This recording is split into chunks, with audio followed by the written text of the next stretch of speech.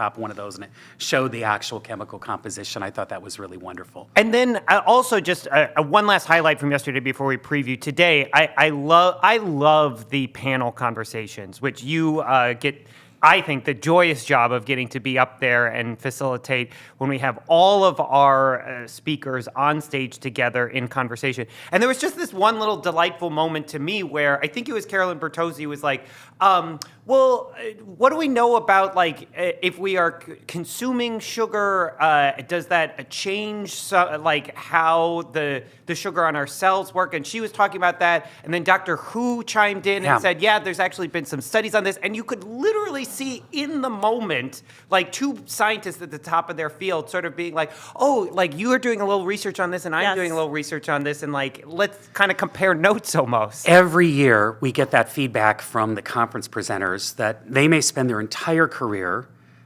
talking just to other people, not just in their field, but in their very, very specific subspecialty. And so this opportunity for them to talk across disciplinary boundaries is really great. And I know exactly the moment you're talking about, too. And last year, one of the panelists said, you know, I really haven't been to a conference in years that's not just other chronobiologists.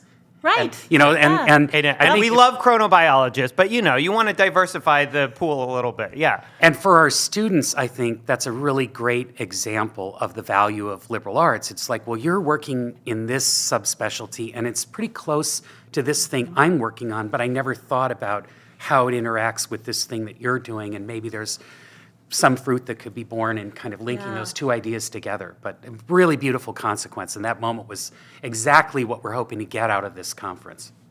Okay, so we only have you for a few more minutes because you have to go and open the conference. I have to rush over. But quickly, what are you looking forward to today? So, you know, today we're going to have a sociologist and a historian speak in the first two sessions, followed by an economist and someone who's very vested in sugar policy making. And I think that will link back to some of the things we heard yesterday as well. And then, of course, we'll end with a gold medal winning pastry chef, so kind of a practitioner. And I think it's going to be very, very interesting. You'll find out a lot about the important role that sugar played as a commodity in things like colonization of this hemisphere and developing the plantation culture and slavery. And also some things about, you know, yesterday there was some talk about taxation and can we nudge people into better behavior by some of these macro policy things. And before I run off, though, I do want to mention the next two topics. Yes, please. Yes. So Yeah, the I was Nobel gonna ask Conference, about that. annual conference, so we're in 61. What is Nobel Conference 62 for 2026? Nobel 62 is the mighty Mississippi Currents of Change. Oh, cool. So we know there's going to be a lot of interest in that conference locally. We're in the Mississippi floodplain, so we're part of that conference.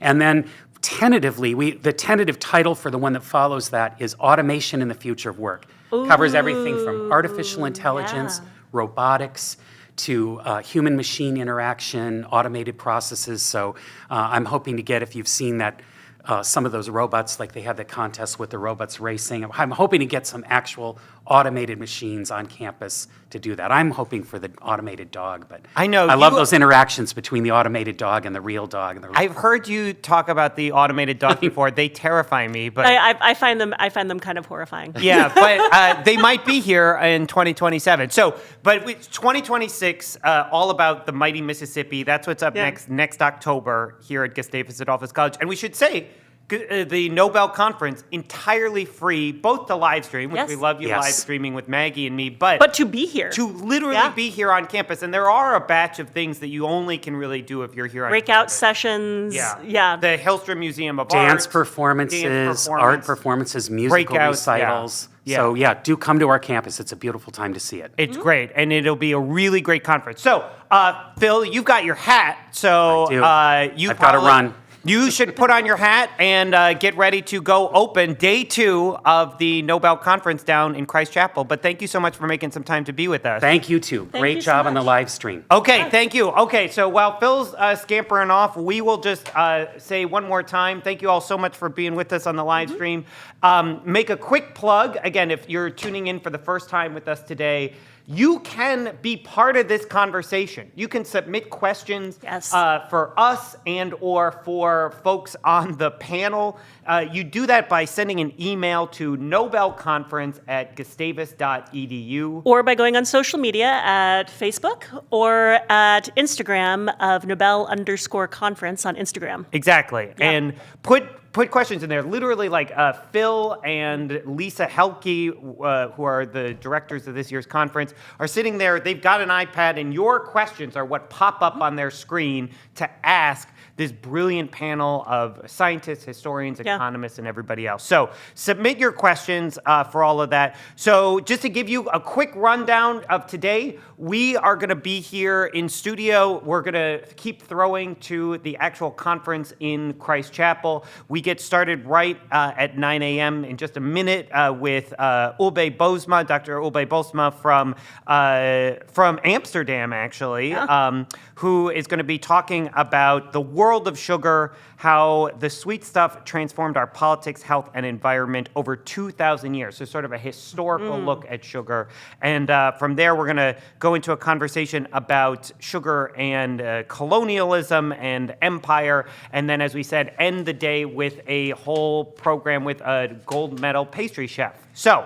And over lunch, we're going to be here with interviews that you won't see anywhere else, with several of the...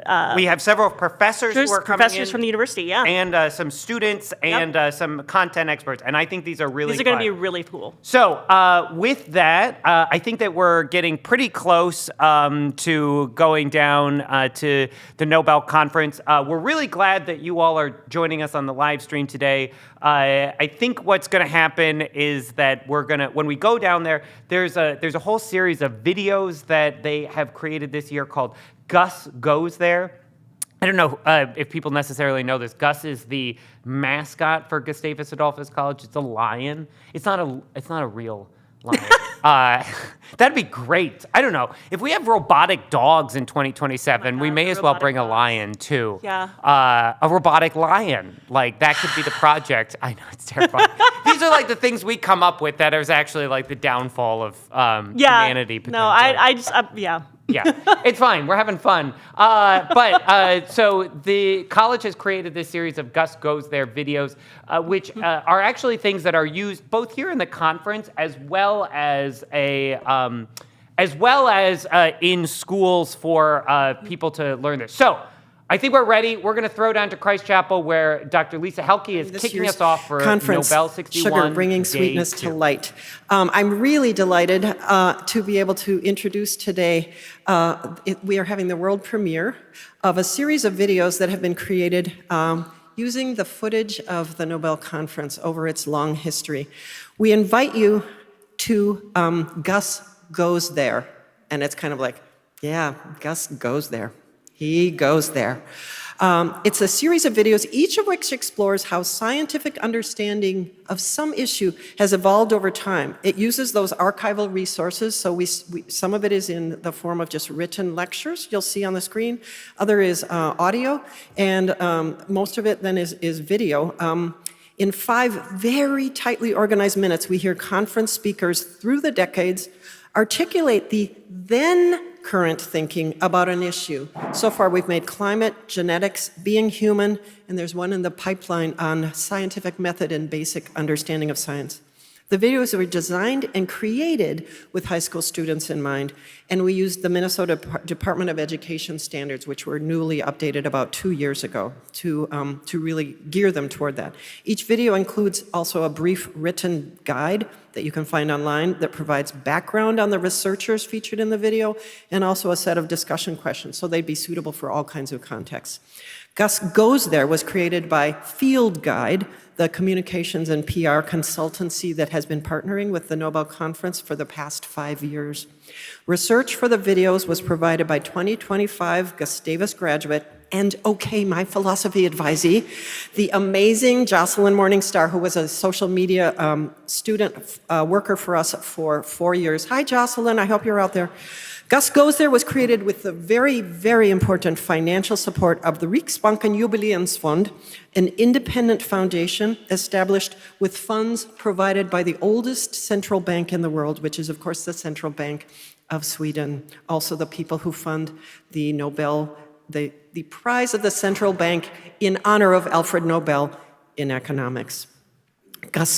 You can find the complete episodes of Gus Goes There, as well as the accompanying guides, on our Nobel Conference website. Please use them, please watch them, please share them with others, and if you're a teacher, please let us know what you'd like the next one to be. So, roll 'em.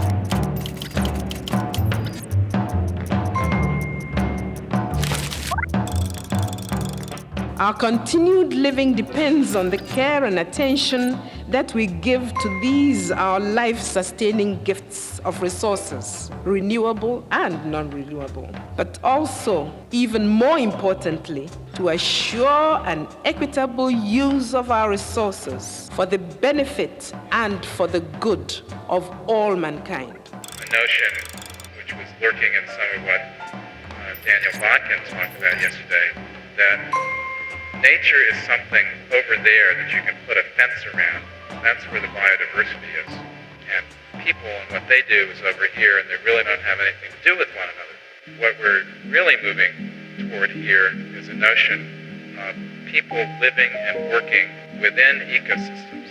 People will be living within the larger unit and be more aware of how their individual decisions affect the larger whole. Why is it so hard for us to see turbulence, variation, emergence, evolution, and so easy for us to see machine-like harmonic, orderly things in front of our eyes, whether that's a plate tectonic shift or a species or a stock market change? I think it's extremely hard for people who've been raised in the industrial culture to deal with organicness and changeability and variability and bugs and birds and people who refuse to behave like machines, which of course they always do. The community is a series of processes that are ongoing, and that what we need to do is protect those processes.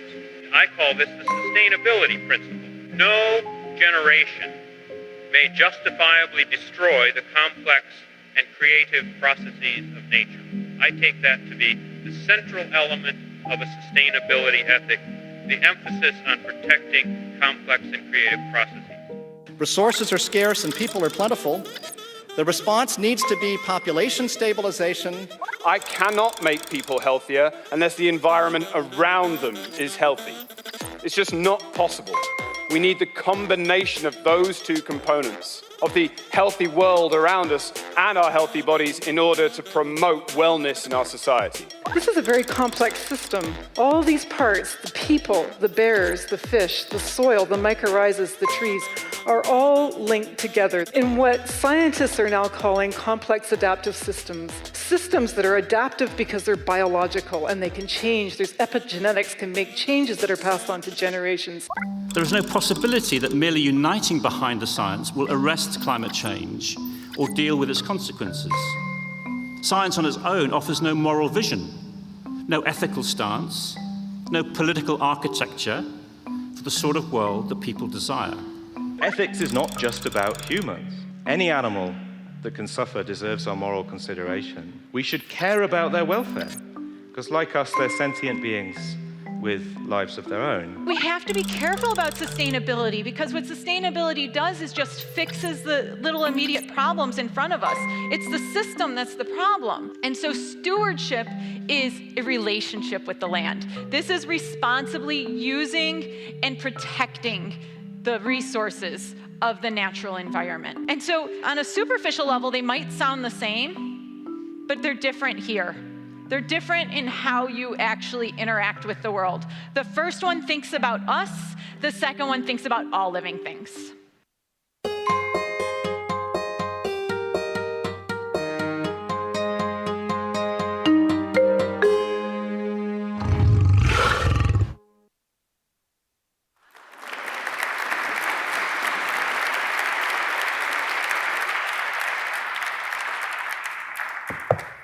Aren't those just beautifully done? Welcome to day 2 of the Nobel Conference. Yesterday, we talked about sugar and us, and today we're taking a turn to talk about sugar in the world. Before I do that, though, I do have a couple of thanks and announcements to give, and I want to call Barb Larson-Taylor up front. I see her in the back. She's avoiding. I really want to thank the folks in our communication and marketing office, but most of all, we mentioned her yesterday. Come on up, Barb. Please give a round of applause.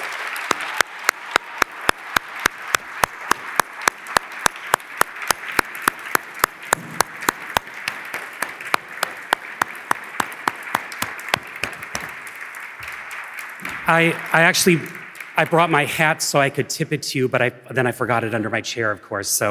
But I can't say enough about the work that her and Lisa have done making this conference what it is. She is truly outstanding. I also want to thank everyone else in that office. Todd Ginter, who I see back there also, just raise your hand, is my partner in crime. He's done all of the logistical work and event planning work. Leah Wong, Anna Dykey, Jenny Kurth, who's done a lot of the visuals that you see that are so great, Sydney Knoll, they're all wonderful. They took my kind of shambolic error-prone notes and turned them into the beautiful program that you see here. So round of applause for that office.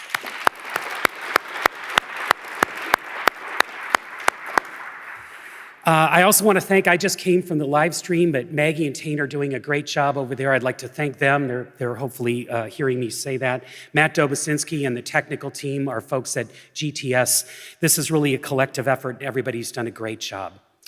We encourage you again, like we did yesterday, please send any questions you have, either in the live stream audience or in the in-person audience, to nobelconference@gustavus.edu. And I want to do one other announcement here. I've just been handed this note that said the Geology Museum in Nobel Hall is open. Come and view our beautiful minerals and fossils and then play in the stream table. I've been here 35 years and you learn something new each time about a cool thing we do on campus. It is an experimental miniature river that will get you in the mood for next year's Nobel Conference, which is the mighty Mississippi Currents of Change. So I want to go play in the stream table, but I guess I'll do that when I'm supposed to be doing my other work next week. At this point, it is my distinct pleasure to welcome to the podium Department of History Professor Kate Keller, who will introduce our next speaker.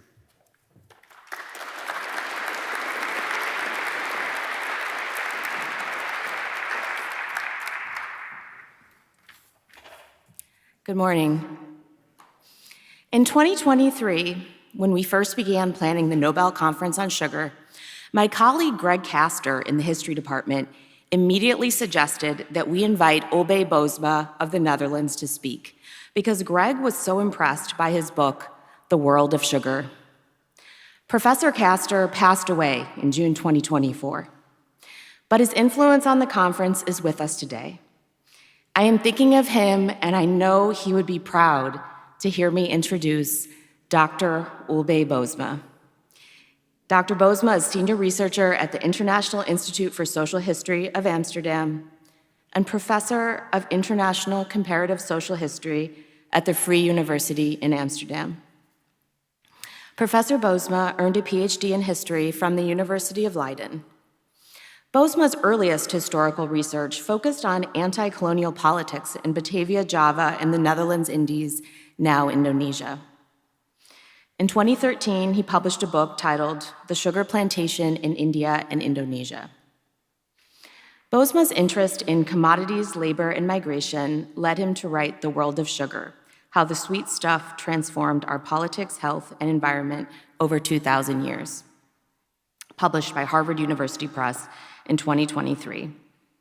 This book reveals the history of sugar around the world from the perspective of production, sale, transportation, and consumption. It is a history of culture, business, economics, identity, race, slavery, and capitalism. In The World of Sugar, Bosema shows us how sugar shaped our world in fundamental ways. His most recent book is a biography of the 19th century Prussian-Dutch scientist Franz Junghun, who lived in Java. Titled Living on a Volcano, the book uses this adventurous life to reflect on the history of science, ecology, and colonialism.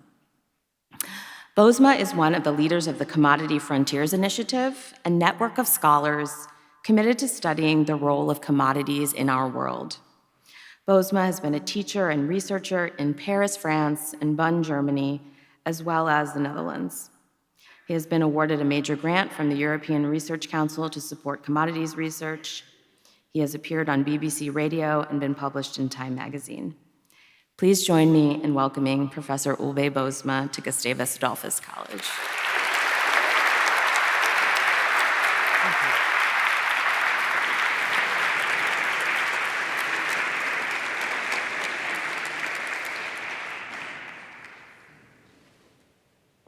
Okay, this is the second slide, but that doesn't matter. If you're shocked by this slide, I have another one from 2022, and that's even worse.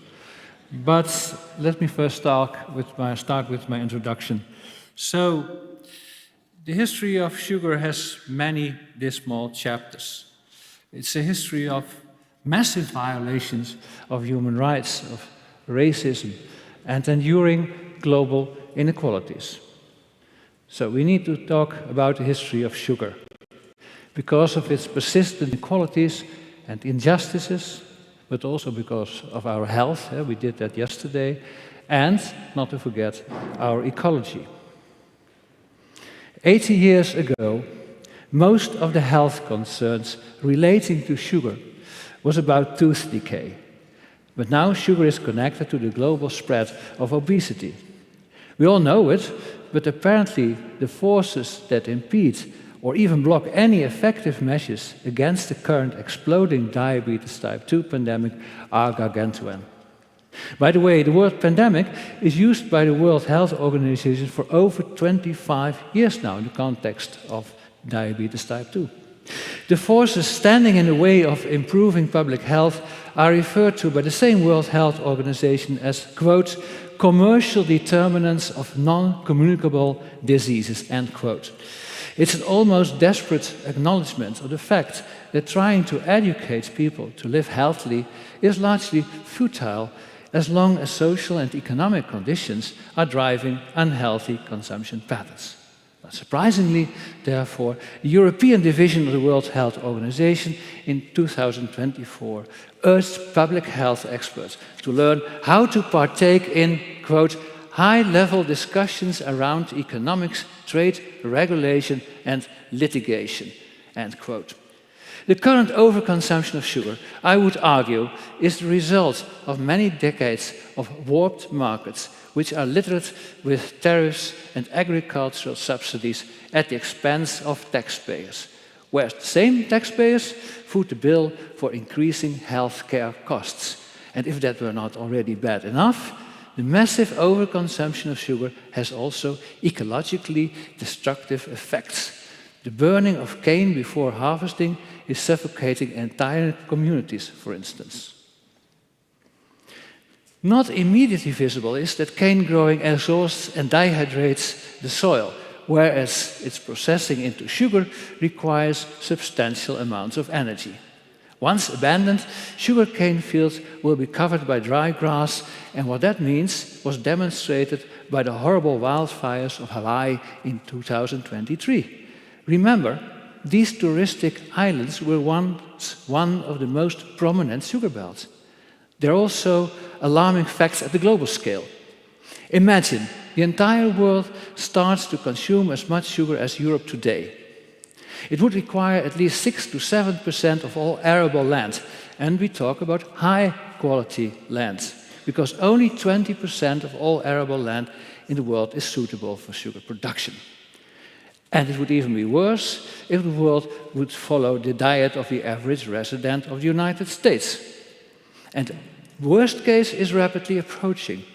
Recently, it has been scientifically established that climate change is inducing people to drink more sweet beverages and eat more ice creams to alleviate dehydration and experience some cooling.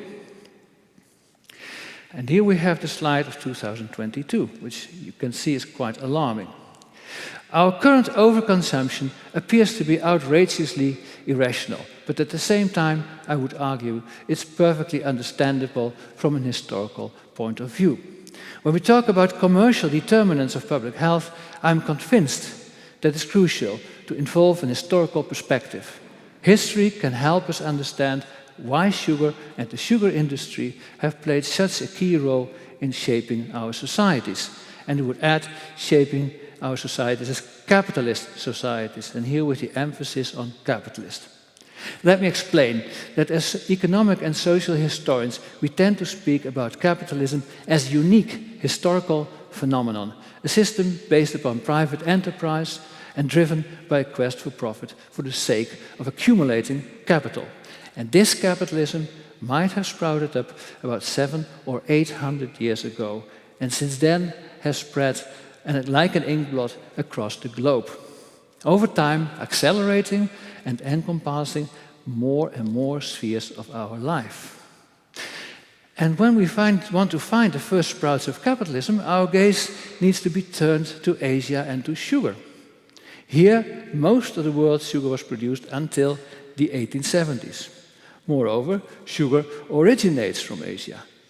It must have been about 2,500 years ago that people in India discovered how to extract white crystals from a rough brownish sugar mass that results from boiling cane juice long enough to solidify.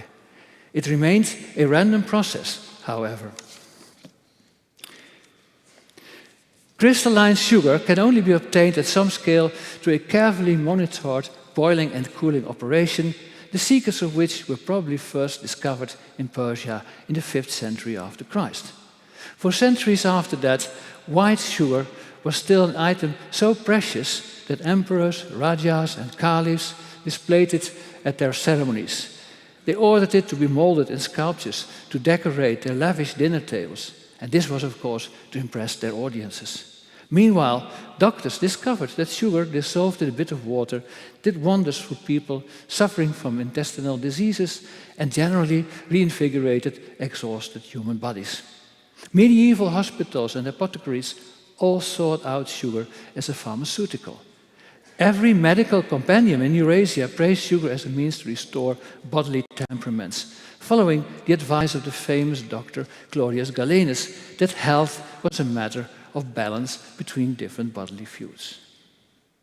It's precisely this art of refining that made sugar less perishable and thus fit for long-distance trade. Thus, along with spices and precious metals, sugar was one of the first items traded over thousands of miles. And it was worthwhile to do so, precisely it was so expensive. Long caravans crossed the deserts in the Middle East loaded with sugar. Meanwhile, the Silk Route, actually a multitude of roads in Central Asia, which was not just for silk, but served as the conduit for crisscrossing trade patterns of sugar, as well as tea, cotton, and opium. Sugar was actually the first precious item traded in considerable quantities throughout Asia and the Arab world from the 12th and 13th centuries onwards. And at that time, Europe was just an appendix to the world of sugar. The Crusaders were the first Europeans who became involved in sugar production after their conquest and massacres on the eastern shores of the Mediterranean Sea. The Phoenicians and Genoese became important sugar traders thanks to their contacts with the Islamic world and Egypt in particular. Sugar attended the earliest stages of capitalism and the emergence of the greatest and the most famous traders of the Middle Ages. Among them are the Karimi traders of Egypt, connecting the economies of the Indian Ocean with the Mediterranean basin. We see the most powerful families in Venice building one of the most advanced and largest sugar plantations on the island of Cyprus already in the 14th century. By 1500, the most powerful rulers of Europe and the wealthiest financial agents joined forces to start sugar production in the Americas. The fabulously rich Welser bankers from Augsburg bankrolled Charles V to become the Emperor of Germany and were rewarded with a dominant role in the sugar economy of the Americas. They were granted the monopoly of the slave trade to the Spanish Americas. At that time, Antwerp, one of the wealthiest cities of Charles V's empire, became the hub of sugar trade in northwestern Europe, which began its ascendancy in global capitalism. Indeed, the sugar commerce not only moved along the shifting centers of gravity of global capitalism, but even shaped them. It was admittedly not the only important commodity traded at considerable scale by 1600, think of wheat, timber and salt, but it was an indispensable part of global trade. Amsterdam is the case in point here. By 1600, it had emerged as the center of European trade, exchanging sugar and salt from Portugal with wheat and other products from northern Europe. The city traded half of all the sugar consumed in Europe. By 1660, about 20% of all revenues from import duties of Amsterdam came from sugar. But while sugar emerged as a key factor in shaping global capitalism and colonial empires, it remained at the same time very much part of peasant life elsewhere in the world. And this is remarkable indeed. Peasant sugar dominated in Asia, where most of the world's sugar was produced until the 1870s, as I said. Here we see a very different sugar economy, not with slavery, but one that has been undergirding peasant autonomy, adding to rural income without disturbing agricultural rhythms. It's not the refined sugar we know, but the sugar with a lot of non-sucrose particles left, which gave it its own taste. Consumers may reject the highly refined sugars simply because they are attached to their own flavors. Just Google a bit, and you can find advertisements in India praising the wonderful nutritious value of gur and jaggery, their raw sugars. The gur or jaggery has continued its popularity in South Asia, where a third, and in some regions even 2/3 of all the cane goes to this non-fully refined sugar. And when we shift our gaze to Latin America, we will also notice the widely present non-industrial sugars, the panalas and rapaduras. Sugar capitalism is resistant where it does not suit local cuisines. And this is a nice as well as a significant counterpoint to the relentless conquest of the world by white refined sugar. And relentless and merciless it has been. On its way, it brought enslavement and misery to millions of people. It began when the European aristocracy and wealthy burghers learned to love sugar. Initially, they could obtain it in sufficient quantities from Egypt, from Cyprus, from Sicily, from where it was carried to Europe by Phoenician galleys and Genoese cockships. But in the early 15th century, demand in Europe outgrew production in the Mediterranean region. And even turning the island Madeira, the volcanic island of the coast of Africa, did not help. And thus, sugar production found another frontier, the Americas. Tragically, millions of Africans would follow it in captivity. Overall, of the approximately 12.5 million people who were kidnapped in Africa and survived their transport across the Atlantic, nearly 2/3 ended up on sugar plantations. Conditions were horrible at plantations of all kinds throughout the Americas, but those on the sugar plantations were the worst. The entire labor process of cane growing, cutting, milling, and the boiling was extremely exhausting and dangerous. And added to that came the systematic sadism of white overseers. While enslaved people fought for their freedom, the consumers of sugar in Philadelphia and London, and to a lesser extent in Paris, became more and more aware of these horrors. Being informed about frequent slave rebellions with rapidly growing printed press, the literate urban classes in Europe and the United States, and I should mention the Quakers in particular, increasingly protested slavery as a mortal sin. A popular pamphlet condemned the consumption of sugar, quote, stained with spots of human blood, unquote. A shocking, almost cannibalistic image. Thanks to the hundreds of petitions with hundreds of thousands of signatures, in 1807, the British Parliament decided to ban the slave trade in territories under its control. British households banned slave sugar out of their homes, serving the guests sugar from India. You can see that sugar bowl there. A sugar not made by enslaved people. And on top of the rise of the abolitionist movement came the revolution in Haiti, at the time the world's largest plantation economy. It shook the foundations of Europe's capitalist economy that had benefited so much from the Atlantic slave-based commerce. But sugar capitalism smoothly adapted to the new social reality. The German inventor Franz Karl Aschar developed an industrial process for extracting sugar from beetroots instead of sugarcane. Meanwhile, new steam-driven technology revolutionized the crushing and boiling processes of sugar. Hundreds of steam-driven cane crushers entered the sugar plantations across India, Louisiana, and the Caribbean. One visionary proclaimed that these iron slaves would soon replace arduous human labor. He was wildly over-optimistic, however. Although better transport and more efficient processing of sugarcane saved labor and made sugar significantly cheaper in the 19th century, the production of sugar still required more and more labor. First of all, because sugar consumption in Europe and in the United States increased tenfold over the 19th century, but also because it took another century before big harvesting machines arrived. The fields still had to be worked by millions of manual laborers. The cane fields of Brazil, Cuba, and Louisiana continued to rely on enslaved labor. By the 1860s, when Karl Marx was writing his Capital, half of the sugar consumed by the industrial proletariat in Europe and the United States was still produced by enslaved people. Meanwhile, sugar had become the world's largest traded commodity, with geopolitical ramifications that were not less significant than those of oil 100 years later. And yes, the comparison is in more than one way appropriate. Sugar, in its pure form, is everywhere the same. A single molecule, a carbohydrate like oil, a product with multiple applications, and one that can be made of anything that contains carbohydrates. You can make it from cane, beet, grapes, and so on. And let us not forget sugar's cousin, we talked about that yesterday, with its provenance in the cornfields, high fructose corn syrup.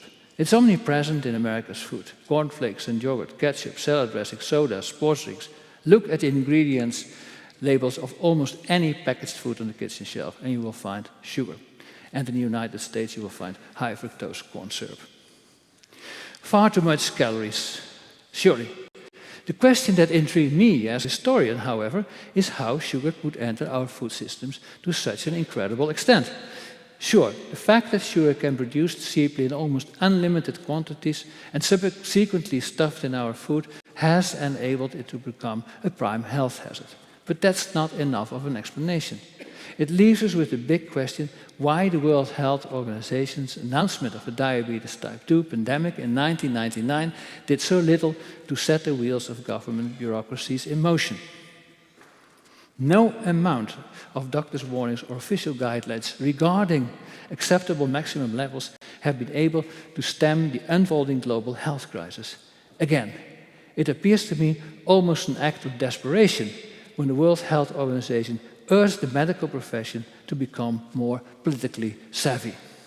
And this brings me back to my point that historians have something to say about our current sugar predicament. I think that our contribution is to help shift our attention from individual to collective responsibility, from blaming human indulgence to an understanding of how our consumption patterns are the result of our economic and political histories. Histories, let me emphasize this, in which governments sided consistently with agricultural and industrial interest at the expense of the consumers. As I indicated already, the mass consumption of sugar is a recent phenomenon.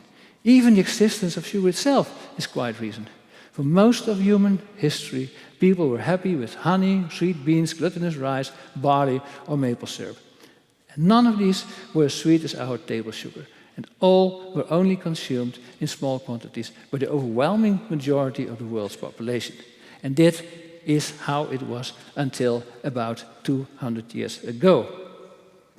Our present overconsumption started with the Industrial Revolution around 1800 and the attending massive urbanization. Not coincidentally, in England, the first industrializing country, high sugar consumption began with about an annual 16 pounds of sugar per capita by the late 18th century. Sugar went into a cup of café au lait for Parisians of all walks of life, and in the incredible, wealthy Dutch Republic, sugar was also widely consumed across the country. But for the rest of Europe, 1 or 2 kilograms per capita was the absolute maximum in 1800. And this was comparable to sugar consumption in China and probably even less than in India. Sugar consumption did not increase much in the early 19th century, actually. Europe was severely impoverished and the United States still predominantly an agricultural economy. High sugar prices continued because of the abolition of the slave trade, but also because of fierce taxation. European governments considered sugar a luxury, which people could easily dispense with. And governments were in desperate need of revenue and kept sugar taxes high. For the working classes, sugar remained a luxury they could barely afford. And this is an interesting point. History teaches us sugar taxes do help to mitigate sugar consumption. It's historically proven.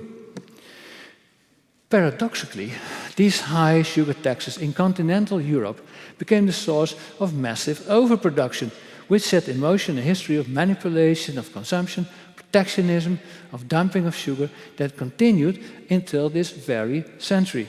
Germany, France, Austria-Hungary and the Netherlands, as major beet sugar producers in the 19th century, promoted exports at the expense of their own consumers. And this works as follows. Whereas sugar refineries had to pay an excise duty on the sugar for domestic consumption, they received a subsidy for the sugar they exported. Indeed, the beet sugar producing countries in Europe had the domestic consumers pay for the tremendous growth of sugar industries, of their industries. And as a result, for example, Dutch consumers paid almost twice as much for the sugar as the British for the sugar that came from the same Dutch sugar factories. And in France and in Germany too, the populations contributed to the cheap sugar on British kitchen tables. There, the population consumed on average 22 kilograms per year in the 1870s, while in the Netherlands, Germany and France, consumption remained at about 5 to 7 kilograms. Again, proof that sugar taxes are really working. So the question is, why did European governments do this? And that's a nice part of global history. The answer is that they were urged to do so by powerful agricultural interest groups, particularly after the 1870s. The introduction of big steel ships had facilitated an enormous flow of cheap imports of grain from the Americas. It resulted in a deep agricultural depression in the European countryside, where farmers began switching from wheat to beets, employing millions of people. This, in turn, provided the sugar industrialists in Europe with the leverage to obtain government subsidies. And with the state import support, Europe was soon flooded with cheap beet sugar, and much of these flows were directed to England and the United States and a number of other countries that did not have a powerful sugar industry at that time. As a result, beet sugar made up 50% of all internationally traded sugar by 1900. And by that time, the global market had become saturated and sugar prices had dived. In order to keep their operation profitable, the factories had to increase the scale of their operations and establish control both over the price of raw materials and over the retail prices. Cartelization. The sugar industry formed cartels and developed a considerable lobbying power that could successfully pressure their national governments to protect their interests. And this happened in Europe, but also in the United States. And let's stay with the United States for a moment. In the late 19th century, a powerful sugar cartel was established by the New York refiner Henry O. Havemeyer, a cartel known by everyone in the United States under the ominous name Sugar Trust. And when the Dow Jones Industrial Average was launched in 1896, this trust, the formal name was the American Sugar Refining Company, a forerunner of Domino Sugar. This trust ranked as the 6th largest corporation in the Dow Jones Index, a clear sign of its economic muscle. It managed to have the US government raise tariffs on refined sugar imports. You can see that in the cartoon on the right of this slide.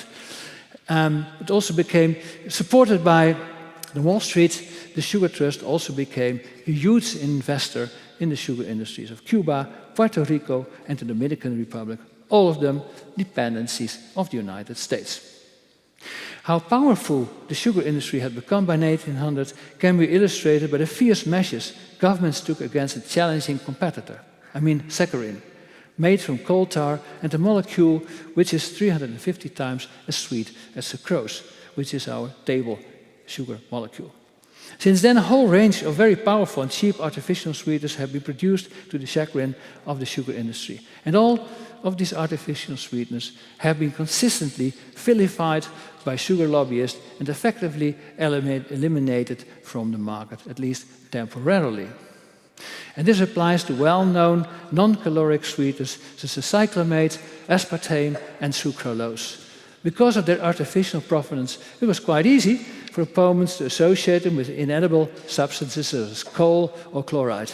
But even stevia, which is not an artificial product coming out of the tubes of chemical plants, even stevia went through a long and arduous process before being accepted by governmental food and drugs agencies as being safe. And there's only one almost perverse exception to the rule of dominance by the sucrose-producing industry, which is high-fructose corn syrup, which in no time engulfed the American sweetener market. In Europe, interestingly, beet sugar producers prevented that to happen in their continent, and that also subscribes to the undergirds the tremendous power of the beet sugar producers in Europe. Both the European Union and the United States have constructed effective bulwarks of subsidies and tariffs to protect their domestic sugar industries. In the United States, the federal government introduced the sugar program in 1934. Its aim was to balance the interest of cane sugar producing client states such as Cuba, the Philippines, and overseas territories such as Puerto Rico and Hawaii on the one hand, and the interest of domestic beet sugar growers on the other. Since 1934, and the sugar program exists still today, the sugar program has provided quota both to domestic and client state producers. It has enabled sugar manufacturers to make a fortune thanks to public subsidies. Indeed, open or hidden subsidies and protectionism at the expense of taxpayers is a recurring theme in the history of sugar. Possibly even more objectionable have been the consequences of the common agricultural policies of the European Union. After the Second World War, Europe's beet sugar producers successfully wielded their lobbying power in Brussels. Europe's common agricultural policies have been heavily influenced by the interest of hundreds of thousands of sugar beet growers and highly concentrated sugar industries entwined with the food industry. It led to massive dumping by Europe and the global market, wreaking havoc on the sugar-producing regions in the global south. Only after litigations by Australia, Thailand, and Brazil at the World Trade Organization in 2005, Europe's sugar dumping has gradually but significantly been reduced. The European and American sugar policies have often been criticized as both immoral and irrational. We need to understand, however, that these policies have deep historical roots. Moreover, like the oil industry, the sugar industry is deeply integrated into other sectors, and like the oil industry, it's heavily resisting competition from alternatives. Indeed, while it's heavily concentrated as the oil industry, the sugar industry has the additional significant advantage of its broad base of cane and beet growers, which provide a political electorate. But what about the consumers? What about the consumers? How did they become accustomed to devouring these staggering amounts of sugar, from a spoonful per week by 1800 to today's almost a kilogram every week by an average person in the high and middle-income countries. My answer is that mass consumption of sugar was pushed by the industrialization of food production, which in turn was connected to massive urbanization. For most of human history, the far majority of people lived in the countryside and predominantly produced their own food. But this changed when people moved to the cities. No longer were they able to control the provenance of their food. Urbanization was attended by many instances of food adulteration and even outright poisoning by additives that were not fit for consumption. Moreover, like the armies, cities require immense logistical effort to feed mouths. Industrialization of food helped in this regard. To relieve the migrants or army soldiers from drinking spoiled and thus sour milk, for example, Gail Borden developed the condensed milk, a product indeed that is loaded with sugar. These and many other industrially manufactured food products can be kept on the shelves for weeks, if not months, instead of days. But it was not just a matter of hygiene or convenience that sugar became so ubiquitous.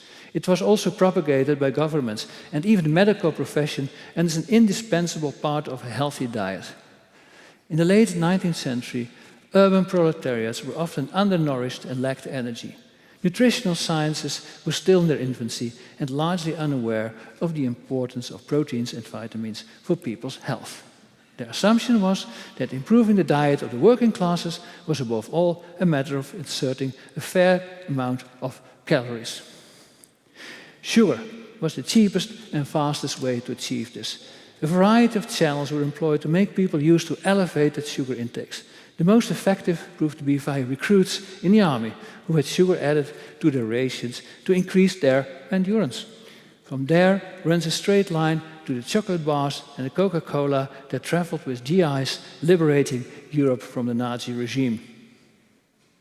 Still, the stuffing of our food with sugar did meet some opposition. Critical voices could already be heard in 17th century Dutch Republic, where sugar had become widely accessible. It was extensively used to preserve fruit that could keep well throughout the winter. Marmalades were made from lots of sugar. Bakers displayed marzipan, macaroons, banquet letters, sugared almonds.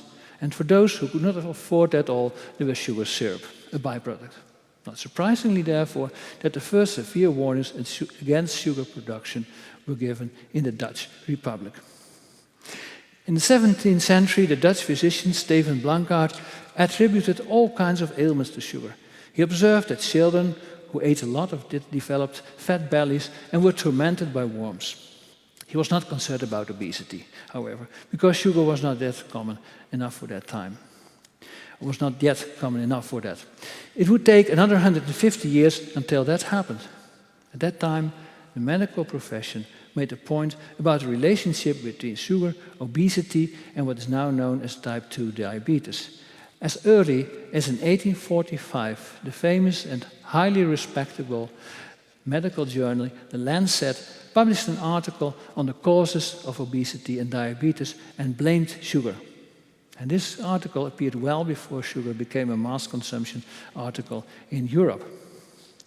The first low-carb, non-sugar diet was already published by Britain's William Banting in 1862.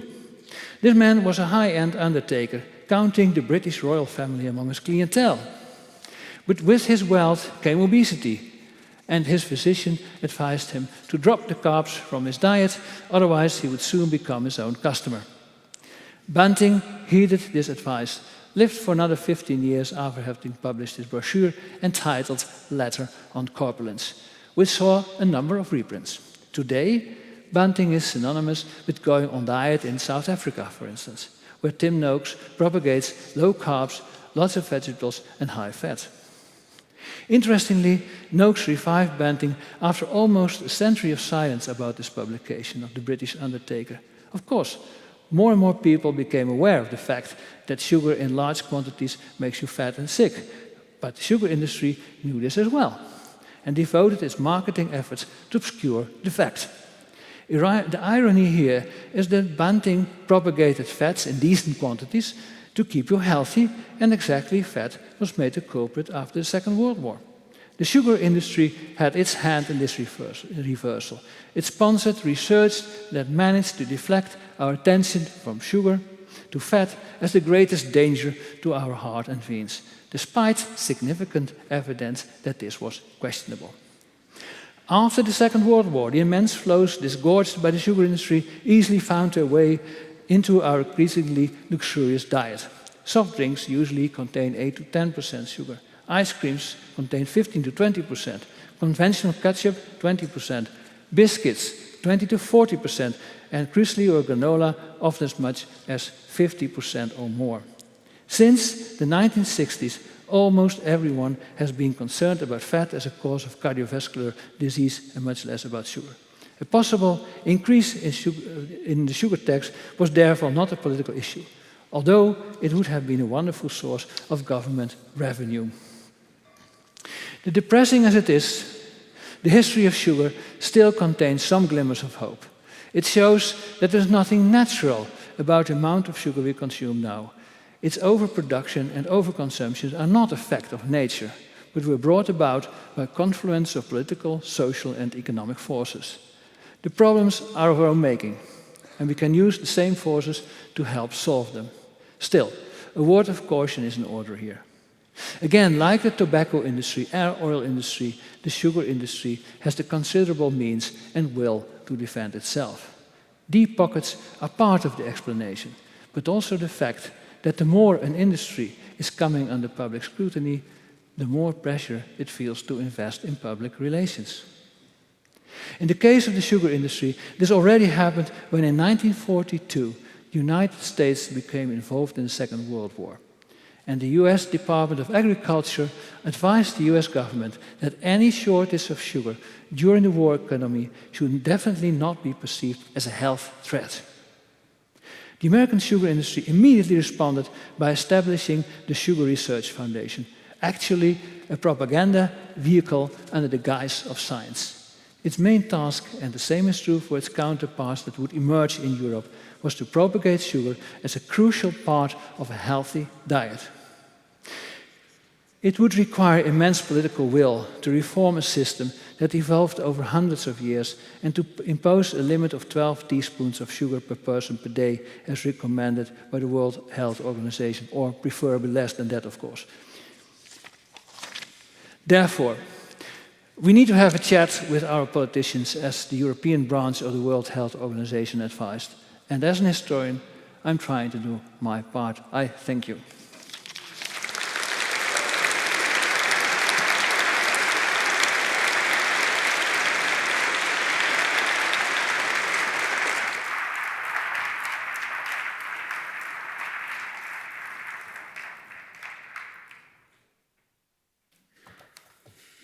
Well, now I would like to call to the podium Anna Versluis from the Department of Environment, Geography, and Earth Science, who's going to introduce our next speaker.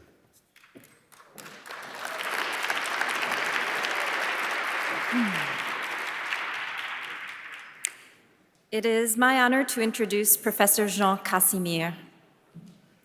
When I first came across his scholarship in a 1992 United Nations report, the title, while serious, also made me laugh. The Caribbean, One and Divisible. Professor Casimir asked this question. Since 1492, the Caribbean underwent genocide and was repopulated by people from all different places, ethnicities, and languages. Most kidnapped and forced to live and work in the most abject conditions. In this forced conglomeration of individuals with almost nothing in common, how did the idea to become sovereign people emerge?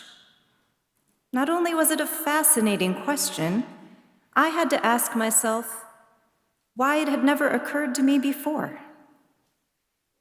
Professor Casimir writes, social science has no justification other than discovering how the dominated can recuperate their history.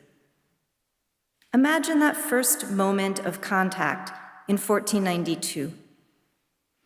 Professor Casimir's method begins by situating himself not on board the ship with Columbus, nor in some attempted neutral view from above, but on the beach of Haiti, alongside the indigenous people. From the beach, the colonial project is without sense. From the beach, we see a system of conquest and racism that produces soft drugs like sugar, rum, and coffee. Professor Casimir shows how from the workers in the heart of the plantation emerged a different system that makes sense to its creators, yet remains largely invisible to the modern world. Professor Casimir is a consummate scholar and author of historical sociology centered on Haiti and the Caribbean.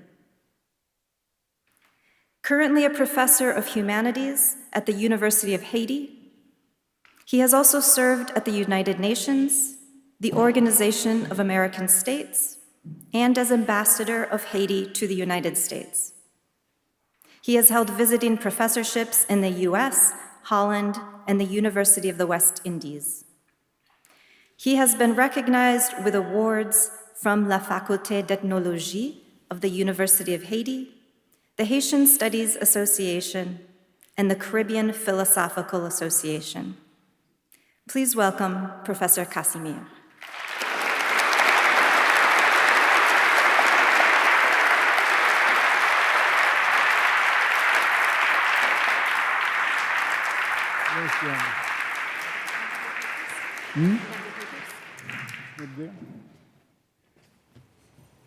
Oh, merci.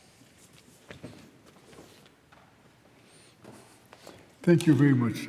Thank you, Anna, for those Professor Versius, for those wonderful words. Before entering on the subject matter, allow me to thank the organizers of the Nobel Conference. It's a tremendous honor for me to speak among so highly appreciated colleagues like Professor Bosema after him.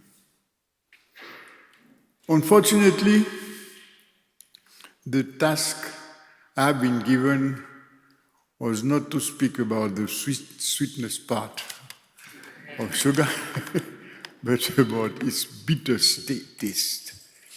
After this global view of the rise of sugar from a commodity for the few nobles and rich people of Europe to a popular, even threatening global predominance, no? I have to tell you, those who produce sugar, how this was rather a bitter part of their life. And to justify the rise of sugar in this modern world, the imperial countries have invented a whole way of seeing the world that it is so common that we don't see, that we're not seeing reality. We're seeing something else. We're seeing a construction of reality. As a friend of mine would put it, when you go to buy chicken nuggets, you're buying the idea of chicken because there is no chicken in what you buy. No? And this is what happened. And this is the problem we have. Therefore, normally, it is thought in that modern world that Haiti is built from the outside. And the key institution of the modern world, of the modern capitalist world, the plantation system, the first key institution, is the one which helped creating Haiti. But when you look at it properly, you realize that, I forgot that, sorry. When you look at it, you realize that the counter-plantation, which means the opposition to the plantation system, is what built Haiti. And if you see it that way, you're trying to see how the Haitians are trying to participate to the creation of a world where other worlds are possible. And it is not possible to do that easily because besides the dominant system want one world, a unified world, a similar world, an homogeneous world. So instead, this international power tried to integrate Haiti in modernity. Also, the oligarchy of Haiti is trying its best to further that integration. And I wish to speak with you how wrong they are. European states and their allies enrich themselves by enslaving people in Haiti. They try to organize the world at the expense of the exploited. They try to have a Pearl of the Antilles, and they just destroy the population day by day from the very beginning. During 3 centuries, when Christopher Columbus disembarked, as Professor Velsis pointed out in the introduction, they start with a genocide. No? First of all, they wiped out the First Nation. No? They left the country. They baptized Hispaniola, Little Spain. They left it empty, particularly in the west part of the country, and they moved toward mainland America in the exploitation of basic minerals. So after that genocide, France, the state of France, not to confuse with the French, the state of France, not the French nation, when the Haitians were posed to kick them out of the country, they thought the best solution was to wipe out the population again and to replenish the country. After that, when the Bourbon, Louis XVIII, decided to reconquer the island, he requested and negotiated with the British and other a moratorium to repeople the country they are going to clean out and put new people to produce more and more sugar for them. So therefore, when you look at Haiti, you have the impression that the country is born to disappear, to perish, or the country appears while perishing, while disappearing. And this is quite important to keep that in mind. That gives you, therefore, 3 narratives about Haiti. The narrative of the dominant countries, the imperial countries, the narrative of the Haitian oligarchy, which will justify the dominant countries and put some nuances in that speech to satisfy those they are exploiting.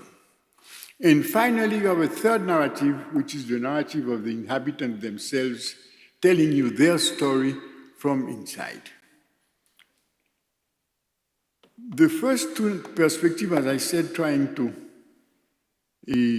justify the position of the developed countries and to make of the Haitian state a subservient state, a vassal state. No, I will leave that aside. I want to speak to you from the point of view of those who produce sugar, no, and to introduce that rather bitter taste of sweetness as we know it industrially. Let us speak about Saint-Domingue. To understand the colony of Saint-Domingue, as far as I am concerned, is very important to make a distinction between colonization and colonialism. The first person who organized Haiti and the instrument Haiti is going to live by to become a nation are a set of marginals from the west coast of France. They were a set of prisoners, a set of criminals, a set of villains, a set of persecuted people, particularly Huguenots, Jews, Muslims, who were kicked out of France. Remember, it is the 16th century, 17th century, the religious war, and France is staunchly Roman Catholic, no? And you know the whole history of religious war better than me. So they kicked those people out, and those people were just looking for some place to live. No? And they moved, colonized first St. Kitts. They were kicked out by the British, and they went on the west coast of Haiti, the island of Tortuga, and the west coast, particularly Leogane and the cities of the south. But since those people speak different language that the Parisian call dialects, you may imagine why, because there's this language, Parisian, Francien, French-speaking, the French we know together. And it is important also to follow me to remember that the French at this time, they never spoke French. They start speaking French, and these people forget it at the end of the 19th century, thanks to Jules Ferry. Now, during all this time, France have a huge number of different dialects with very few intercomprehension. Therefore, when they reach Tortuga to live together and to organize an independent community, they invent a language, which is the Creole, which will become the Haitian Creole. Obviously, the Haitian Creole will be co-opted by the people from the Gulf of Guinea, the African enslaved, because they are far more numerous. And they will enter and modify the semantics and the grammar, the syntaxis of this language. But generally, they had to be socialized by what was called, well, I will be back on that. The fact of the matter is they organized their little island, they organized their community, and they realized, or they had to realize, that they had invaded Spanish territory. No? And Spain, staunchly Catholic, Roman Catholic, with the Inquisition as their right arm, decided that honestly, no heretics going to take step and set foot in Spanish territory. Therefore, those migrants who had colonized, that created colonization of this island, bothering nobody, but they were being aggressed by the Spaniard, and to defend themselves, they certainly will not be, if they have to do that alone, they will not be able to do it for long. So they go and ask help to Paris, because they were French. And the king sent, we say in my country, is to wash your hand and clean it on the floor.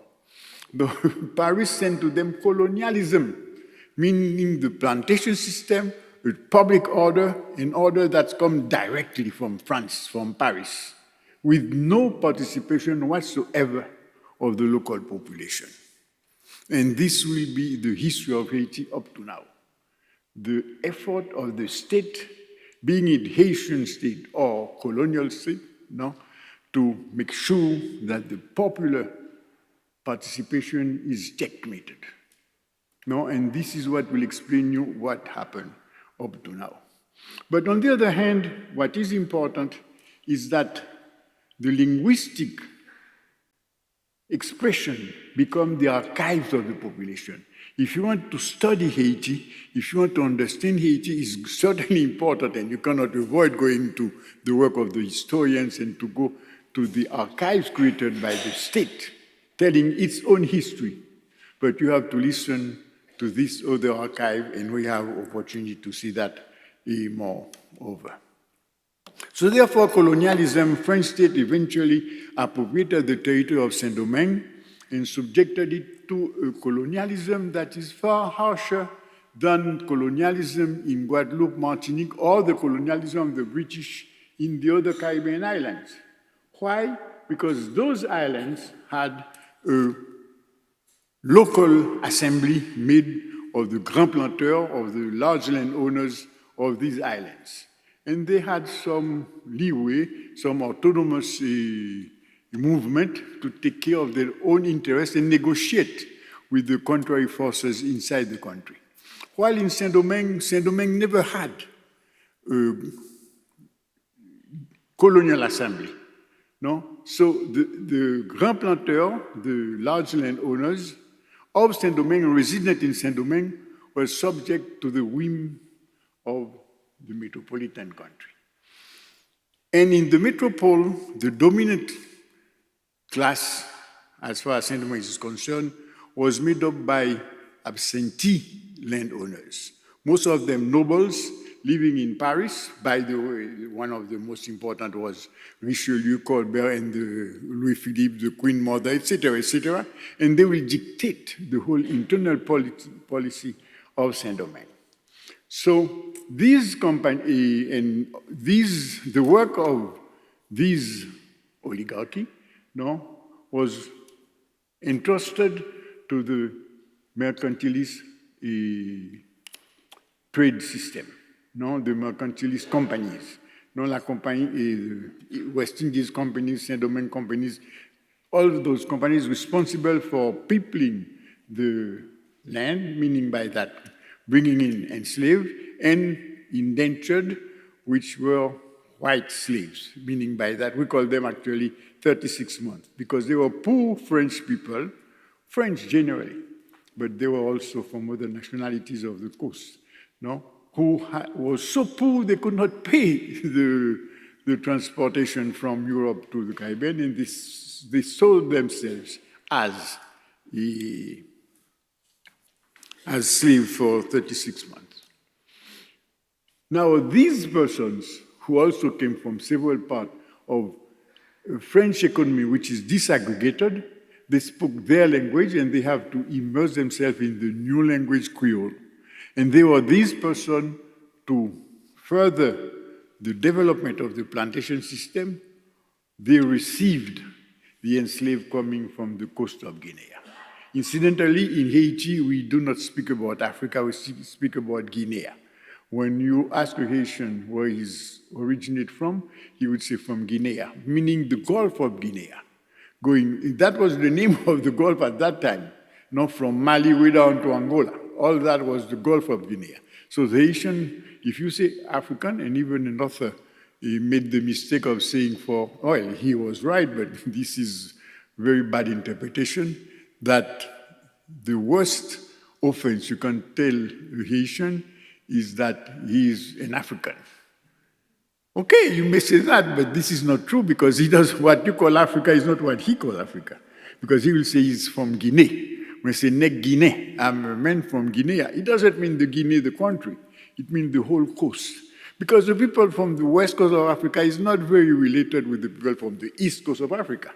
And by the way, the Kenyans are having, I assume, some surprise in Haiti, because as far as we are concerned, they are not that black. To be more honest, they are considered white. And we call them blanc, because blanc means stranger. And my son and my daughter, they are there. They look like me. In Haiti, they are blanc, because they are not part of the community. They do not speak Creole properly, or if they speak it, they have an accent. They do not know the habits, etc., etc. They were raised here. You said, and I can give you more anecdote on this matter, but that's not the time. So it is important to realize that French colonial authorities will rely on public order. They will impose public order on the country, and they will do that with a class of people they control from Paris. What is this class of people? Obviously, they are their bureaucrats, But this bureaucracy is a few people. They emancipated some of the enslaved, and employed them in what we call maréchaussée, the police, the army, the militia, and they are in charge of pursuing runaway slaves, making sure that the slave system will work properly. So they will live in the cities, housed where the soldiers, the colonial army, the traders, the whole urban elite will be housed. It's a fortified city. And from that city, they will launch the plantation system, control the plantation system. On every plantation, you will have a set of resident whites, but most plantation of the absentees will be controlled by lawyers, managers, administrators living in the cities. And the affranchis will be responsible for developing the business of the colony, public order, and putting it inside. Therefore, to control the country from Saint-Domingue, from Paris, so far in the Caribbean, you have to have a navy that is strong enough to ensure the implementation of the economic interests of the metropole.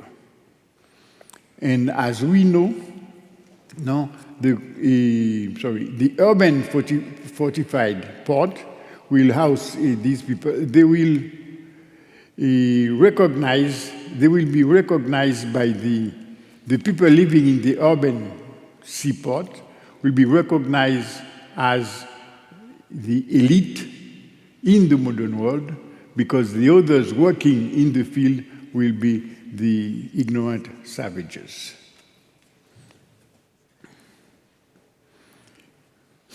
Now, colonialism, the French state eventually appropriated the territory, but Saint-Domingue is subject, I see that, I think I go back, sorry. So therefore, Haiti will have two realities. One is the version of Haiti by the French-speaking elite, the colonial elite, and the version of the Creole speakers considered circumscript of modernity. They are forced to work in modernity willingly or unwillingly. The concept, the real circumscript of modernity, is from Professor David, I forgot the name. You forgive, that's my age. So it is important to see the imperial image of Saint-Domingue is not exactly the imperial image of Haiti, or the image the Haitians have of their country. The imperial image of Saint-Domingue is that with this exploitation so intensive, now Saint-Domingue will reach the point of being the richest colony of France, the pearl of the Antilles. Now, and the question is, how come? Now, this pearl of the Antilles will be today so poor, and this is the problem that most people, and certainly most of you, have in mind. The point is that when you say the pearl of the Antilles, you are thinking, in fact, in terms of the modern country of France. Because if Saint-Domingue is a pearl for the French, that means it is the country that gives more wealth to France, and therefore the country that is most impoverished by France. Therefore, of all the colony, what is called the richest colony is the poorest colony from the point of view of the inhabitant of the colony. The absentee planters dominated the colony, and the resident planters, since they have no power, they want to make enough money to leave the country as soon as they can. So the coherence of this colony, Saint-Domingue, is external, not internal. The bureaucracy operationalizes the sovereignty of the metropolitan state. Imported colonialism and slavery will be directed from the militarized seaport. And the job of this seaport is to make sure that the countryside will not participate in government. And the whole history of Haiti and the whole set of conflict you have in Haiti is a conflict between the countryside and the cities. When you have all sorts of seaports controlling the country, it's rather more difficult to control that. And when a country as powerful as the US will take Haiti at the beginning of the 20th century, they will concentrate all power in Port-au-Prince. So we will have finally the Republic of Port-au-Prince and the Republic of Haiti, meaning that Port-au-Prince has all the seat of power, everything, versus the country. Okay, we'll come back to that before the end. So what happened? If you want to control the country from Paris, you must have the resources you need to ensure the link between France and its colony. Colonialism denied any agency to the people in the colony, no? But the increased demand for enslaved labor has to be satisfied. So the way you do that is certainly with a few navies, slave traders that can break the fight with the British, and supplied with contraband. No? So the local planter living in Haiti will offset the monopoly France has through its exclusive system of commerce, the monopoly of trade France has with the colony.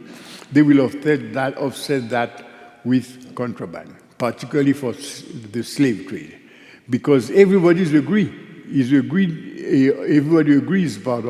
on the need to use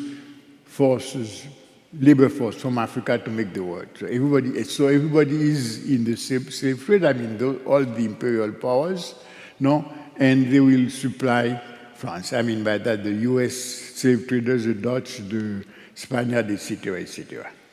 But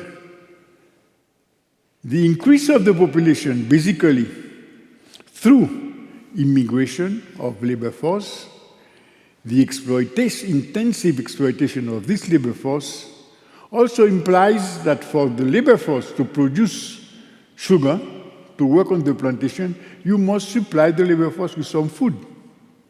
And you must be able to supply, to maintain your monopoly of provision coming from France toward. And this is where the French were not able to maintain their control of the route of the sea together with their standing in the Saint-Domingue, in the colony. The reliance on the slave trade to increase production implied greater need to supply provisions in the daily life, hence a greater control of the sea. So the problem of France with the control of the sea, where the British are definitely have the upper hand, no, create a crisis in Europe because the flow of wealth coming from the colony toward Europe is checkmated by the British Navy, and the French Navy being so weak, they do not have sufficient, well, their resources are depleted and also depleted by their relation with their rival in Europe.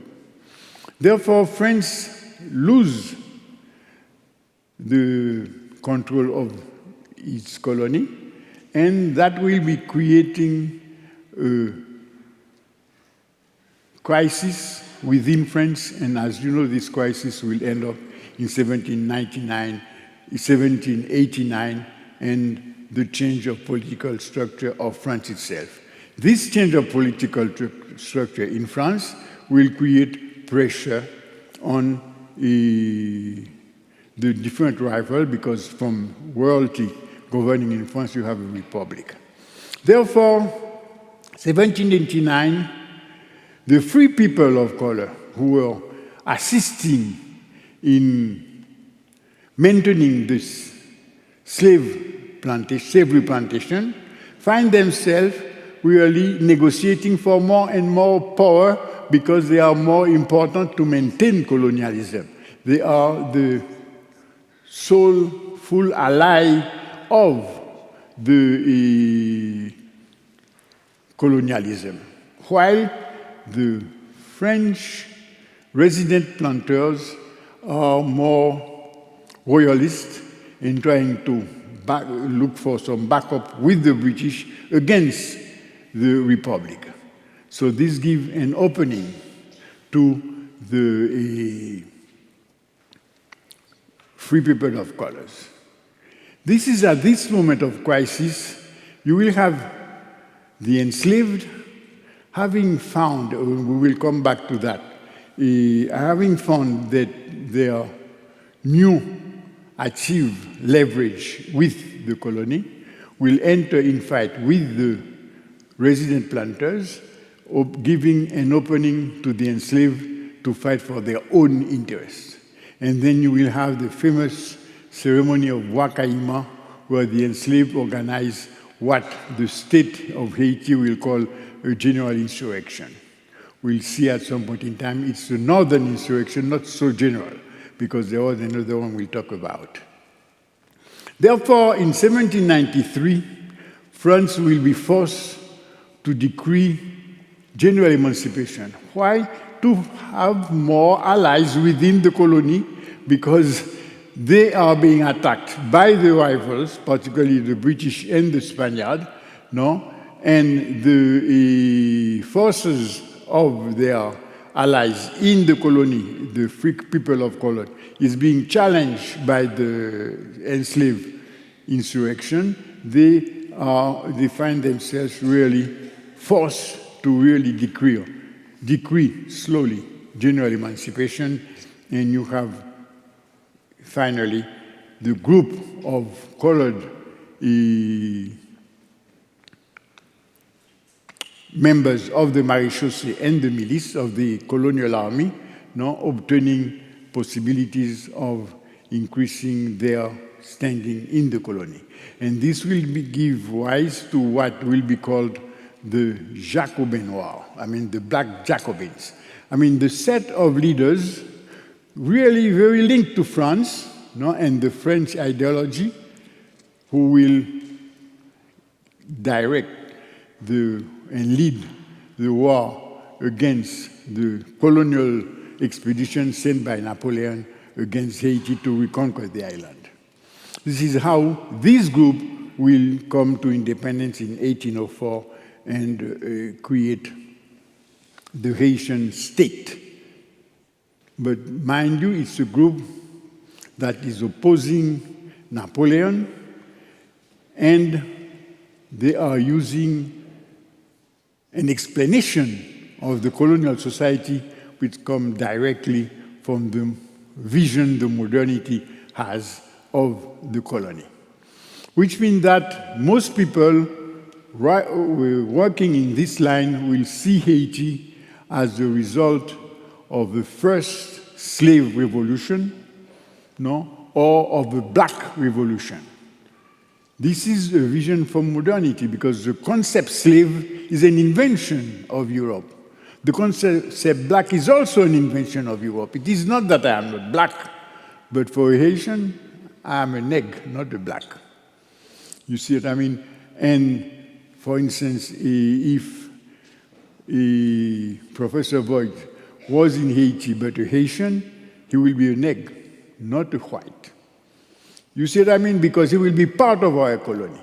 Therefore, when you say Haiti is a slave revolution, as far as we are concerned, or a black revolution, as far as we are concerned, this is a nonsense.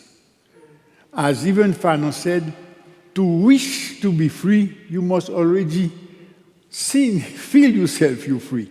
So as long as you fight for freedom, they cannot say you're free. And if for instance, there is a wonderful book of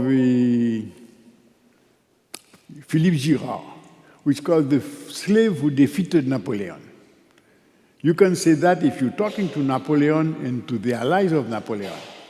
How do you want to call Toussaint, who is the general of the French army, a slave who defeated Napoleon? He cannot be a general and a slave. Do you see what I mean?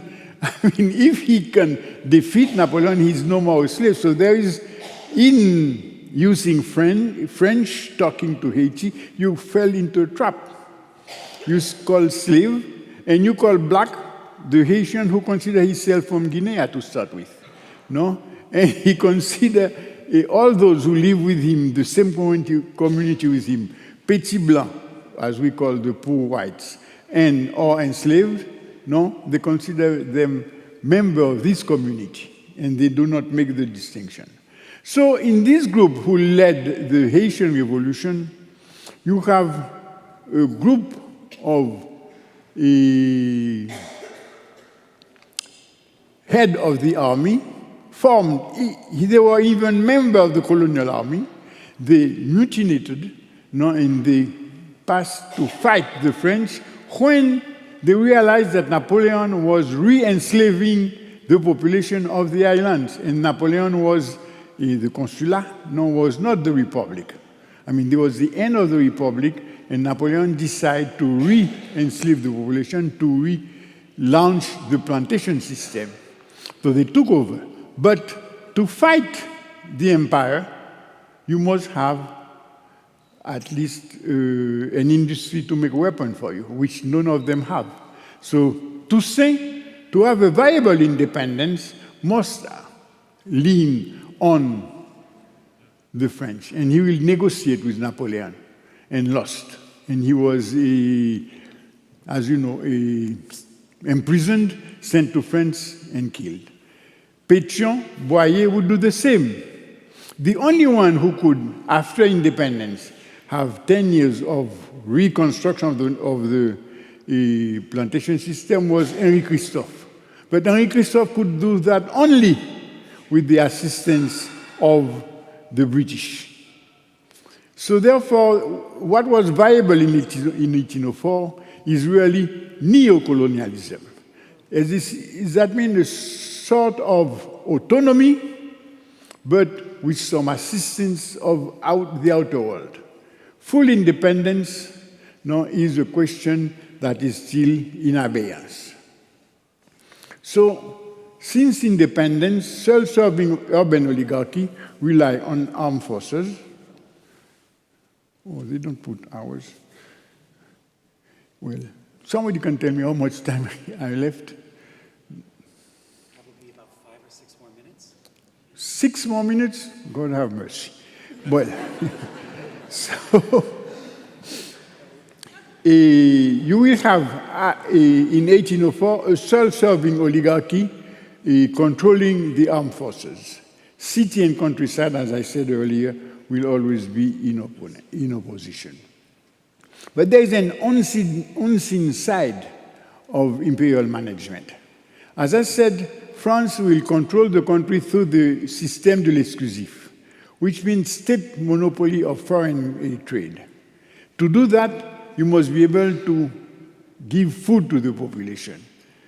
And since you are not able to control the sea properly, you will have ups and downs in the supply of food. In that moment, you have a phenomenon people disregard. In that moment, the planters will accept and will accept the developing of provision grounds, which means they have to accept, without saying it, more and more agency of the enslaved in feeding themselves and feeding the whole population, even those who are not enslaved.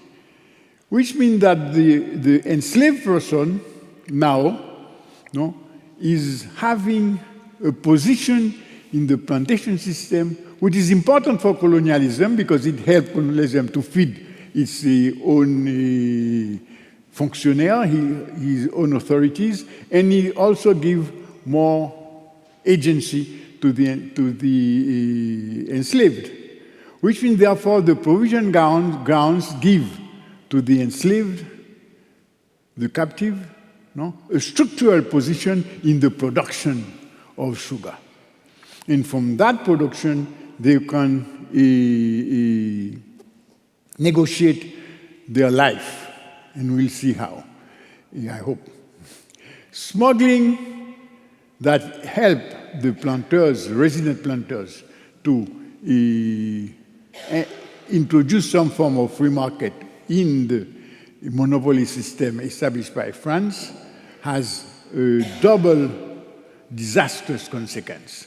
On the first level, it will create an enormous possibility of corruption in the system at all levels, even of the bureaucrats themselves, because they can make money without going through the rules, and at the same time, they will create disorder and will have the state with not enough resources to give services to the population, to everybody in the population. So you will have, with the use of contraband to manage the plantation system, a set of dysfunctional a position that make it impossible for France to control the situation. So, in fact, what is happening is that the centrality of private life will challenge the existence of public order as conceived by France. So the French state will not be able to reconcile the maximization of profits with the conservation and development of private life. The possibility of peopling the country and of keeping the Pearl of the Antilles functioning as a Pearl of the Antilles is in difficulty because precisely the enslaved have more and more agency, and commercial monopoly is totally inconsistent with the flow of provisions in the country. So, from 1789 to 1782, France has a response with the European to increased crisis in Europe, and in Saint-Domingue there will be a set of structural unrest that France cannot cope with. Not only you will have what is called the general insurrection in August 71 by the enslaved of the northern, the most industrial part of the country, but you will have 6 months before the creation of what is called the Kingdom of Platon by the enslaved themselves with no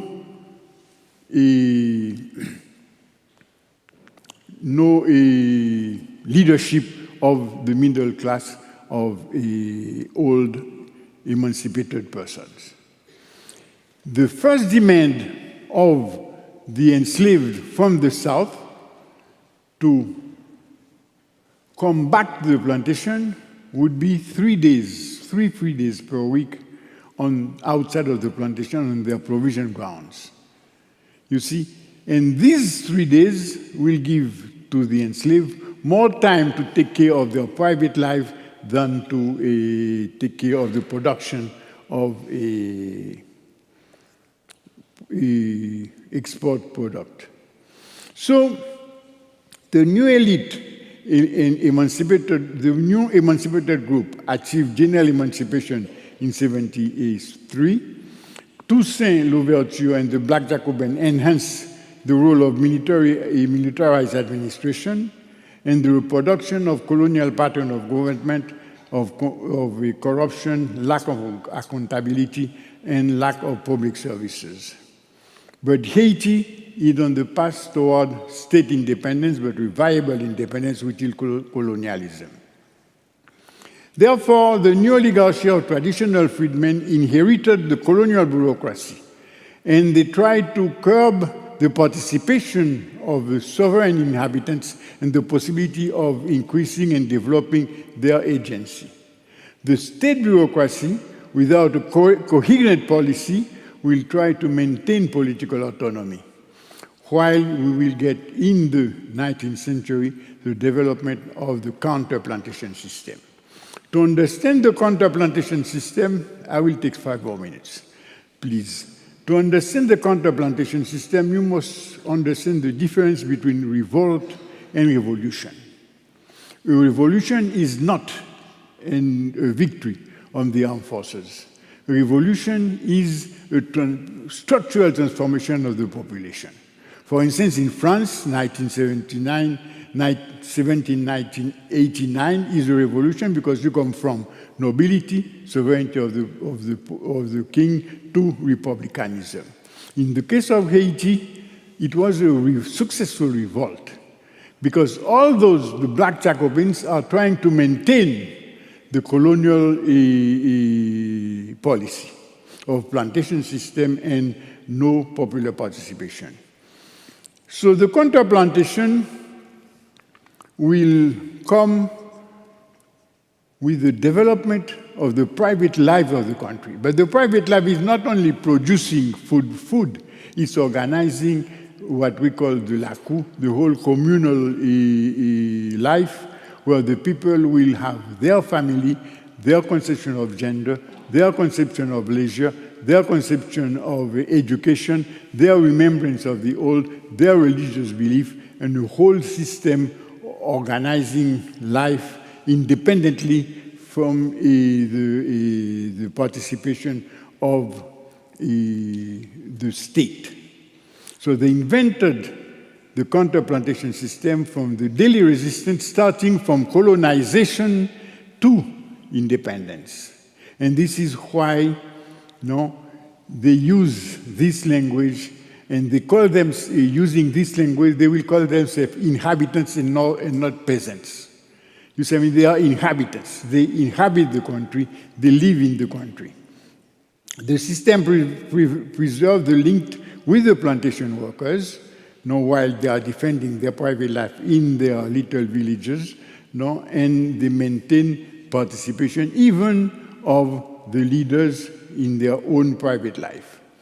So therefore, you will have a set of practices where the rebel captive will founded mountain villages, created a set of rural market, enforced the laku, the village community, and created a new epistemology of collective relation to community and neighbors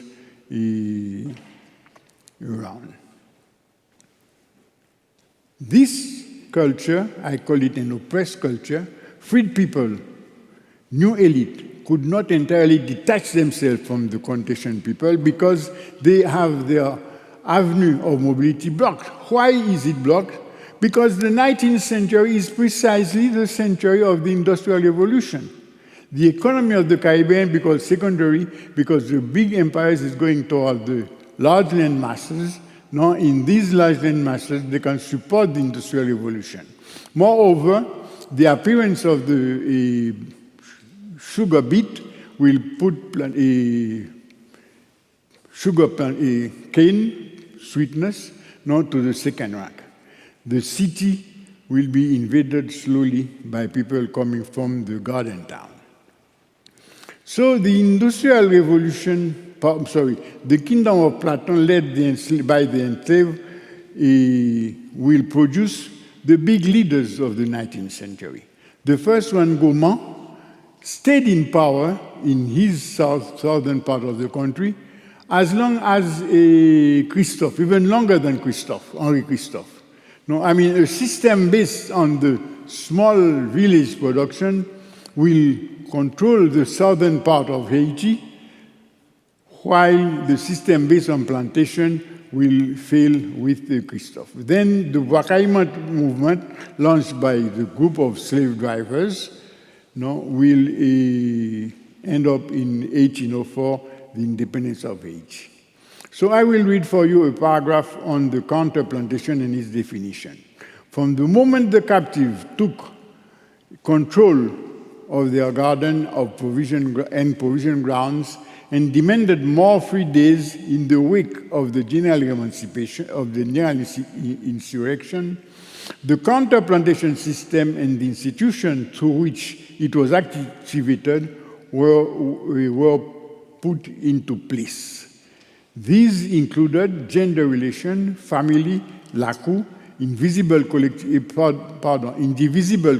property, voodoo temple, rural markets, garden towns, leisure, crafts, art, the arts. They were reproduced within and thanks to the local language of the counter-plantation system appropriated. Taken together, all these became specific tools of the class struggle of the Haitian peasantry called by themselves inhabitants. The sweetness of sugar was for the nobles and bourgeois of the 18th century France, and then when convenient, it was distributed to the global system as seen by the previous speaker. The producers of sugar cultivated the nectar of life. They did not cultivate really the sweetness of life. They cultivated the nectar of life. The production of sugarcane killed them during the whole process while they were trying to maintain their nectar of life. This is testified with the existence and appreciation of music, laughter, festival, carnival. The First Nation of the island were exterminated. We have three different, one genocide and two attempted genocide, but we are still living presently under a tremendous crisis, and we're about to disappear. The only possibility for Haiti not to disappear again, because the First Nation disappeared when the modernity was coming into existence. Today, modernity is reaching its end. No, we have a tremendous crisis in all the imperial world. No, it is going toward its end, and in this process, it can just send Haiti, as they say in French, not in Latin, ad patres, can send Haiti to a better world. If Haiti has to survive, it must come back to its roots, to the countries that are with, and the peoples, and the nations that are with the Haitians in danger of being destroyed by the progress of technology and the modern world. I mean, for the Haitian to exist, they must exist, and they can only exist in a world where other worlds are possible. Outside of that, there will be no Haiti, believe you me. I thank you very much, but remember, Haiti is not conceivable without its joy, its nectar of life, its construction and devotion to life, life of nature and their own life. I'm sorry I went beyond my time. Thank you.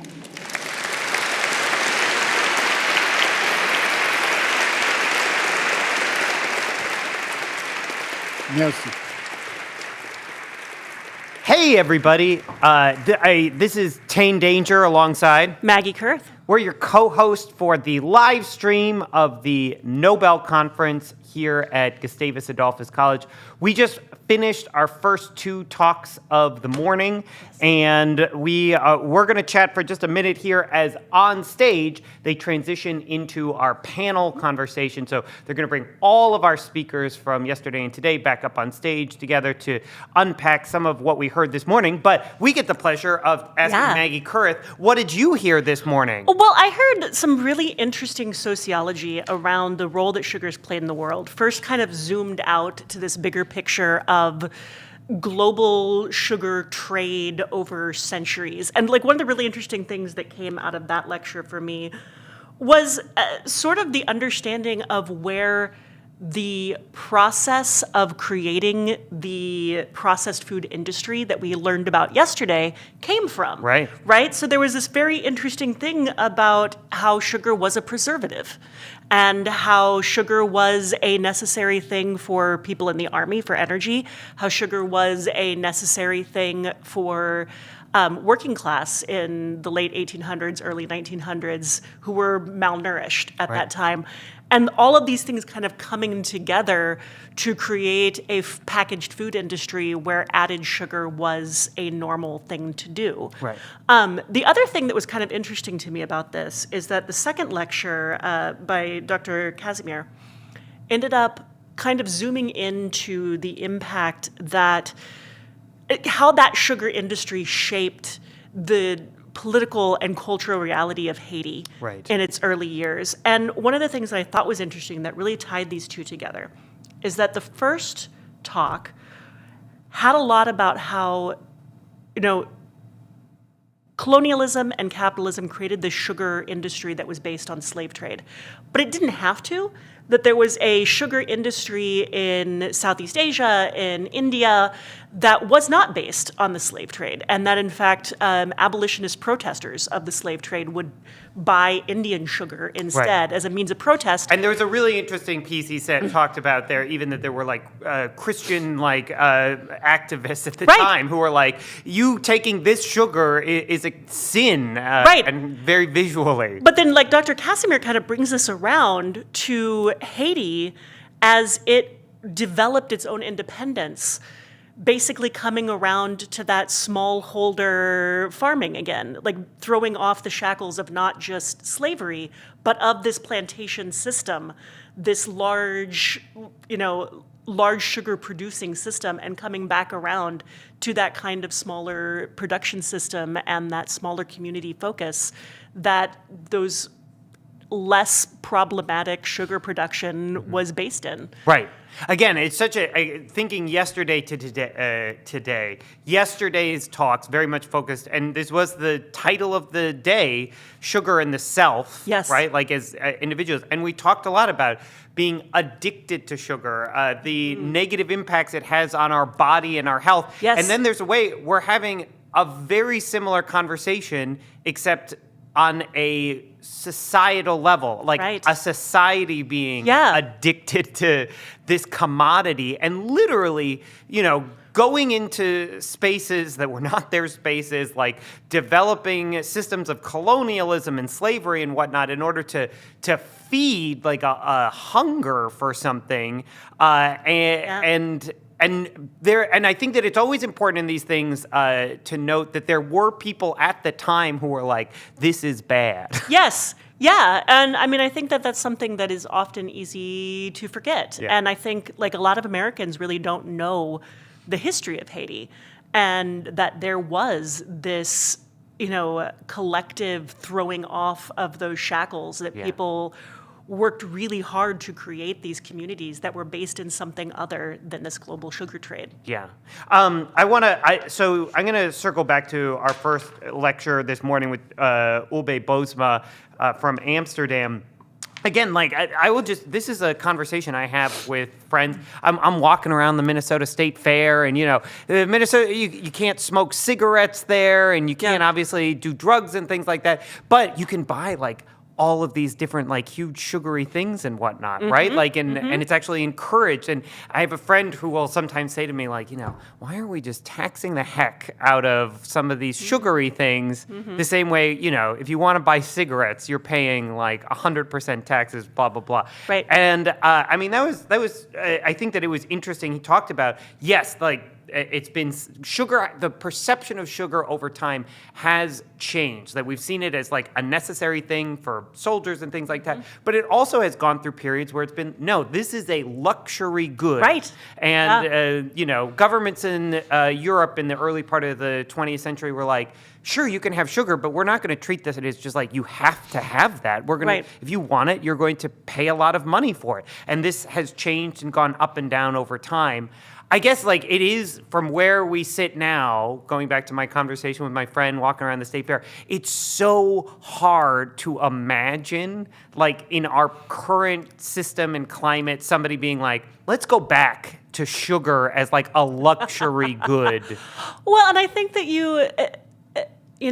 this is one of the things where it's sort of hard to escape that umbrella of capitalism, because if you go back to sugar being a luxury good, then you're also going back to sugar being, refined sugar anyway, being something that only exists in the hands of the very wealthy. Right.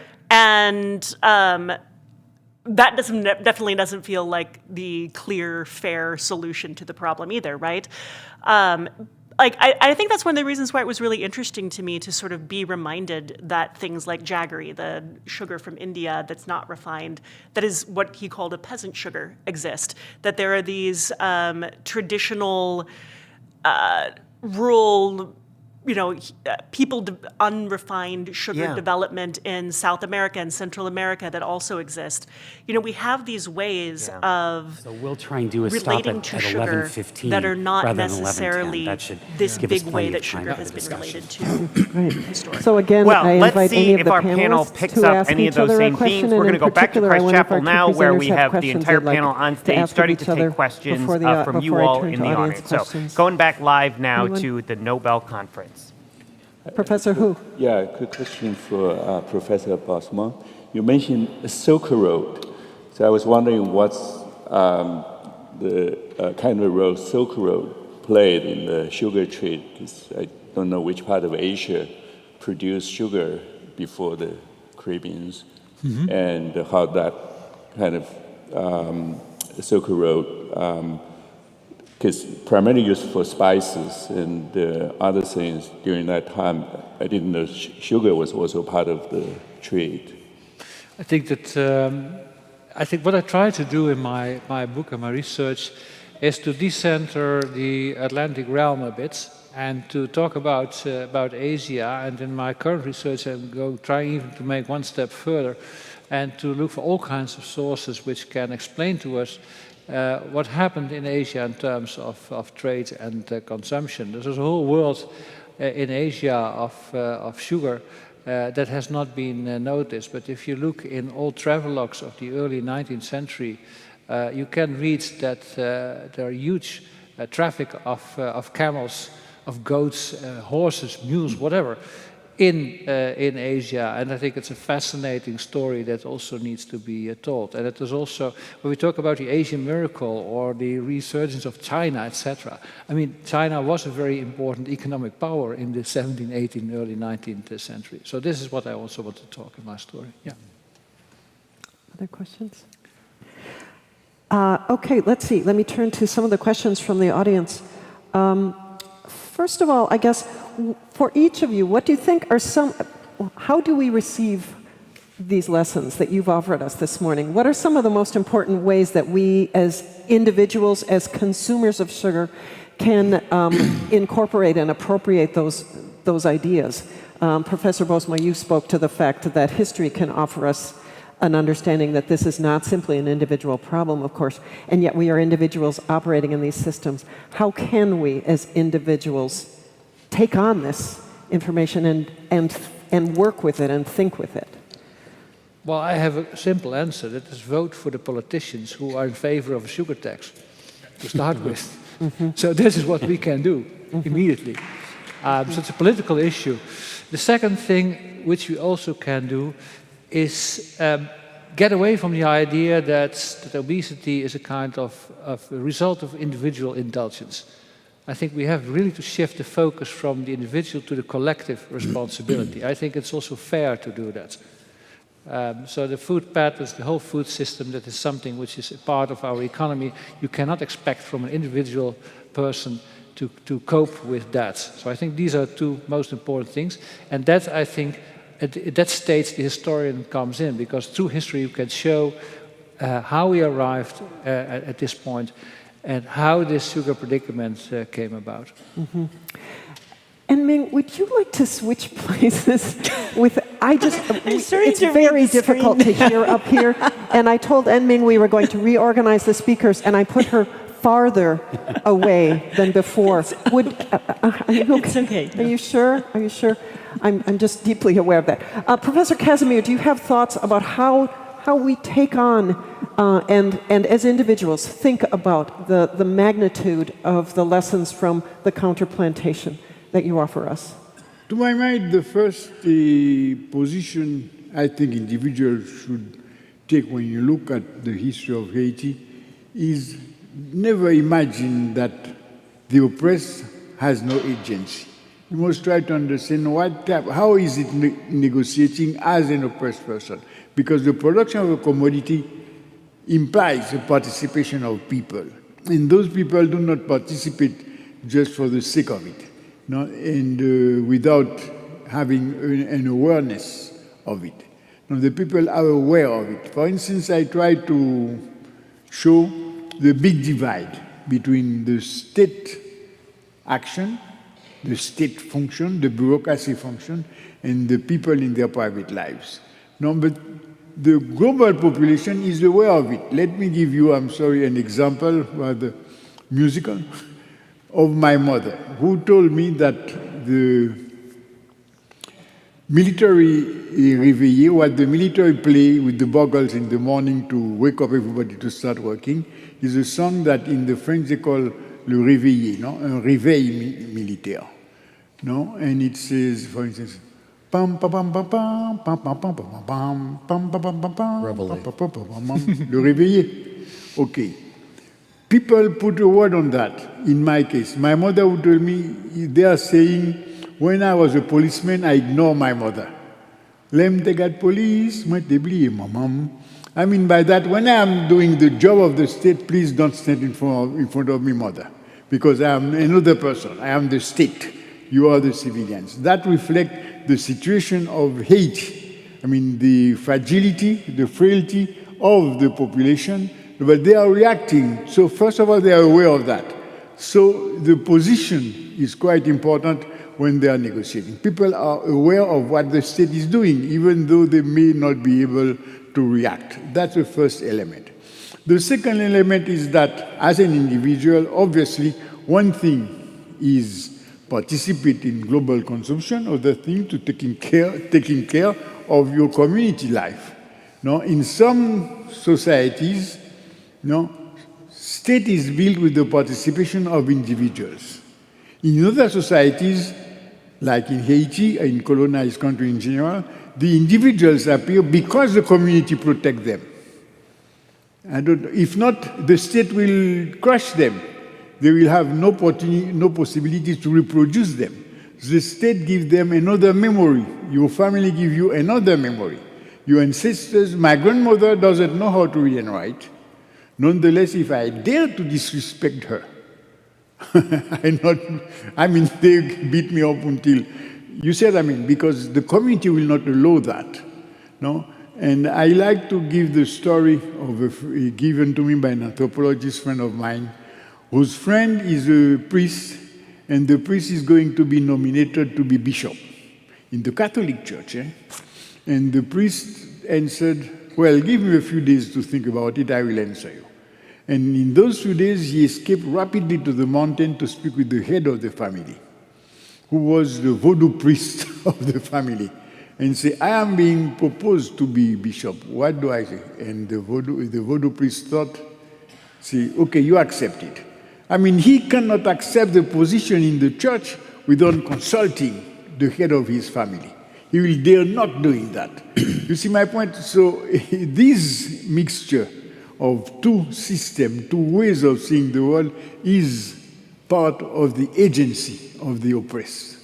You see, and this is very difficult, but this is what you must see. On the third thing I think is unavoidable, you don't help people. You have to, if you help people, it's to help people to be themselves, not to become you. You see, state, and in general, being them, whatever state you have, they have interest. No, if they say they are assisting you, it's because they have self-interest behind that you don't see. So this is what is in negotiation, self-interest. No, and you must admit that he has an interest and you have your interest.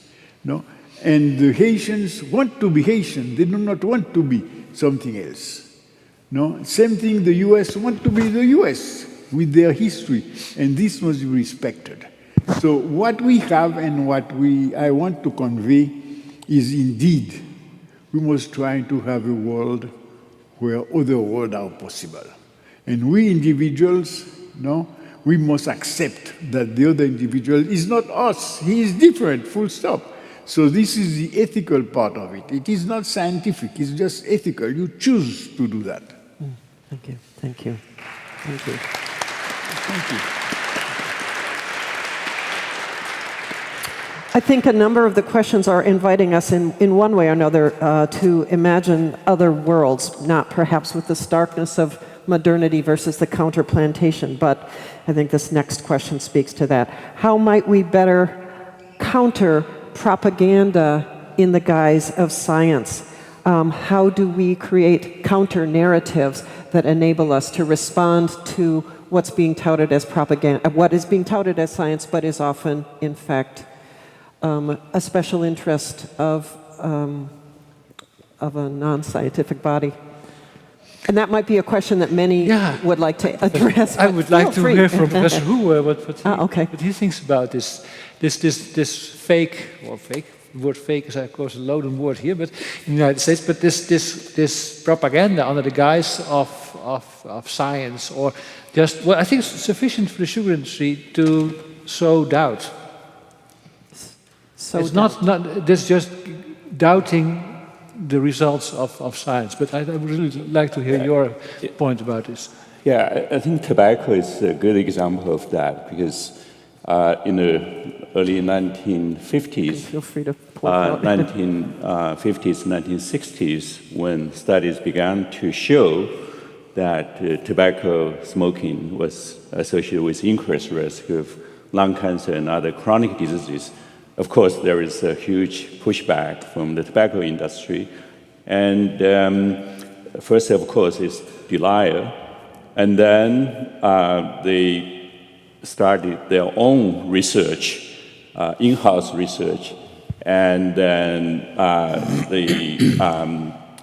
much of those, the research results were kept secret because they actually showed harmful effects of tobacco in their own studies, and then began to push out a lot of smoke screens, so muddy the water, make it very confusing. So, of course, I mean, there are a lot of similarities that have occurred in other areas. For example, SSBs, sugary beverages. So, I mean, as I mentioned yesterday, the SSB, the soft drink industry, sponsored some studies, and those studies tend to conclude that there is no relationship between SSB consumption and obesity. And then, of course, they have funded researchers to go out and then cast doubt on other studies that have found a harmful effect of SSBs. This is it's not uncommon in nutritional sciences. So I think the main goal of this type of research or industry-funded speakers, I think their main goal is to cast doubt on the validity of scientific research and then create confusion in the general public and also among policymakers, because if the argument is that the science is not solid, how can we develop policies based on this kind of science?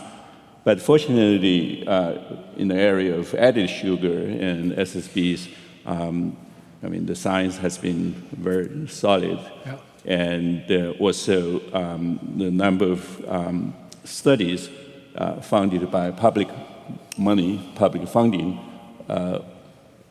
much greater than the negative studies sponsored by the industry. So I think this is a good situation in which that the rigorous science, I think, kind of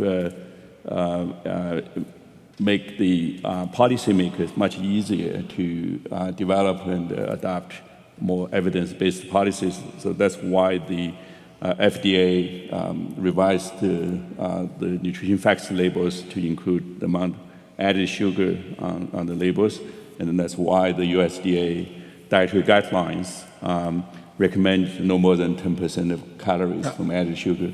The WHO also adopted this guideline. But again, I think it has always been the case that, I mean, the smoke screen and also muddy the water by certain interest groups try to distort the science and also make the process of translating science into policies much more challenging and takes much more time. Thanks. I mean, I would observe as a non-scientist that our lives as non-scientists has gotten easier. There is so much opportunity for us to get access to really high-quality science, written for people like us who are not PhDs in epidemiology, right? There is a lot of noise out there, and there is a lot of really high-quality information, and opportunities like this are great times to say, what should I be reading? And I encourage you to share ideas with each other. I think this next couple of questions kind of go together, and I'm pretty sure that one of them comes from my class, and I'm so happy. And that is, some people may be under the impression that colonialism and neocolonialism are things of the past. How do you see modern colonialism? And a separate, but I think related question is, what do you know, Dr. Bosema, in particular about sugarcane production in places like Maharashtra, despite the promises of large companies like Coke and Pepsi to make audits of their suppliers for labor injustices, what can only be seen as forced labor, really brutal, inhumane forced labor was written about in the New York Times last year, continues in places like that. So can you help us to understand the present-day realities of forced labor in places like Maharashtra, and also the ongoing colonialism and neocolonialism of many parts of the world, including this one? And the Dominican Republic. And the Dominican Republic. Because the Biden administration at a certain stage, I think it was 2 years ago, banned sugar from the Dominican Republic because of the grave abuse and exploitation of the workers from Haiti. People are indebted often, and the debts make people vulnerable.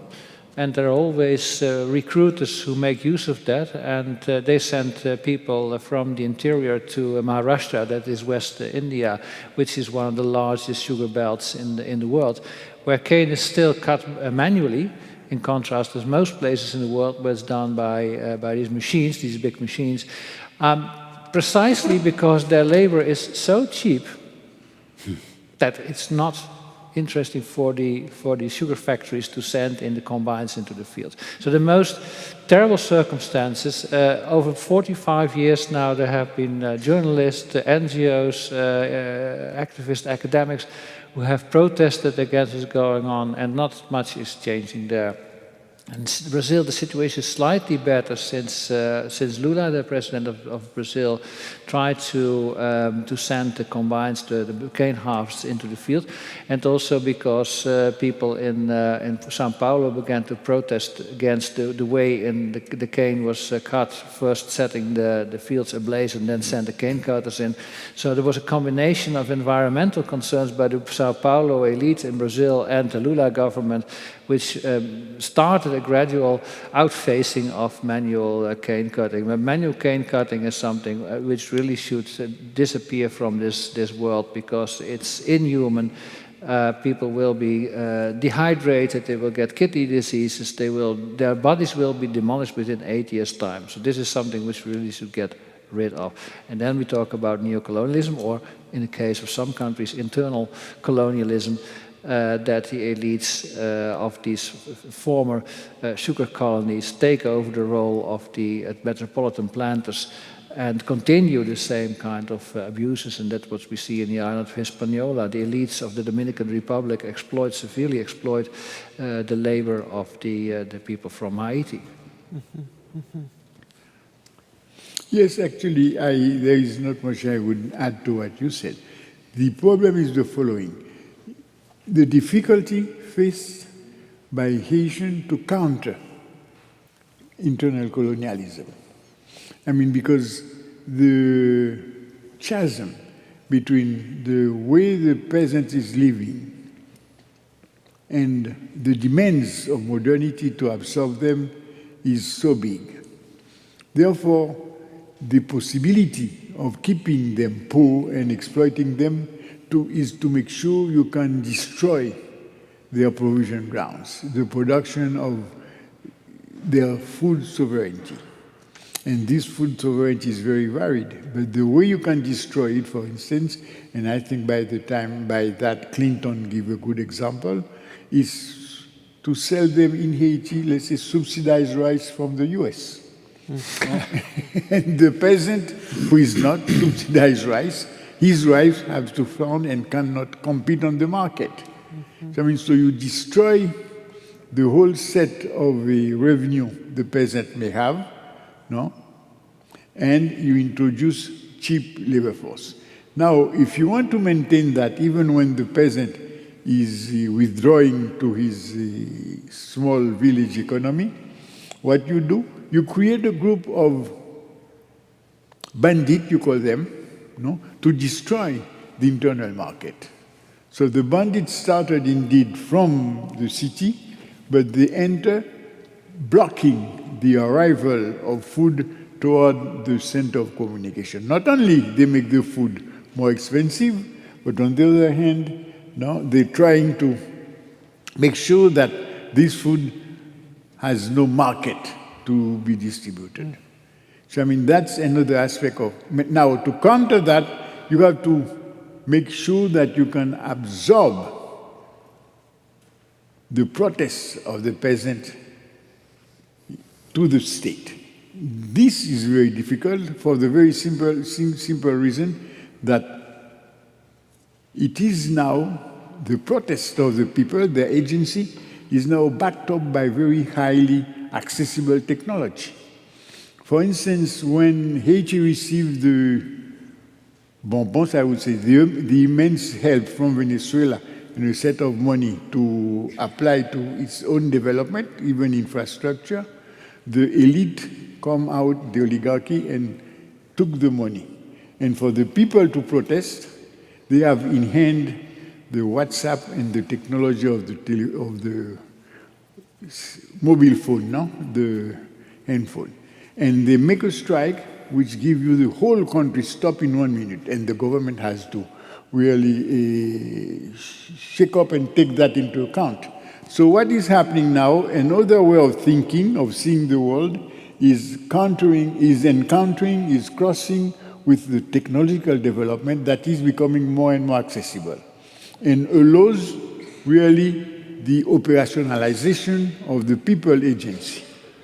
You see what I mean? And therefore you have new possibilities to negotiate and to discuss in the battle against internal colonialism, which in my case I would call also neocolonialism. Mm-hmm.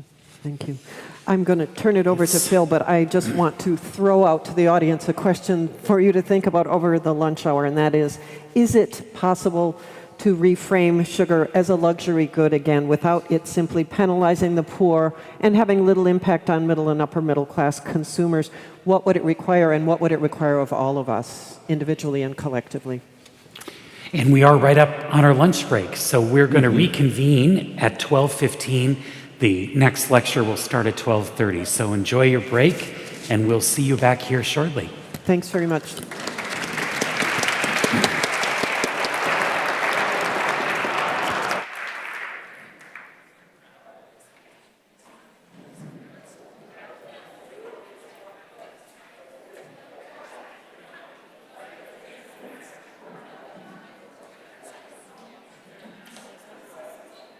Okay. Hi, everybody. Hi there. Tane Danger back here along with Meg Kurth. Yep. Fantastic. I love these conversations that happen right after our lectures. And that was a good one. We got anything else that you want to add, like from this morning? I mean, I think it was really interesting in that Q&A to kind of see the merchants of doubt framework that we've seen in the past applied to like tobacco industry, to big oil, to like all these other industries that are just like out there trying to make people not totally believe the science so they can keep making money. And that happens with the sugar industry as well. And like that is just very interesting to see that and to be aware of. Okay, well, speaking of doubt, faith, all of the things. We have one of my favorite guests who joins us, I think, every year on the Nobel Conference live stream. So come on in, Professor Blake Cooey from the Religion Department here at Gustavus Adolphus College. Professor Cooey, you did a talk yesterday as part of our breakout sessions, which live stream viewers didn't get to see. But first of all, thank you so much for being here. My pleasure. Can you give us just a quick summary of what your breakout yesterday was about? Talking religion, sweetness, sugar. How did you bring this all together? Yeah, so particularly as depicted in the Hebrew Bible or Old Testament, which is what I study, and it gives, I think, an interesting angle for thinking about some of the themes of the conference because, as we learned this morning during the first talk, granulated sugar is a product of sugar cane. What we think of when we hear the word sugar really doesn't become widespread until the several centuries into the Common Era. I mean, I Googled this in preparation for this exact conversation. The word sugar does not appear in the Bible. Yeah, exactly. What were people using for a sweetener back then? So it would either be honey or it would be some sort of reduced fruit syrup from either figs, dates, or grapes, which were the main sweet products that were agricultural products that were grown. And the word that's usually translated honey in the Hebrew Bible or Old Testament, the Hebrew word is davash, can refer to either bee honey or to fruit syrup, just depending on the context. And so there is a lot of sweetness in the Bible, and both in the literal sense, land of milk and honey, all this kind of stuff. But then there's also metaphorical sweetness. Exactly. Yeah, and so it's really interesting, especially in some of the poetic books like Psalms, Proverbs, Song of Solomon, to see some of the different things that get compared to sweetness. And as you'd expect, there are lots of really positive things. Sex in Song of Solomon gets compared to honey or to sweetness. And in particular, there's at one point the male lover tells the female lover, there is honey under your tongue, which clearly I think is an innuendo for making out and bringing the language of sweetness and taste into that. In Proverbs, you get wisdom itself or positive human speech compared to sweetness. And then God's word in Psalms is, so if human speech like wisdom is sweet as honey, in the Psalms, God's word, the Torah, the law, is sweeter than honey. And then you get this really fascinating application of that in the prophet Ezekiel. If you've ever read Ezekiel, wild, crazy visions, like up there with Revelation, just in terms of sheer weirdness. He's a prophet during the conquest of Jerusalem and the exile, when there's just lots of social flux. Things are changing, lots of institutions are collapsing. And his inaugural vision when he becomes a prophet, most prophets, there's some in there, when they become a prophet, they have some vision where God puts God's words in their body so they can then share those words with their audience. But Ezekiel sees a scroll, and then he's told to eat the scroll. And when he does, he said it tasted like honey in his mouth.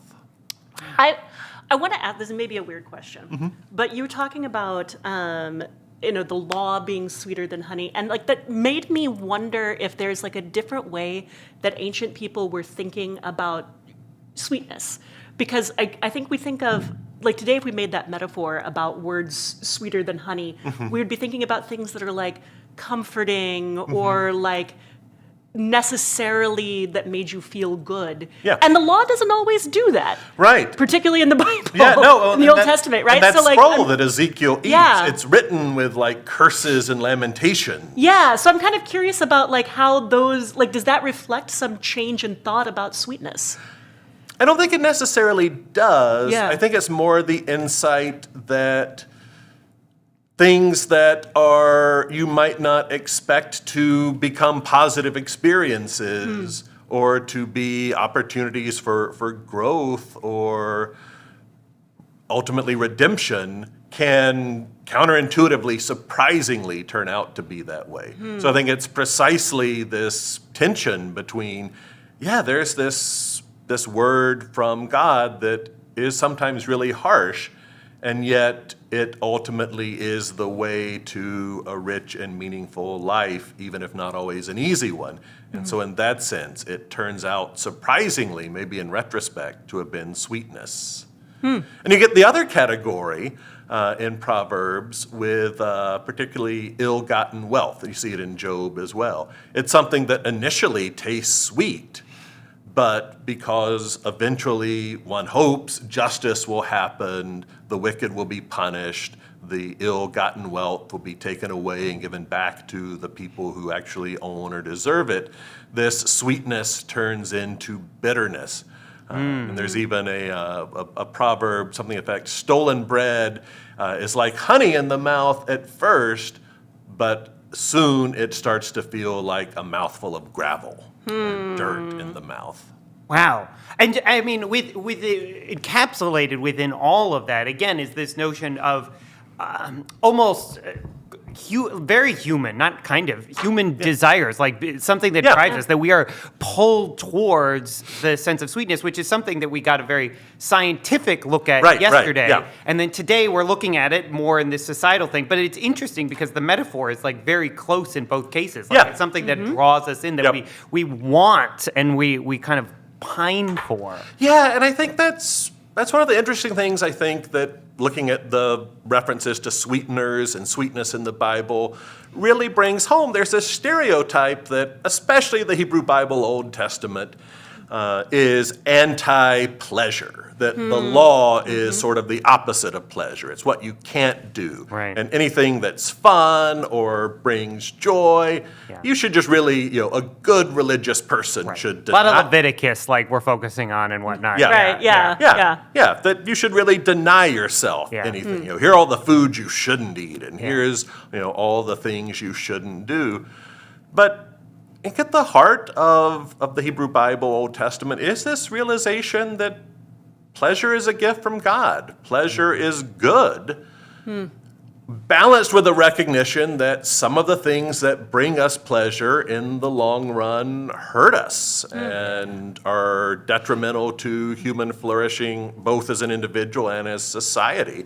I think that's very much the message we're getting in this conference. Sweetness is, in small doses, a really important part of an enjoyable life, but taken too much of it, it hurts you as an individual, and the production of it on this massive scale hurts communities.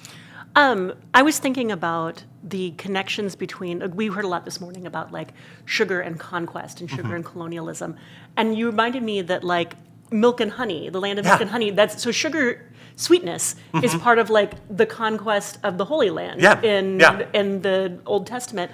And I'm curious about like, is that reflective? I mean, it just seems that there is this quest, that desire for sweetness leads people in these conquesty directions for all of history. Yeah, it's really interesting. So that phrase "land of milk and honey" shows up, I think, something like 20 times in the Old Testament, always describing the land of Canaan that would become the land of Israel, the promised land. But it's only ever used when it's the promised land. So almost all of the references show up in the books of Exodus through Judges when the people are migrating from Egypt, where they'd been enslaved, to what they hope will be this land of milk and honey. So it's always almost aspirational. Yeah, exactly. And once they get into the land, that's not how they describe it. It's the grass is always greener kind of situation. Yeah, it really is. It's this wonderful, amazing place where like these sweet things, these tasty things, the land just produces them on its own. You don't even have to work for them.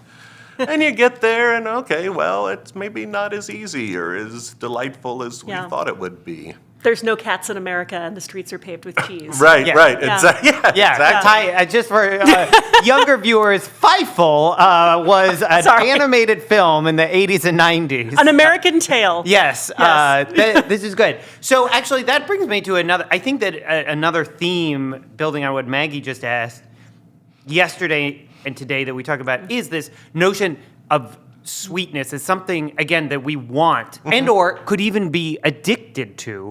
And then we had a lot of conversations yesterday, both in the lectures and the discussions. How do we resist that or temper that, right? And it seems to me that actually almost every faith tradition on some level is grappling with there are things that we want on earth, but too much of them is not, we know that it's too much and it's bad. And so here's either a set of laws or a way of operating in the world to help you sort of work through literally temptation. And Yeah. so, is that a fair construction that is sort of almost a theme in most faith traditions? I think that is that the good life from a religious perspective, and certainly from some non-religious philosophical traditions as well. A good life is one that's lived within reasonable limits. It doesn't mean you have to deny yourself every possible pleasure. But it does mean that you have to think seriously about your actions and their long-term consequences, both for you and particularly for the most vulnerable members of society who often pay the price for the overconsumption by the elites. Mm-hmm. Yeah, and so, again, is there a way that we can distill what some of that, discussion of moderation, is that it? So there is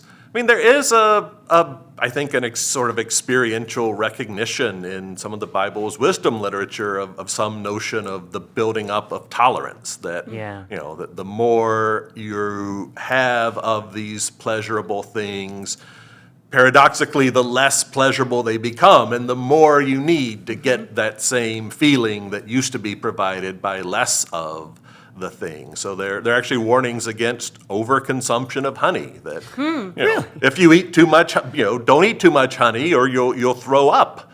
That's fair. Another proverb that too much honey starts to taste bitter, but for the person who doesn't have any honey at all, even the bitter can taste sweet. Yeah. There's a sort of relativity there, that depending on the amount of access one has to this sweet thing and how much one experiences it as being genuinely sweet. Right.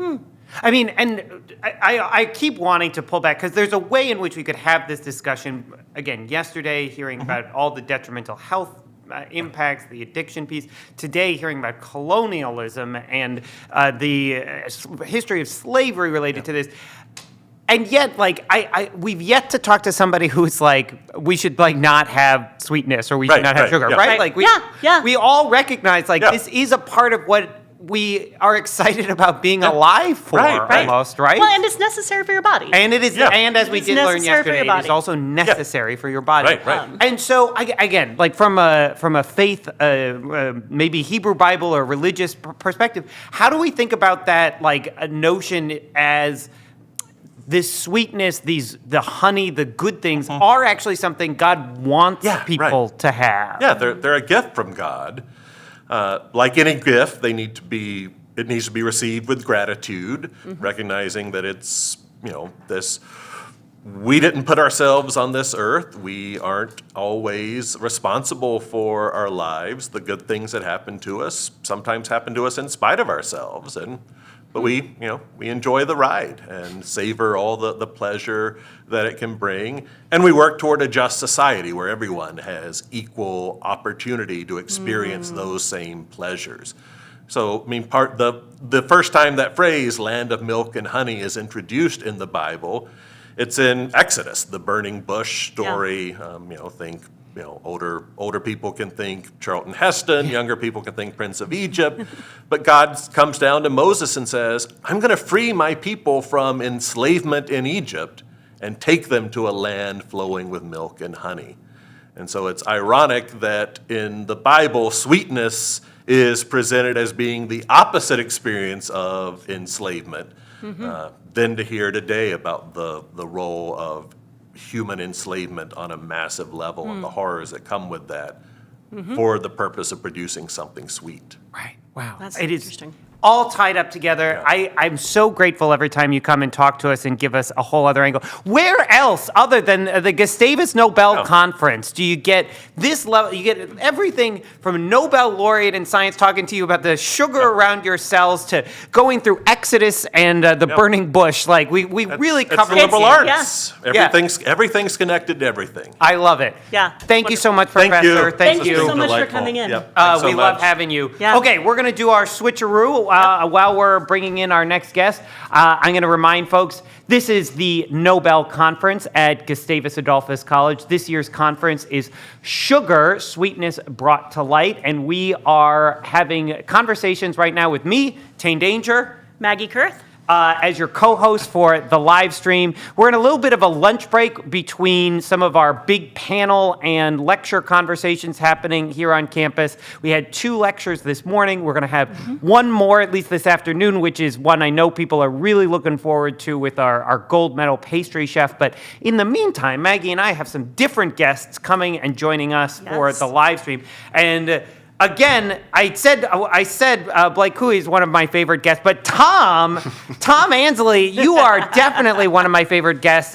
You join us every year. Because you are, you never run out of stories. That's never run out of stories. No. Tom, can you introduce yourself? Say, tell us a little bit about yourself. Well, I'm a 1975 grad of Gustavus.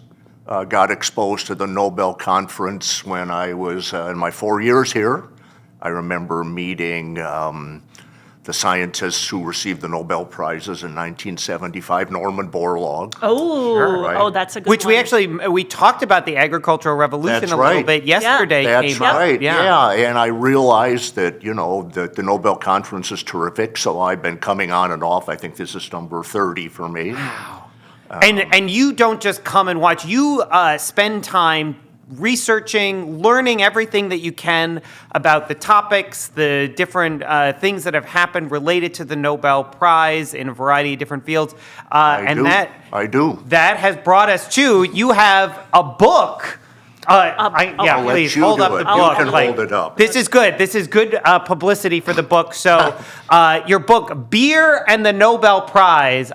And you talked about this yesterday. I'm going to just say, even before you describe it, just the title alone, I am not surprised at all that this sold out yesterday on campus. That's amazing. Yes, That's every so great. copy. Congratulations. That's a luck of choosing a topic that catches people's eye, right? So tell us about Beer and the Nobel Prize, your book. Well, the book has taken roughly 5 years to produce.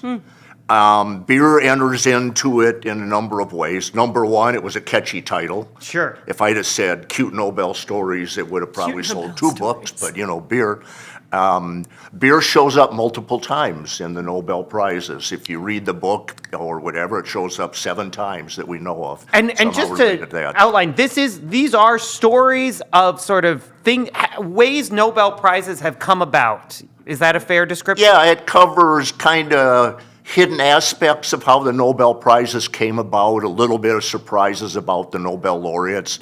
So it's not a serious book, like it's a biography of Alfred Nobel or the history of all Nobel Prizes in medicines. It covers like how do everyday items link to a Nobel Prize. Yeah. That's really cool. What happens to a Nobel Prize winner when they die? We always think that they must get these glorious mausoleums. And it turns out they've been glorified and they've been thrown into places that people question if it's really the right person in those graves. Oh, wow. So there are lost Nobel laureates where there's not as much the story about the Nobel laureate, maybe who's the hidden person that's actually buried in that grave. Wow. Right? Luck in the Nobel Prize. Everybody has luck. And there have been lucky encounters. What's one of your favorite luck stories related to the Nobel Prize? Let me give you one. One story involves a scientist named Otto Stern, who was a physicist who performed experiments to try and prove Niels Bohr. We remember Niels Bohr, electrons, atomic structure. And he wanted to disprove Niels Bohr's theory of how electrons floated around the nucleus. Sure. So that was the project in his laboratory. He was a rather gruff old geezer. He was kind of cheap, and he loved to drink, and he loved to smoke the cheapest cigars he could find. Beautiful. I mean, they were horrible cigars. They stunk up the lab so bad. And he wasn't shy about smoking in the laboratory. Mm-hmm. So one of his students one day was doing the experiment where the student was trying to determine, using a silver plate, we won't go to the details, but how did the electrons hit that plate, these silver ions? Nothing. He couldn't see anything on this plate whatsoever. Did it again, And he finally went to Otto Stern and says, I'm a failure, I'm sorry. And Otto Stern says, let me figure this out. And he walks into the laboratory with his cigar, and he's puffing this horrible cigar smoke at the plate, and an image starts developing. Oh my God. The awful sulfide in his cigars reacted with the silver and gave him the picture of how electrons were circulating around the nucleus, and he won the Nobel Prize eventually because he I killed sneak cigars. love that. I love that so much. So those are just some of the unique things, that happen. So this is not in your book, but this reminds me, did you hear about, we're talking about the lost Nobel laureates. Did you hear about the one this year? Give me more details. One of the guys who won the Nobel Prize in Medicine, they couldn't find him. Just this year. Just this year. Oh. Because it turned out he was up in the mountains hiking on a digital vacation, and no one could get in touch with him for several days. That happens so often, related to beer. John Goodenough, when he won his Nobel Prize and he was 97, they couldn't reach him at all because he was out at lunch at his favorite bar and fish and chips place drinking his favorite beer. And a neighbor caught him on the street 3 or 4 hours later and said, "What are you doing? You're supposed to be at the news station. What are you doing?" "Well, I was drinking beer." So these phone calls that they try and make to the Nobel laureates can go awry very rapidly. Does a Nobel Prize winner know that they're up for the Nobel Prize that year? No. No, yeah. No. Nobody is notified that be ready because we might call. There's not like a finalist list. There's no finalist list. Yeah. People may have an idea they're up for the award because they've run other major prestigious awards and their publications have been highly cited, but nobody knows if and when their name will ever be called. So they are notified 1 hour before the Swedish Academy announces the awards. Wow.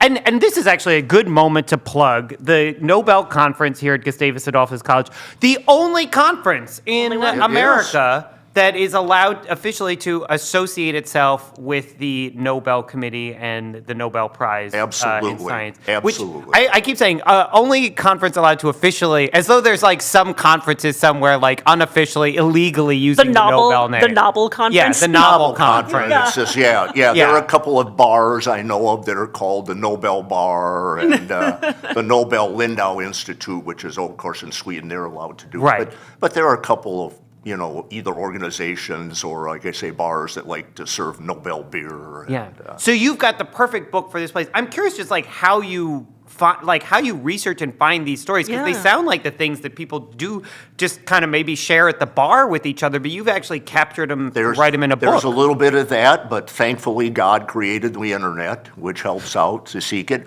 But there are organizations, colleges, the Nobel Foundation keeps superb records. Okay. So you can go on the Nobel Prize Museum or the Nobel Foundation site and go back to their press releases and interviews with Nobel laureates from 100 years back. Wow. Oh, wow. And they'll record the phone call that Adam Smith from the Nobel Foundation makes, and they'll ask him, "Were you surprised?" and things like that.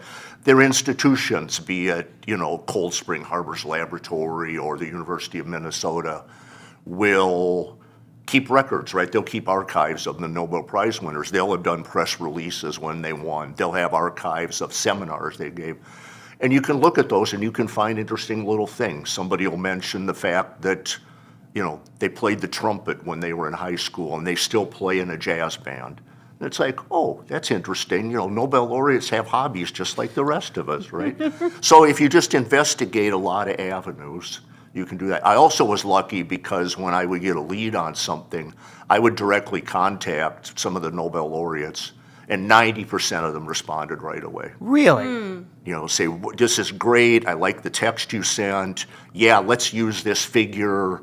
Sometimes they'll add something and they'll say, "Boy, this brings back memories. Not only did you write this, but you need to put in the following." Oh, cool. So they in and of themselves kind of helped add more frosting to my story, so to speak. Good frosting. I was going to say transition. Frosting. For today. That's great. Well, were there any Nobel Prize winners that were surprisingly charming or fun? Who would you most want to go out for a beer with of the folks you've talked to? This sounds crazy. Probably the people that I would like to go out with Nobel Prize winners are not alive anymore. No. Fair. My favorite person is Richard Feynman. Oh, yes, who won the of Nobel course. Prize in Physics, Of wrote course. the book, Surely You're Joking, Mr. Feynman. He played practical jokes on people. When he worked on the atomic bomb out at Los Alamos, he would break into the What safes could go there. wrong? What could go wrong? He would show that. He would take, and break into the safes of the generals there, leave them notes, and then close up the safes. It's like the guy was just a cut-up. And I thought, boy, if I could spend some time just, having fun with a person, it'd be somebody like that, yeah. Which is another example of the fact that Nobel laureates are, in a lot of ways, just everyday people. Yeah. Right? I mean, in some ways, they're even quirkier, which makes them more fun.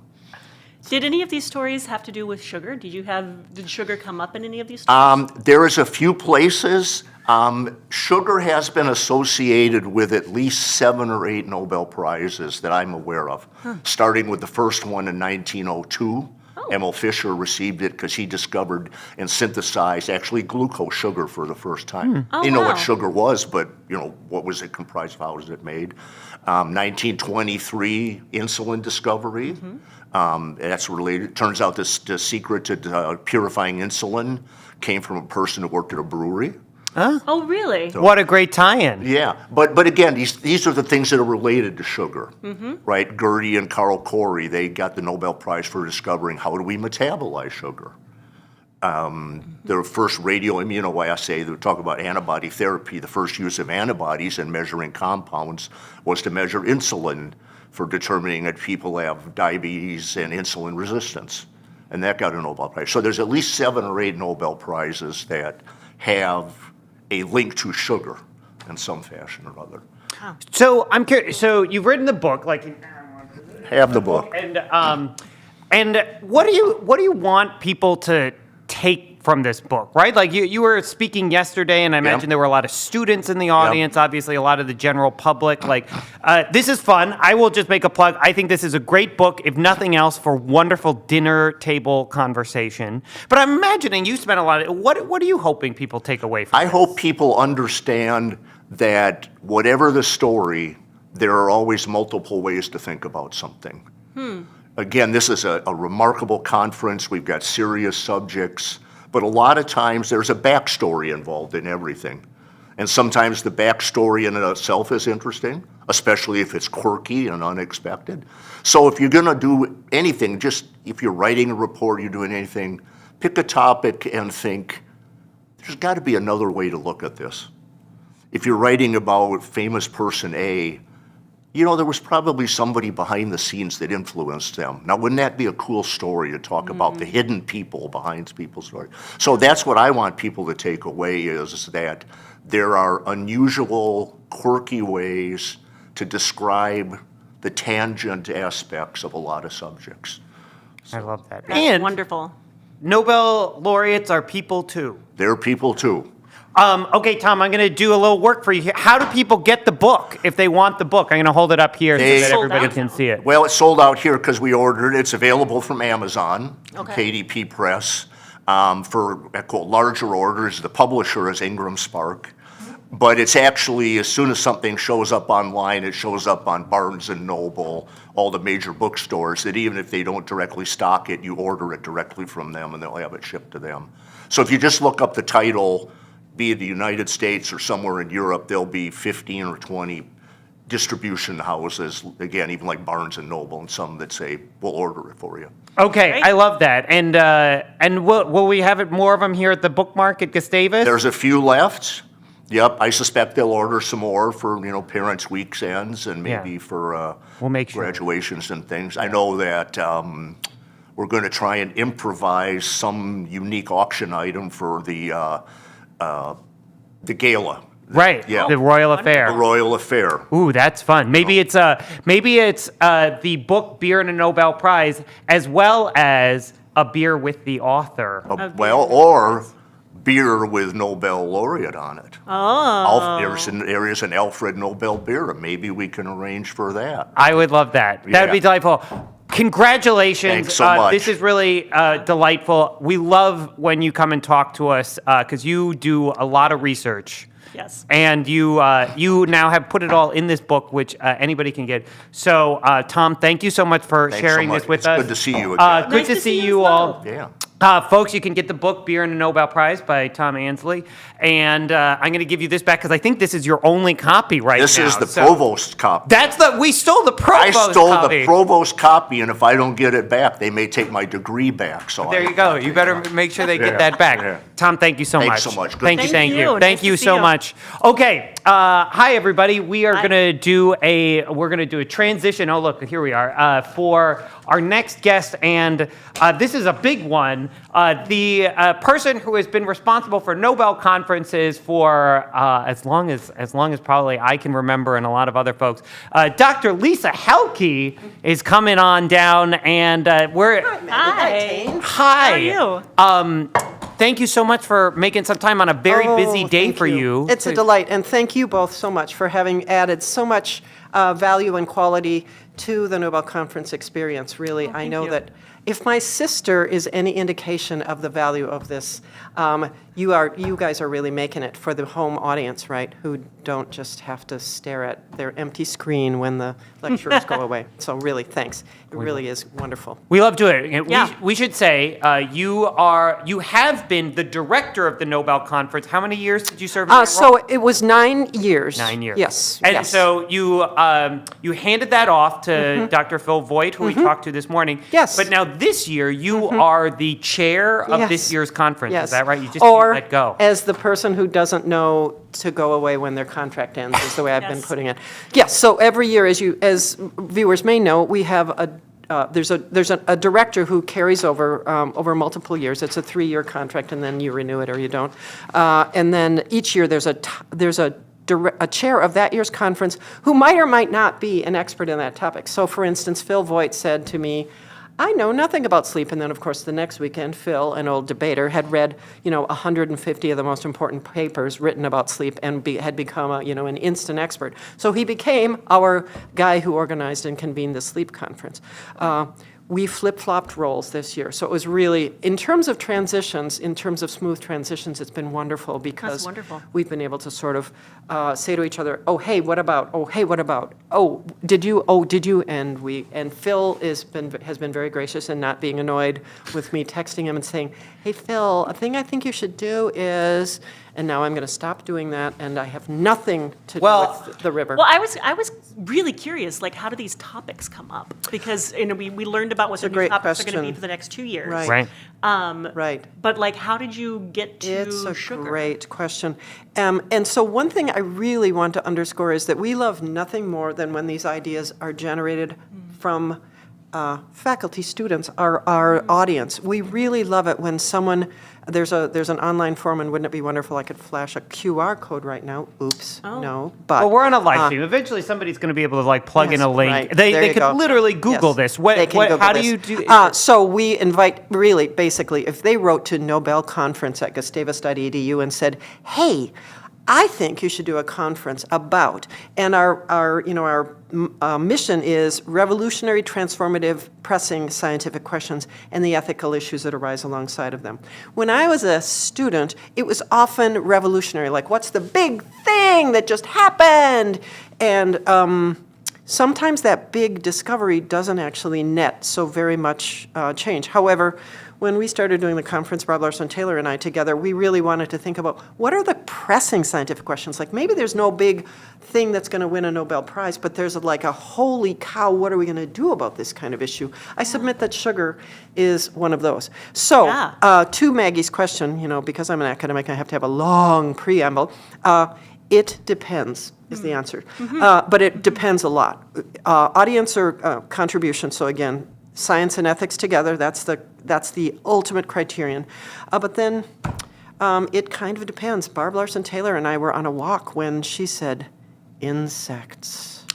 That was such a good. Oh my goodness. Last year's conference. We should Yes, say. 2 years ago. 2 years ago. 2 years ago. Sorry, last year was sleep. 2 years ago was insects. The soil conference, I cannot tell a lie. I put my thumb on the scale for that one, and everyone was like, oh my God. And I'm very proud to say people came out of that being like, oh my God, you have no idea how important and interesting the soil is. Yeah. Turns out it's the foundation of it all. I know that various topics have been recommended by various particular faculty members, so the Mississippi River was one of those. This year's, okay, I'm going to tell a little story. What I want to convey is anyone is really encouraged to submit an idea, even though sometimes it starts sounding like, Brenda Kelly and I got together in the locker room, which is how this topic came into existence. Brenda Kelly has for a long time deeply admired Carolyn Bertozzi, yesterday afternoon speaker, Nobel Prize winner. And She was literally, amazing. she was. I mean, talk about someone who can tell a good yarn about biochemistry. Oh. Literally 3 years ago, yesterday, the very date, Brenda Kelly and I were getting ready to go to our TRX class because, and she said to me, can't you think of a topic that would allow us to bring Carolyn Bertozzi, who just won the Nobel Prize in click chemistry. And I was like, oh yes, I was just reading about click chemistry this morning, not. Anyway, I said, Brenda, what do you think? What should that topic be? We went to fitness class, came back. She said, sugar. And I was like, oh my gosh. And of course, it's such an important topic for, us as individuals, and then today, as we saw, for us as nations, as consumers, as, inhabitants of the world. And I think the piece I would just pull from that story also, because I think that this is great. People watching at home, submit ideas. And you don't even need to have a fully formed, here are the 5 people that I would pull, and here's an academic paper. It's literally what if it was something like this? And what do we care about? Yeah. Right. What do we care about? What is shaping the world Yes, right now? Exactly. Yeah. And again, the idea that this is a place where we can debate and argue with each other and understand things. And, again, I think that last discussion really underscored the importance of finding places where we can think about science together in ways that we can trust, right? I mean, at this moment, that's so important. So, yes, if there's something that you think, oh, for heaven's sakes, I just don't understand. I don't understand this thing. And when I look on, whatever social media site I use, I get more confused. Send us the idea. We would love it. We would absolutely love it. And when I say we, of course, I don't mean me, because it's not my job anymore, but I'm a Gustavus faculty member, so I am a believer in the Nobel Conference, but I shall keep my The same off. email where you can still send your questions, in fact. Yes. Nobel Conference at Yes, Gustavus.edu. absolutely. It will go to Phil Voigt. It will go to Todd Ginter.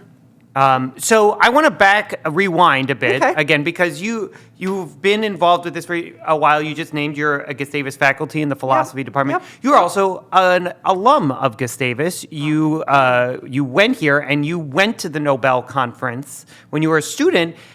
Can you tell the story of? Is it too much to say falling in love with the Gustavus Oh no, that's Nobel not Conference? too much at all. No, I went. Oh my goodness! And again, I've been telling people I have a very high water table these 2 days. Sometimes water comes out of my eyes. I don't know if you ever have that happen. I've had that happen. It's Yeah. it's very awkward. It's the allergies. Oh, that's what it is. Yeah. From your Right, lovely right. arboretum. There you go. That's what it is. So I came to Gustavus in the fall of 1978, and I was told to. And I had an Econ 101. Whew, boy, that was a deep step into very deep water. I did not ever understand it, and the only thing I can remember from it is guns and butter. And I tried to tell a joke. My first Nobel Conference, I'm sorry, this is a dog leg, but my first Nobel Conference as the director was one about economics, and I tried to tell a joke to Orley Ashenfelter, an economist, and I said he should start a band called Guns and Butter. And even Orley Ashenfelter, the economist, didn't get the joke because apparently we don't talk about guns and butter anymore. I'm going to just say, as somebody who's been in a comedy for a long time, economists, a terrifically hard audience. So, yeah. Okay, but at any rate, the first year's conference was something like achieving economic balance. I honestly don't remember the topic. I do remember that Garrett Hardin, who was a proponent of something called lifeboat economics, lifeboat ethics, spoke there. And, that was a little bit of I think, because I was in an economics class, I was also in my first philosophy class. And it was that kind of revelation of hearing people people were talking about the same person in more than one class. And when you come from high school where everything is very segmented and suddenly people are saying ideas are connected to each other. I had a political science class too. I was like, oh my gosh, these things are all connected. I thought in the most nascent of ways, like I could just barely glimpse that idea. But good girl that I was, I went to every single talk. Do you remember what the topic was? It was something about economics. I got it. Yeah. And the next year it was something about the environment, right? Like that's really the level I had. The last 2 years I remember better. One of them was the place of mind in nature. Yeah, I should have looked these up. But at any rate, what one of the stories that I remember very vividly was sitting in a talk in which they made a joke about Werner Heisenberg. Werner Heisenberg was an important physicist who developed a concept called Heisenberg's uncertainty principle. Sure. During the conference, the only joke that I'm sure was told during those 2 days was the speaker saying that he met Werner Heisenberg's wife at a dinner or something, and he said to her, "Are you certain?" The entire crowd, except me, erupts in gales of laughter, and I thought, I don't even know why this is funny. And I wanted to know. I really, really wanted to know. And so that for me was the experience of Nobel, was 4 years of thinking, something's going on here and I don't know what it is. I will say that conference, The Place of Mind in Nature, was, I took notes. I kind of knew what I was writing down. And ultimately I wrote a dissertation about objectivity. If you'd like me to talk about that for an hour or so now. I've got the time, yeah. I have strong opinions on objectivity. I could rant about that myself. At any rate, it was really the very, very early germs of ideas emerged from the Nobel Conference. And so I really do credit that. And that's really a story cool. that many students can tell. The other story that I can tell about it is that back in those days, we didn't have these wonderful student liaisons who were trained and who worked together and who learned about the speakers in advance. We had people like me, young women who sat in the guest house and were available to sort of pour drinks and things like that for the speakers when they were hanging out. Yep. And a very, very, very, very important philosopher named Richard Rorty, you may have heard of him, was one of the speakers that year. And I had read something by Richard Rorty in one of my classes, and I had read something by someone very different that semester also. And of course, I made the mistake of confusing the two of them so that I was trying to ask Richard Rorty questions about this guy, Paul Feyerabend, who was sort of his like arch enemy. I mean, classic mistake. We've all done that with Richard mistake. at some point. Richard, yeah. Well, and Richard especially. It's one of the reasons why I always say to students, no, really, do your homework, pretend you're studying for an exam because you've got the one big chance to talk to this person. Make sure you've got the right one. And oh my goodness, have our students done that? I was eavesdropping on one of the tables and I thought, oh, where did you learn these things about Jean Casimir? Like, what work did you do? I mean, really, really impressive. I'm so impressed by the students. That's really great.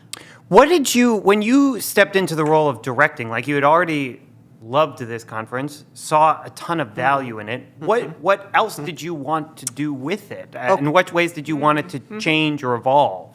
Okay, so we talked about those 4 years when I was a student and how important it was. And then I spent a number of years being a brat and having a chip on my shoulder. And this is when you're a faculty member. I am now a faculty member, and I'm mad. I'm mad a lot of the time. I've never heard of a faculty member being upset about anything. I know, it's really Academia surprising. is famously even keeled. Yes, I know, and as we know, the stakes are so high that the disputes are so important.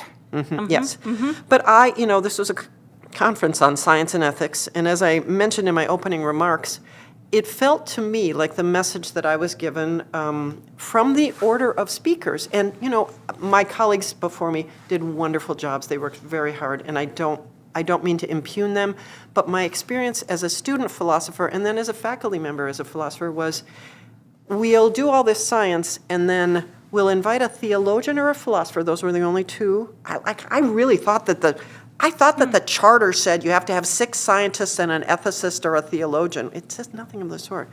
And it felt like, and they'll come and back clean up when everyone has left. Oh. And then the scientists will sort of say, oh, nice, you stay in your lane. You talk about, the ethical results of that, and you don't try to understand the big hard science ideas. And that it felt honestly very patronizing oftentimes, and really not like what the conference was about. It's like, okay, now that we've done all the hard stuff, let's think about how we should act. And my deal was, I don't think it has to be that way. We are a liberal arts college. We are all engaged in inquiry about these ideas. And so I applied because I was mad, honestly. I applied to say it can be different. And I'm really thrilled with the ways in which every committee has embraced that and said, yes, let's think about how we can explore these ideas. Philosophers and theologians don't own ethics, and scientists don't own thinking hard about scientific ideas. About 5 years ago, we had a conference on climate change, and we had a guy who had been really involved in the intergovernmental panel on climate change. Yeah, that's right, IPCC. And he was I think his actual profession is geography, but he was a social scientist with a really strong, natural science undergirding. Yeah. He came to this conference and said, we need the novelists, we need the ethicists, we need the artists. We are not going to solve climate change by having the hard scientists keep telling us about how many, megatons of carbon we're spewing into the world. We need people to be writing science fiction books about climate change. And I was just, I could have kissed his feet. Interestingly, science students said he was bashing science. And I was like, okay, we still have work to do. Yeah. So I got involved because I wanted to say, what does it really mean robustly to explore science and its ethical implications, or ethical challenges and their scientific opportunities? It's been so valuable today to have the historian and the sociologist, thank you. and to have I'm looking forward to having the whole thing wrapped up with the pastry chef. Yes. Which yes. is not Yes. a theologian or a Yes. philosopher. Yes. But also kind of is. Yes, exactly. Indeed. And we had many long, our committee this time was a very interesting group of people who thought really hard about how do we address this issue? Yeah. And how do we not simply be, everything is bad, everything is terrible, what do we do, gloom and doom? And one of the things that we said was, sugar is celebratory, and how do we think into that? So En-Ming Xu is, she's amazing for many reasons, but one of the reasons is her undergraduate degree was from Skidmore College, a liberal arts college in upstate New York, in studio art. So she is the product of a liberal arts institution. So as we've been preparing for this conference and as we've been having discussions with the speakers, she has asked some of the most astute questions, partly because, she's kind of a little bit noticing that she's not like the other kids, right? She's coming from a different field, and she also understands that that liberal arts model in such a way that she's like, oh, I can play in this field because I've played in this field. Is this one of the first? I'm trying to think of another time we've had practitioner, right? As a speaker. I can't think exactly of when. Well, actually, that's kind of not true. So Ray Archuleta at the Soil Conference had been an educator for the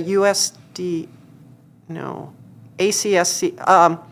It's the soil conservation arm of the federal government, which used to be called ASCS. Yeah. Something I knew when I was 11 years old for obscure reasons we'll talk about later. But at any rate, he was a practitioner, I would say. Okay. We've had other people who were not academics. So we had a polar advocate, Silawat Cloutier, during the climate change conference. She has, she served as the president of that there's a coalition of circumpolar nations. Yeah. It's not a government body, but it's It's how they coordinate between the different stations. Yeah. Yes, yes. And she had been the chair of that committee. So she was not a practitioner, but like a spokesperson for her people, I guess I would say. I'm trying to think about, they might be the only two in my tenure. Yeah.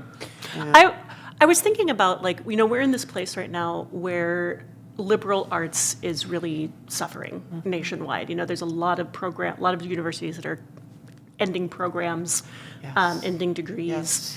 Yes. And I'm sort of curious about how you feel like does this conference play a role in promoting the need for that, in exemplifying the need for that kind of education? Yes, I absolutely believe that it does.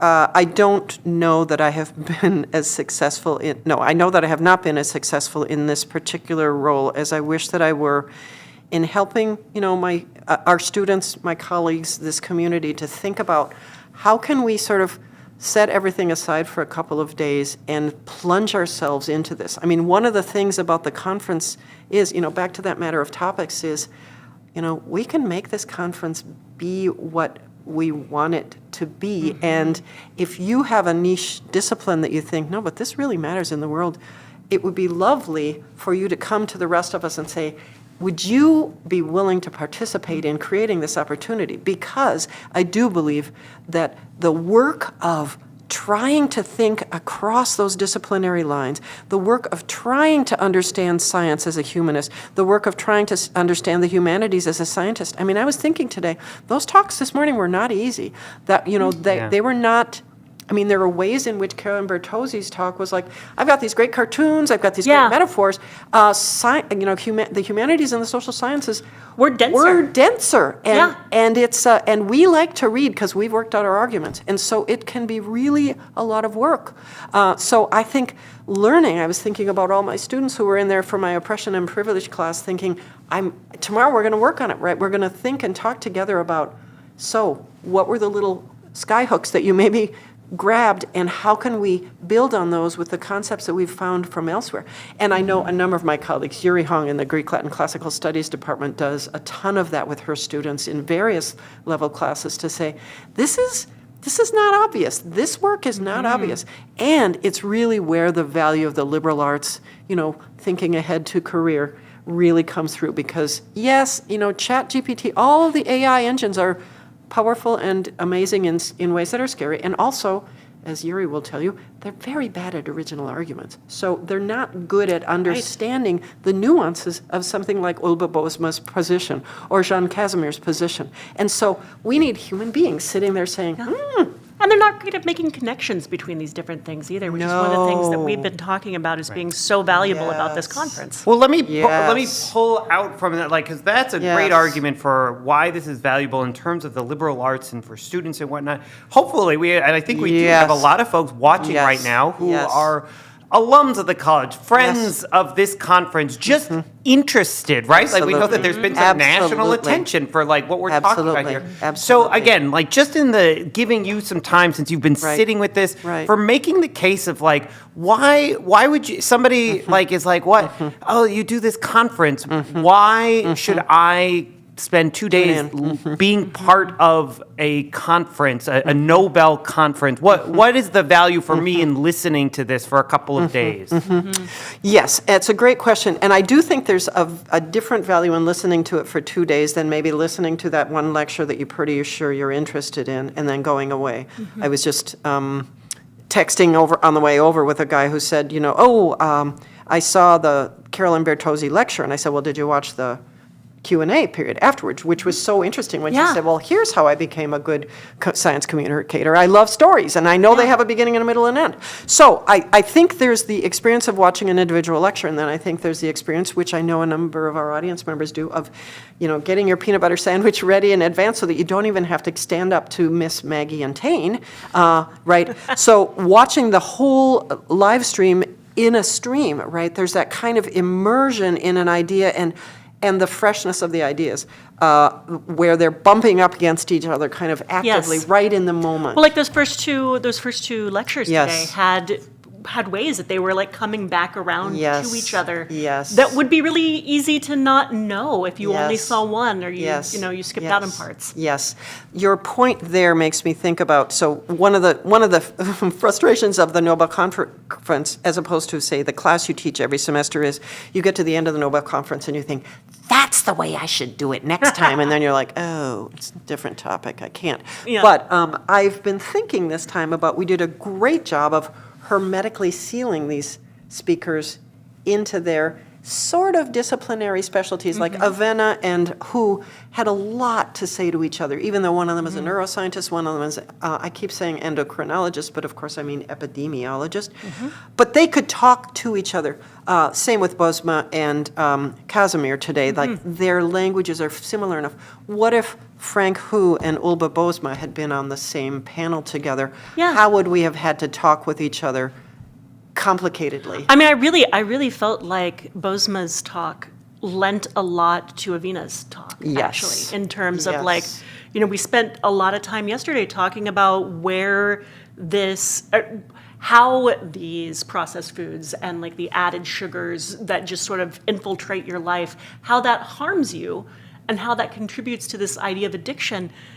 And then today we learned about why that got there to begin with. Yes. And I think that background is so important to sort of understanding, like that context is just important to understanding like how we got to where we are today. Absolutely, yeah. If I were going to curate a watching list, I think I might put those two together. I mean, another thing that we always struggle with is that we know sometimes that a group might be able to come for only one day, and do we decide to make it easy for them to sort of see the science talks together or see the humanities talks together or whatever. Anyway, it's always a toss-up. I want to, we're almost out of time, and so I want to do this sort of big existential question one more time almost for like this conference, right? Yeah. Again, we in addition to living in this time where, again, you hear it probably as much as I do, people are like, oh, like stuff is so heavy, the news bums me out. Here, we're asking people with the Nobel Conference, spend 2 days with us if you can. You'll be exposed to big ideas, really smart people, bumping those ideas up to each other. Slow news. Slow news. Yeah. Why is that valuable? Why is that good for us? There's a very important physicist at Harvard whose name is not going to come to mind right now, but I did an interview with her once in which she said, because we're animals and we need to be together. We need to be together to encounter and experience and confront and think about big ideas.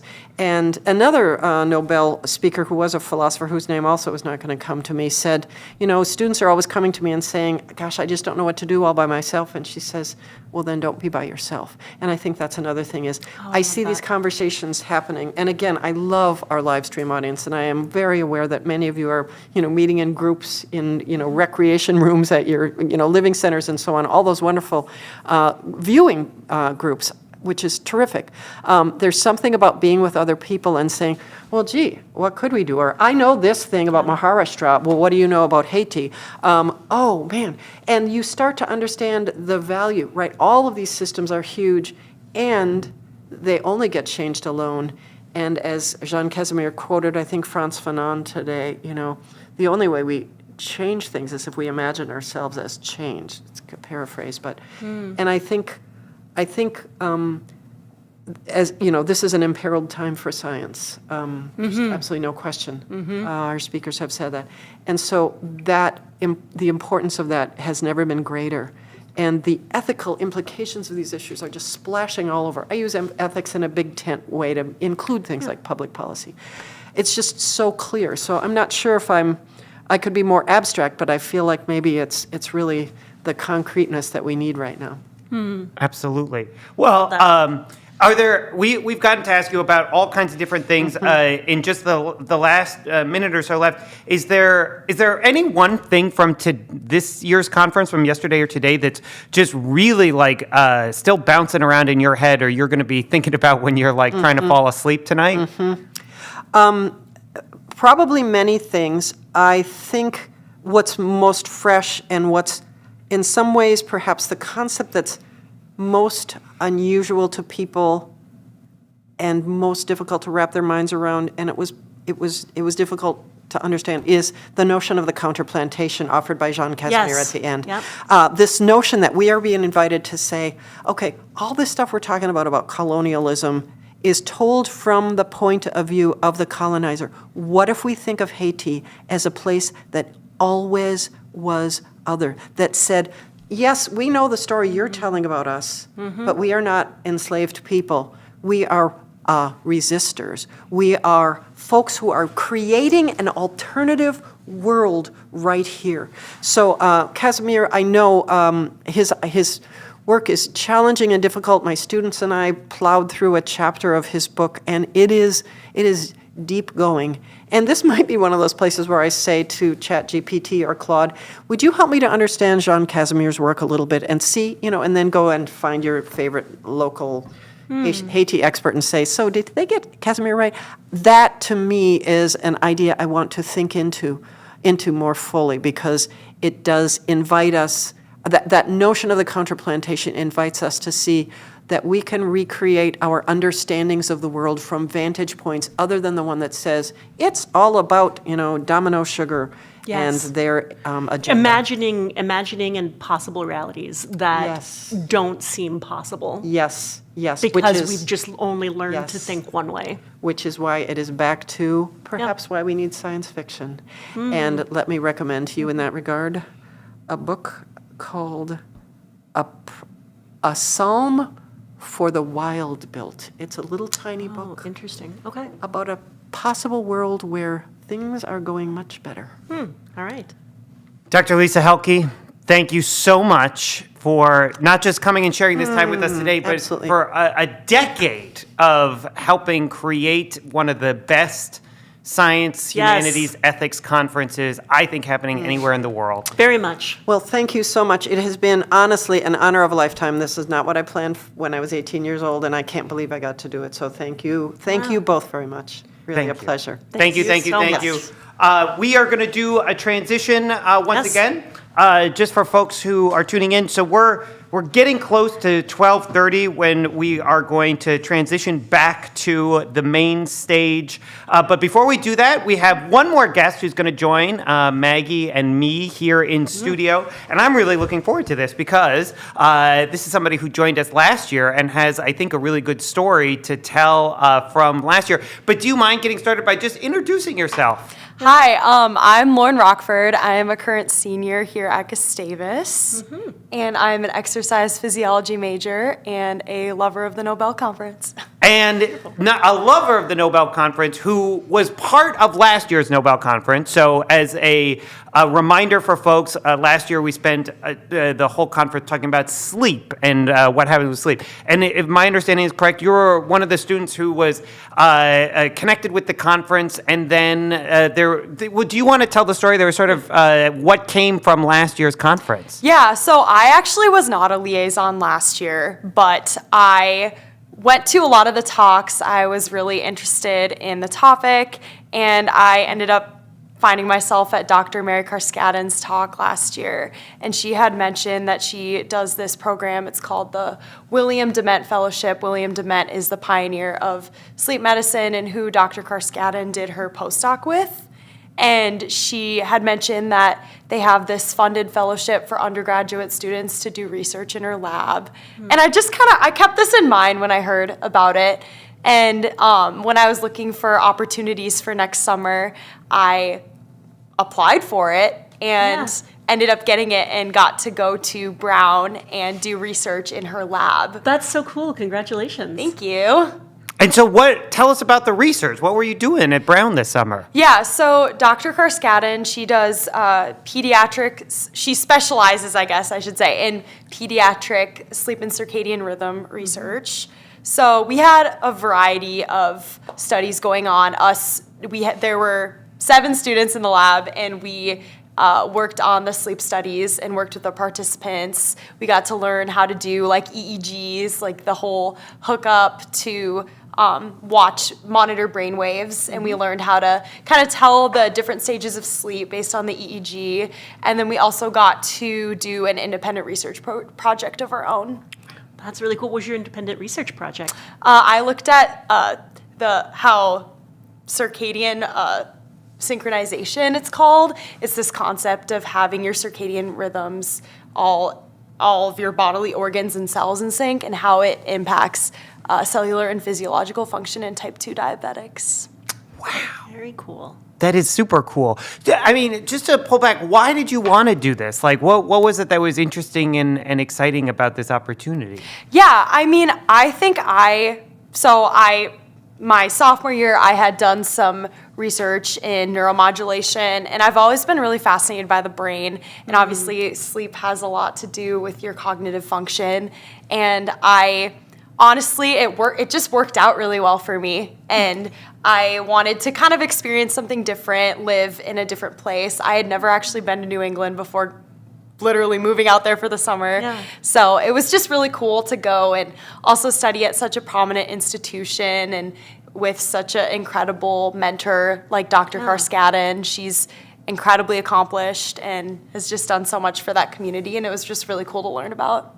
That's really fantastic. That is, and again, you went to a lot of the Nobel conference last year. I mean, can you just talk a little bit from a student perspective, like how you think about like having this conference? Obviously, that was a particular theme you were interested in, but having this Nobel conference, like with these big questions, these big topics, these big speakers here on campus. Oh, I love it. I've enjoyed it every year, and this year I think has been especially special for me because I've been a liaison for Doctor Who.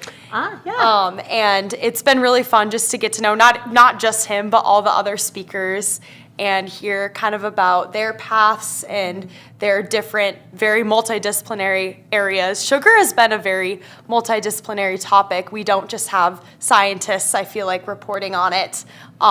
We had the two humanities speakers earlier today. We're going to have two more kind of pastry chef who I had dinner with last night. She's amazing. And a business professor from the U of M talk about sugar, and just it's really cool as someone, I do come from the science realm, but getting to hear different perspectives on pressing issues is really cool. I'm curious about, so you had your Nobel conference experience sort of flow out into a summer internship, but are there ways that that attending the Nobels over the years has like extended into your conversations, into your thinking, into the way that you approach your assignments in school the rest of the year? Like, are you going to walk away from this and do something with what you've learned today? Yeah, oh, for sure. I feel like it's definitely a huge part of a liberal arts education to be able to approach things from different facets and look at all types of perspectives, especially in a time where a lot of perspectives are getting shut down and people aren't getting the opportunities to tell their stories. I think it's been especially special this year to spend time with Dr. Who and hear from his perspective at Harvard a lot of how his research has been struggling and they're not getting, the funding is just not there. And I think getting that message out to young people like myself and the Gustavus students is a really just powerful message that science is important and we need to fund science. Yes. Well, there's that aspect of it, and I feel like you've also got this unique perspective or valuable perspective in that you've gotten to now rub elbows in a variety of ways with some very high level scientists, like doing really interesting work. We one of our talks before this was kind of almost themed like, Nobel level scientists. They're people too, right? Like, oh, they are. They totally are. What you're finding. Are they people too? Yes. Yeah, and so I don't know. Has that? I mean, again, like I get still like a little starstruck with some of the folks that we have here, right? And so, but I'm just curious, like, what would you say to maybe a first-year student who's like, this is their first conference, and they may be like, oh, I'm very nervous. I couldn't talk to them, or I don't want to submit a question. Like, I don't know what I should ask. Yeah, I mean, I think I especially felt a lot of imposter syndrome at Brown. I was the only student from the Midwest there. Oh my. There were many Midwest is the best West. I don't know if that's no, anyway, I just have to stand up for us. It was crazy. It was amazing, but just, I don't know, just being at such a prominent institution and being this girl who goes to a little school out in Minnesota, it was definitely intimidating at first, and there were moments where I was like, what did I get myself into? What am I doing? But I feel like just have that confidence and know that you're there for a reason. And I think that Dr. Karskadin too she was kind of had a similar background to me, and she was very, gave me a lot of enthusiasm and was always like, you're doing great, I'm so proud of you, and just a really great mentor. Wonderful. That's wonderful. Yeah. One thing I'm curious about, and that might be really helpful for some of the younger students here, how do you end up as a student liaison? Is that something you apply for? Is that something, So it actually ended up working out for me really well because one of my professors, Stephanie Otto, is the faculty liaison for Doctor Who. And so they obviously planned the Nobel conference very ahead of time. And she had known that she was going to be the faculty liaison, and right after the conference last year, so last fall, she basically sent this out and was like, would anyone want to be a liaison with me? And I just love the Nobel conference. I've enjoyed going all 4 years, and I thought this would just be a great way to be able to interact and be fully present during these 2 days. That's so cool. That's so cool. And so you are a senior now. Yes. You've done amazing research already. I'm always nervous to ask people, do you know what you want to be when you grow up? But what do you want to do next with I am hoping I'll be applying to medical school in the spring and taking gap year. Oh, congratulations. Studying for the MCAT right now. Okay, yeah, I'm sorry to take you away from studying for the MCAT. The research that you did this summer, is that kind of an area of study that you're interested in continuing? Yeah, I have a lot of interests. I can't say that I could choose one right now, but yeah, I love the brain and I'm very fascinated by it. Very cool. That is very cool. Okay, and so you're taking care of folks. Let me just ask you this: you've then obviously been paying a lot of attention to the conference these last years. Are there things in particular that have really stuck out to you, or things that you're continuing to think about from either yesterday or today? Oh my gosh. So many things. I really was just mesmerized by Carolyn Bertozzi's speech yesterday. Yeah. I thought that the way that I obviously have a science background and I understand what the glycans are and the glucose molecules and what she was talking about, but I just thought the way she communicated her presentation was so incredible. And I've heard from so many people from other disciplines too that maybe don't have that science background that they were really able to follow it and understand it. And I know she said in the Q&A portion that she just loves to tell stories, and I feel like she just executed her talk really well. I loved her answer to that because it actually, I took I'm an anthropology major in college, and I took a class on anthropological genetics. Oh, cool. And the way that I memorized and got an A in that class was by thinking about everything as stories. Yeah. And learning all of this stuff as stories. And if I could tell my boyfriend the story of this stuff, I could pass the test.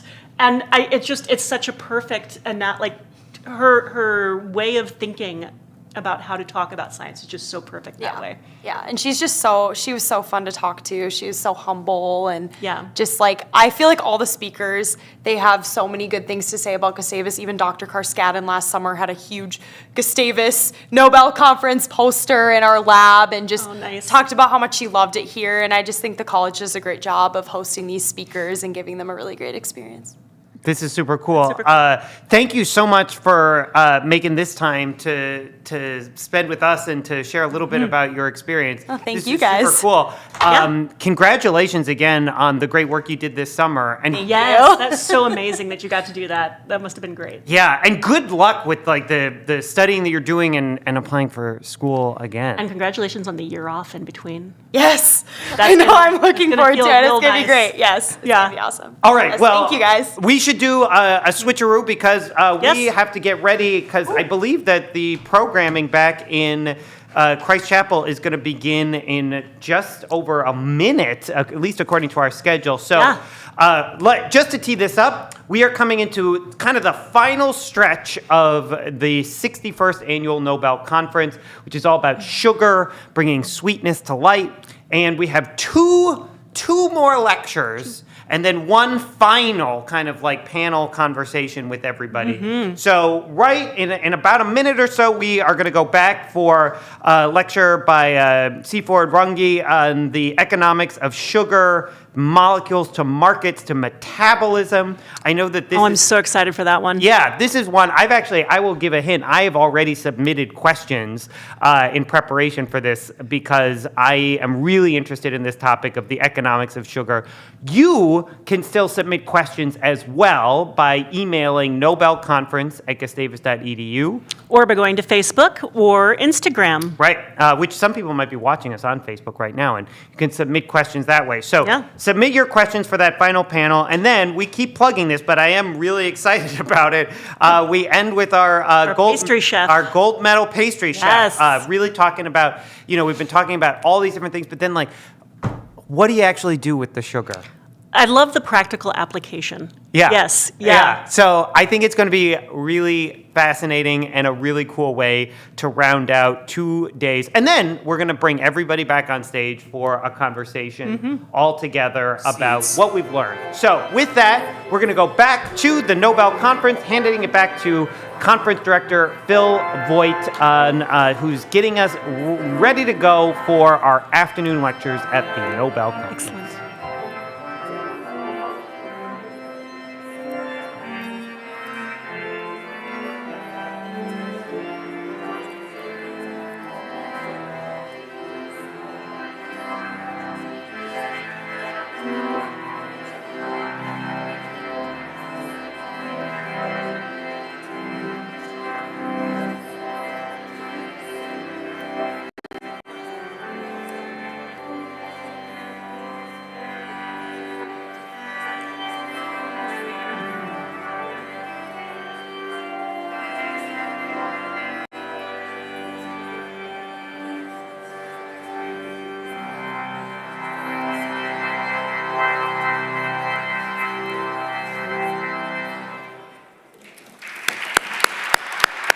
Thank you very much, Chad. That was perfect.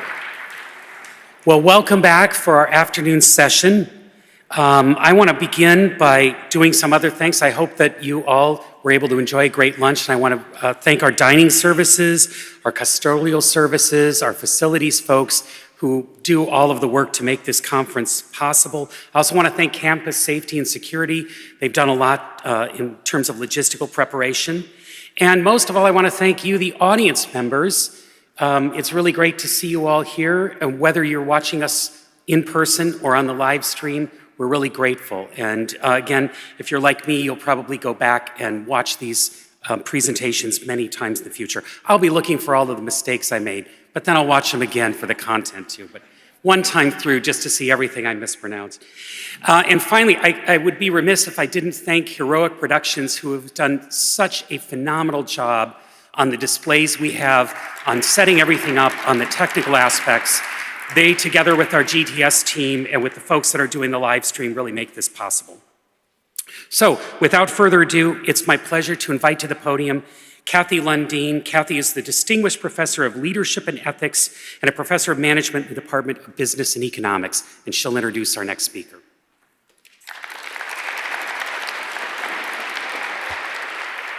Hello, welcome back from lunch. Hello to our online audience. Thanks, Maggie and Tane, for helping with that experience. I have the pleasure of introducing a speaker who is no stranger to the Nobel Conference here at Gustavus. Professor C. Ford Runge, Distinguished McKnight University Professor of Applied Economics and Law at the University of Minnesota, joined us in 2010 for the 46th Nobel Conference of Making Food Good. Pulling from his decades-long research streams and policy consulting appointments about food in all manner of contexts, his work has examined subjects as the economic policies of school lunches, the geopolitical levers of hunger, and the economic implications of food as fuel sources. Here in 2025, Professor Runge examines sugar as the profoundly impactful commodity that it is, having had a critical hand in shaping economic systems for centuries. We have heard a lot about that today already. Global demand for sugar, indeed the sweetness that humans began to crave, has led to distinct outcomes. We have normalized access to sugar instead of it being solely for the wealthy and the elite. And Professor Runge investigates how that demand and access have led to the seriously problematic outcomes we've been hearing about, such as pervasive negative health impacts, ecological damage, human enslavement, and protectionist economic policies. Using economic logic and historical lessons as part of the toolkit of solutions addressing those problems is a moral imperative. Indeed, yesterday at his visit to Jeff Owen's economic literacy class, Runge noted that despite all the math, economics is not a social computational science, but a branch of moral philosophy. The global public has a deeply complex, centuries-long relationship with sugar and sweetness, one that Professor Runge helps bring to light. Please join me in welcoming to the stage Dr. C. Ford Runge.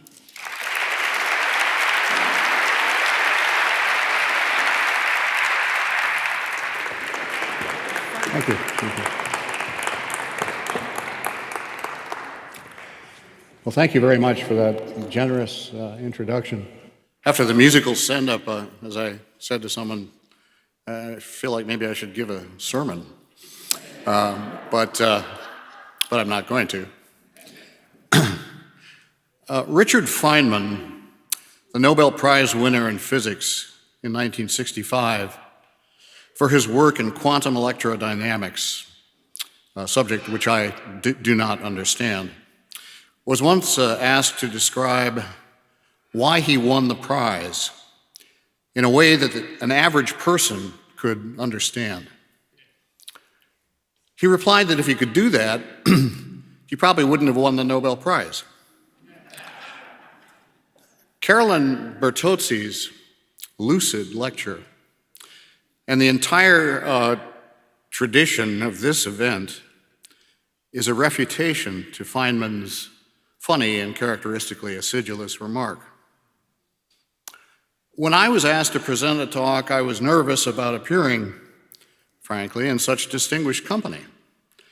But economists are always babbling about comparative advantage. In fact, I teach my students that comparative advantage means that you should do what you're least worst at doing. And after a while, I thought, well, I know what I'm least worst at, economics. So that's what I'm going to talk about.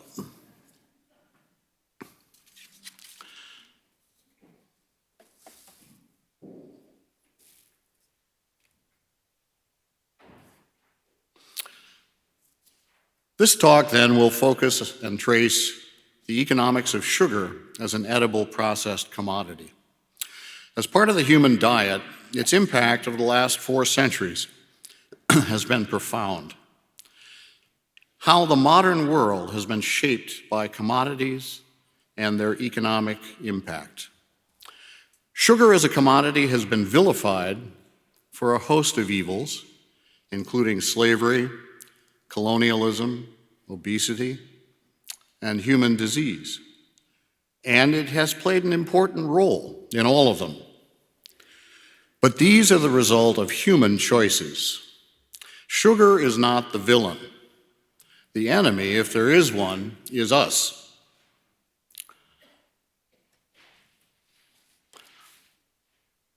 My analysis of processed commodity sugar and its history will discuss 5 basic economic principles. These are preferences as a foundation of market demand, complementarity and substitution in the creation of markets for sweetened beverages, the derived demand for labor and land resulting from the demand for sugar, protectionism as a force in distorting markets and spurring sugar alternatives, and unintended internal health consequences of sugar consumption and metabolic diseases arising from excessive sugar intake.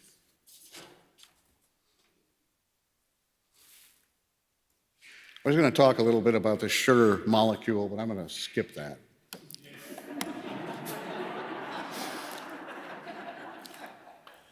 So, processed commodity sugar has played a role over the last several centuries in economic choices affecting humans both outside and inside the body, as the structure of this conference suggests. As the poet Goethe wrote in the early 19th century, nature has neither core nor skin. She's both at once, outside and in.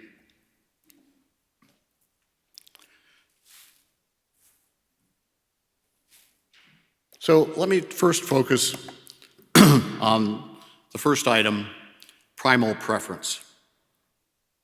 A first principle of consumer demand theory is that economic decisions are founded on preferences.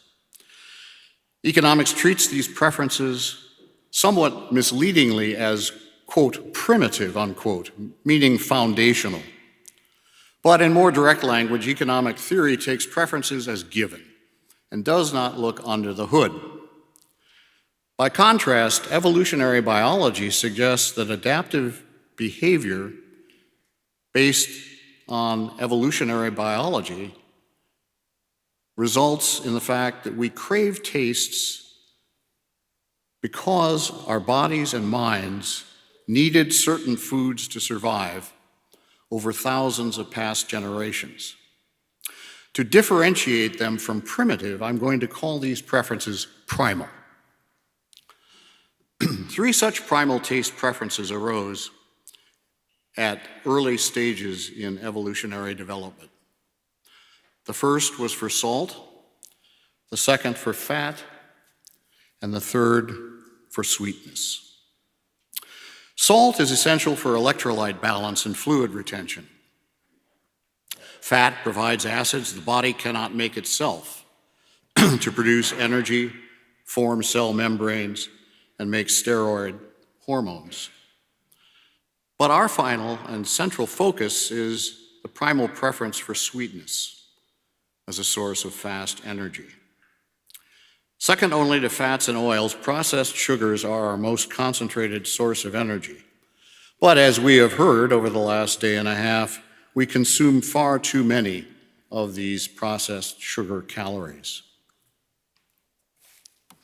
Stephen Wooding, an evolutionary biologist, notes that our hominid ancestors were naturally selected for success in recognizing sweetness while foraging. The human species is an ape and essentially a fruit eater. Apes get 80% of their calories from fruit, which is mainly sugar. The ability to perceive and prefer sweet tastes is thus grounded in our genetic blueprint. Ancient peoples went to great lengths to find sweetness from sources such as honey and tree sap. In the Valencia spider cave in Spain, an 8,000-year-old artist showed a woman raiding a wild beehive, carrying a basket to collect honeycomb. In North America, before the introduction of European metals, Native Americans evaporated maple sap using heated stones and elm bark containers, consuming hundreds of hours of labor to produce syrup and maple sugar. The genetic mechanism reflecting the taste for sweetness operates through receptor proteins on the tongue, together with other receptors along the entire digestive tract from mouth to colon. Specific receptor proteins, labeled TAS1R2 and 3, are encoded as a gene pair on chromosome 1. These genes are found almost universally in vertebrates, including not only humans, but monkeys, cattle, rodents, dogs, bats, lizards, and fish. Sweet-loving traits, because they confer an evolutionary taste advantage, may well be grounded in tens of thousands of years of Darwinian selection. But explanations based on natural selection and evolution are always conjectural. Less so are recent advances in neuroscience showing gut-to-brain connections underpinning a preference for glucose. Howard Hughes Institute medical investigator Charles Zucker, yes, that's his name, reported in 2020 that a region in the brain especially favors glucose and similar molecules. As Zucker put it, sweet is liking, sugar is wanting. Our work, he said, reveals the neural basis for sugar preference. Specifically, parts of the brainstem which are separate from taste sensors receive information from the intestine that travels via the vagus nerve directly to the brain. A similar but different gut-to-brain pathway operates for fat. My conclusion is that if economists had looked under the hood, they would have seen that not all preferences are created equal. Some are more equal than others, driven by the force of natural selection and more recently discovered neurobiological gut-to-brain connections. Such is the case with processed commodity sugar, setting the stage for its emergence as a global commodity in the 1700s, after millennia as an exotic luxury.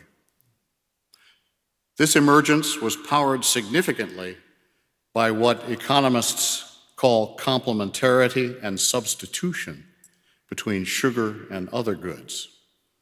These goods were cocoa, coffee, and tea.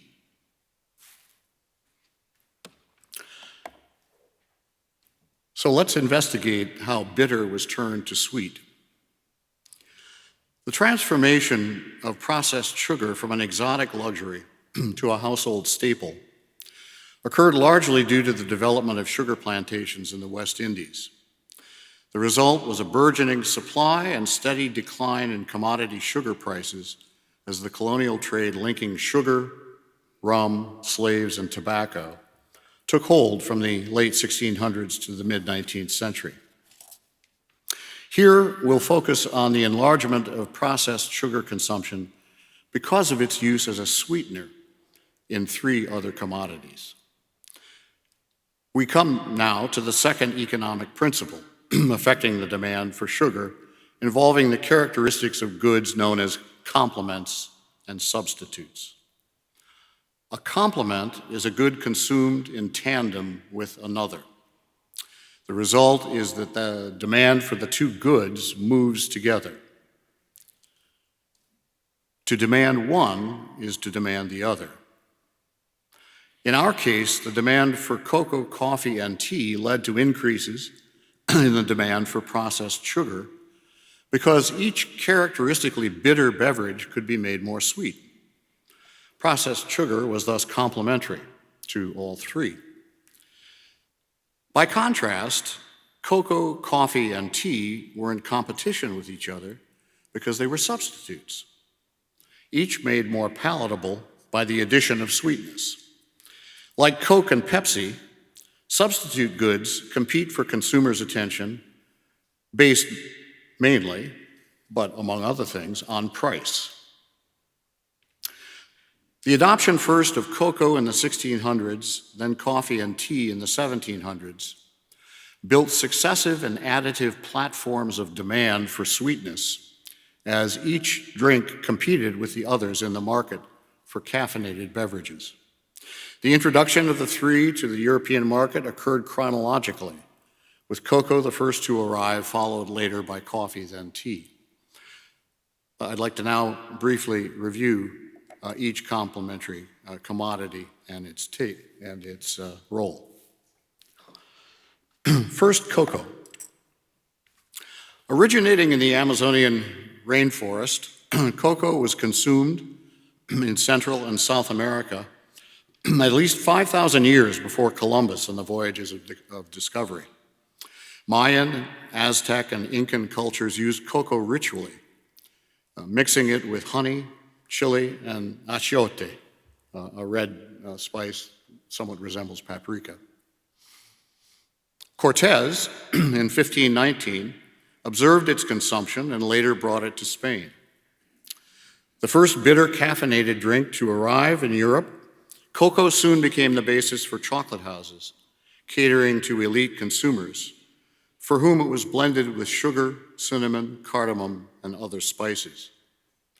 The first factories making chocolate paste were built in Spain in 1580.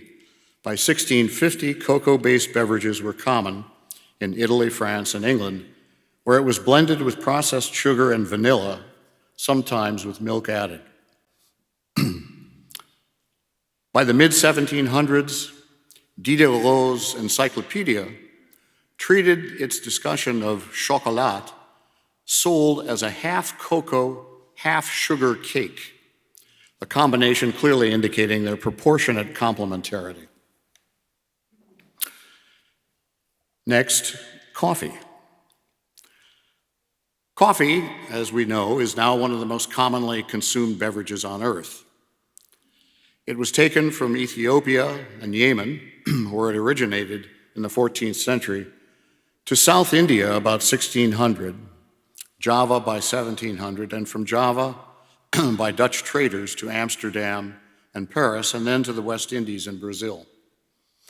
The Dutch East India Company was the first to export coffee beans and to encourage their cultivation in Dutch colonial possessions.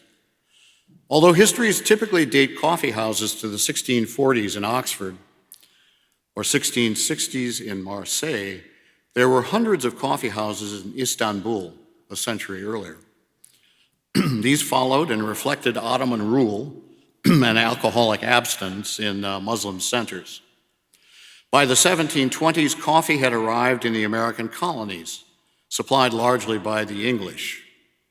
John Smith of Jamestown and Pocahontas renown had himself been in the Turkish service before coming to America and was among the early settlers familiar with coffee.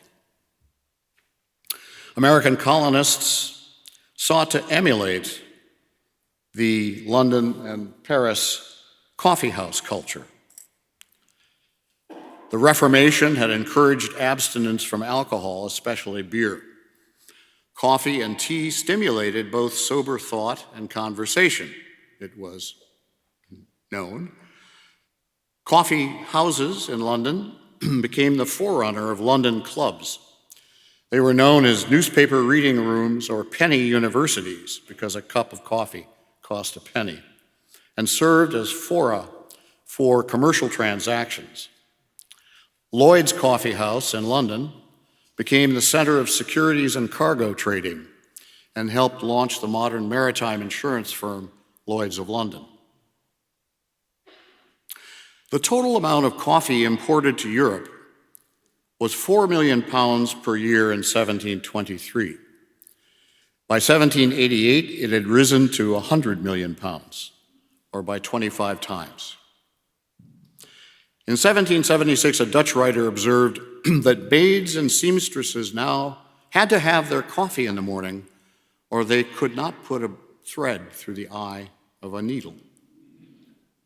The middle and working classes thus began to rely on coffee, which was increasingly affordable due to plantation production.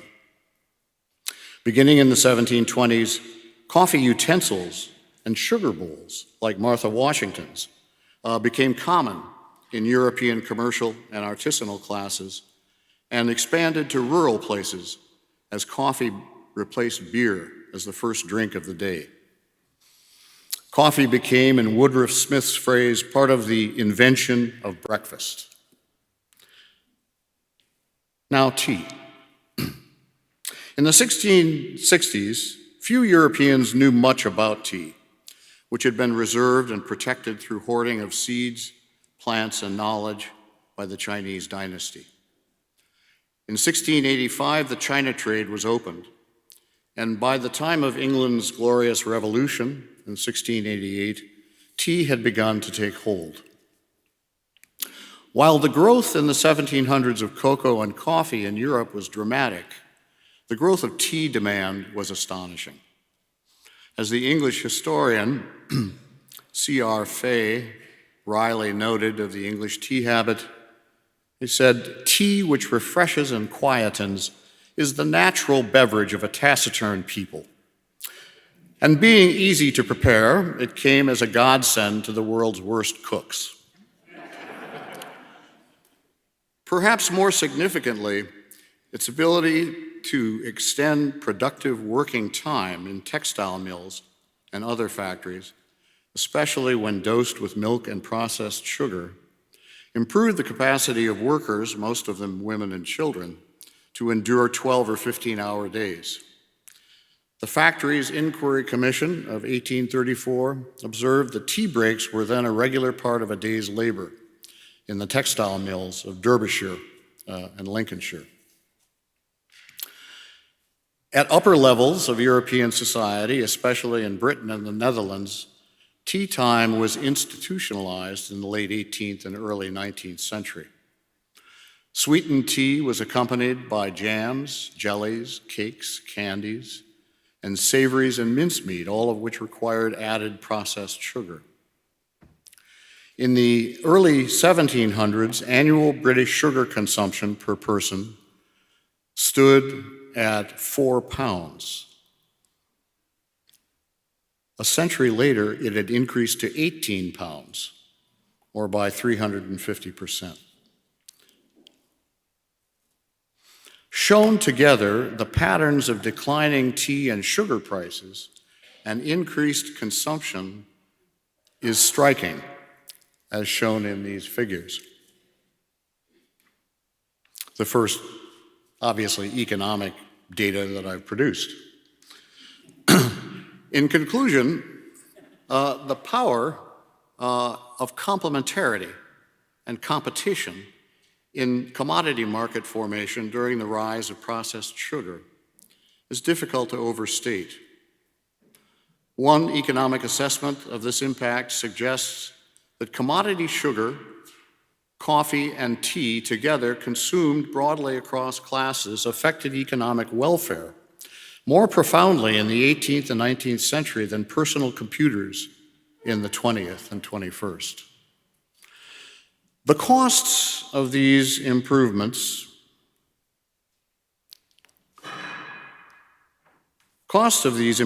were borne by those far away and largely out of mind. It took centuries for the abominable conditions of slaves living and dying on tea, sugar, cane, and coffee plantations to enter the consciousness and conscience of white Europeans. The 19th century complementarity of tea and sugar was implicitly revealed when slavery abolitionists campaigned to encourage tea drinkers to stint on their sweetener, to little obvious effect. Let me turn now to the third principle: derived demand for labor and land.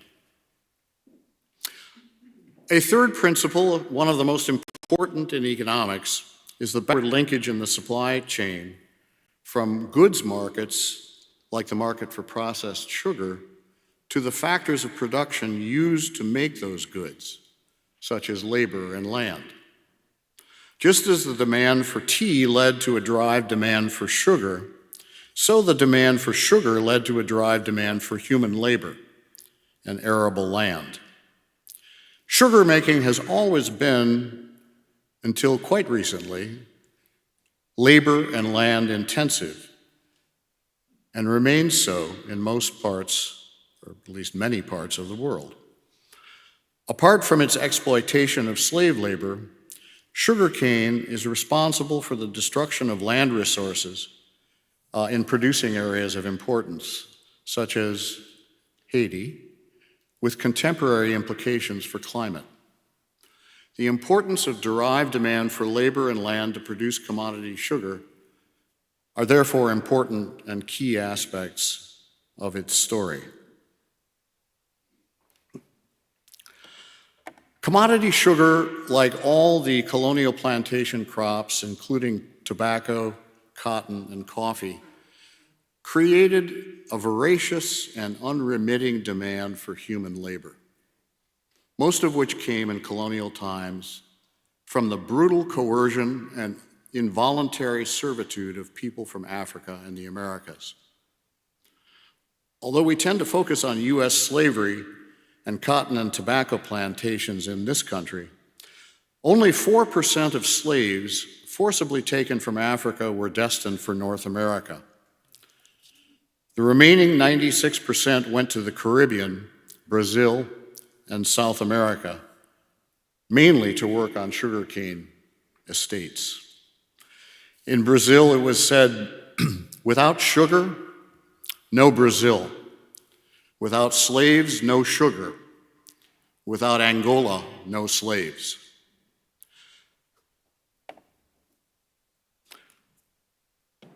Throughout the more than 4 centuries of the transatlantic slave trade, about 12 million men, women, and children were exported from Africa, not including those killed during raids or who died in transit. This equaled, according to Nathan Nunn, an economic historian, this equaled about half of Africa's population from the first slave raids up until 1850. Life expectancy of slaves on plantations after arrival was roughly 7 years. This explains why the demand for more slaves was unremitting. A steady state was unsustainable due to constant death. Disease, brutal treatment, and malnutrition, largely as a result of subsistence on pilfered sugar juice from cut cane, as well as high infant mortality, all took their toll.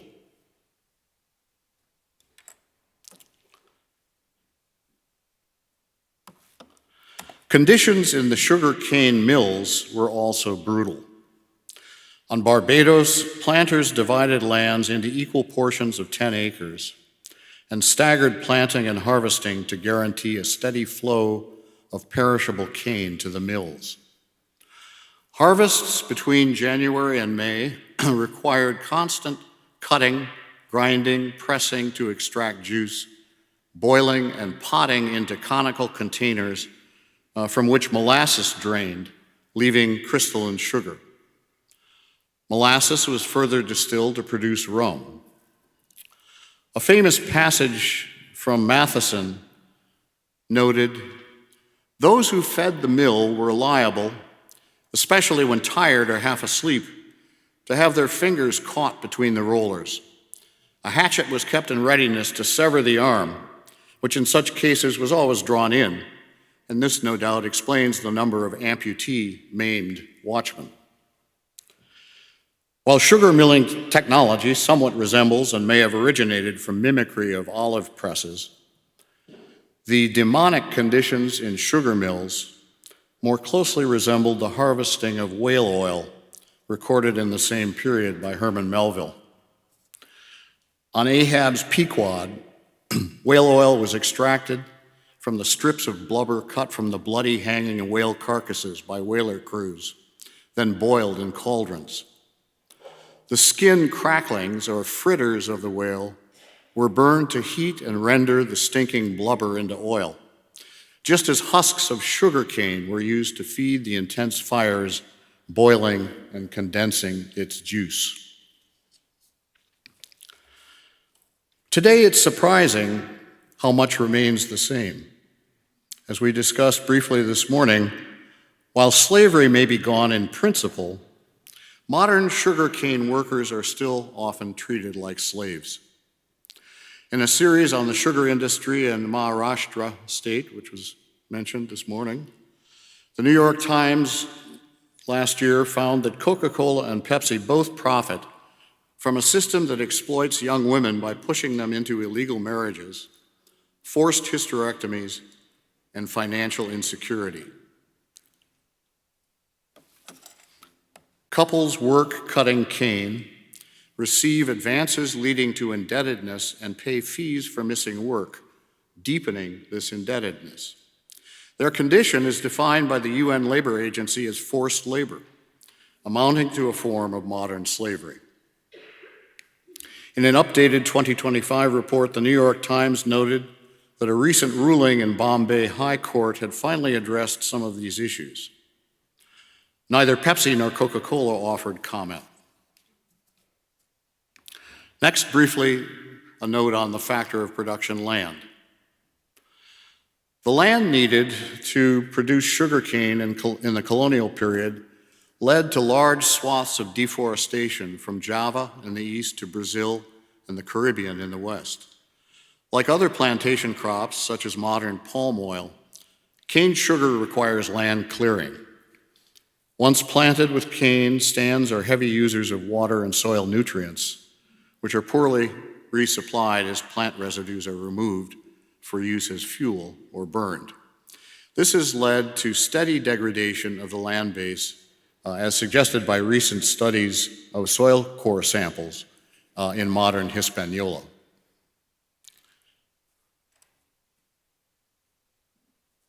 Fourth, protectionism and cane sugar substitutes.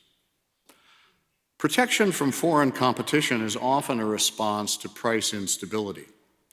As cane sugar emerged from the colonial exploitation of labor and land, it demonstrated the cyclical instability of all commodities, shown in this centuries-long price chart for commodity sugar.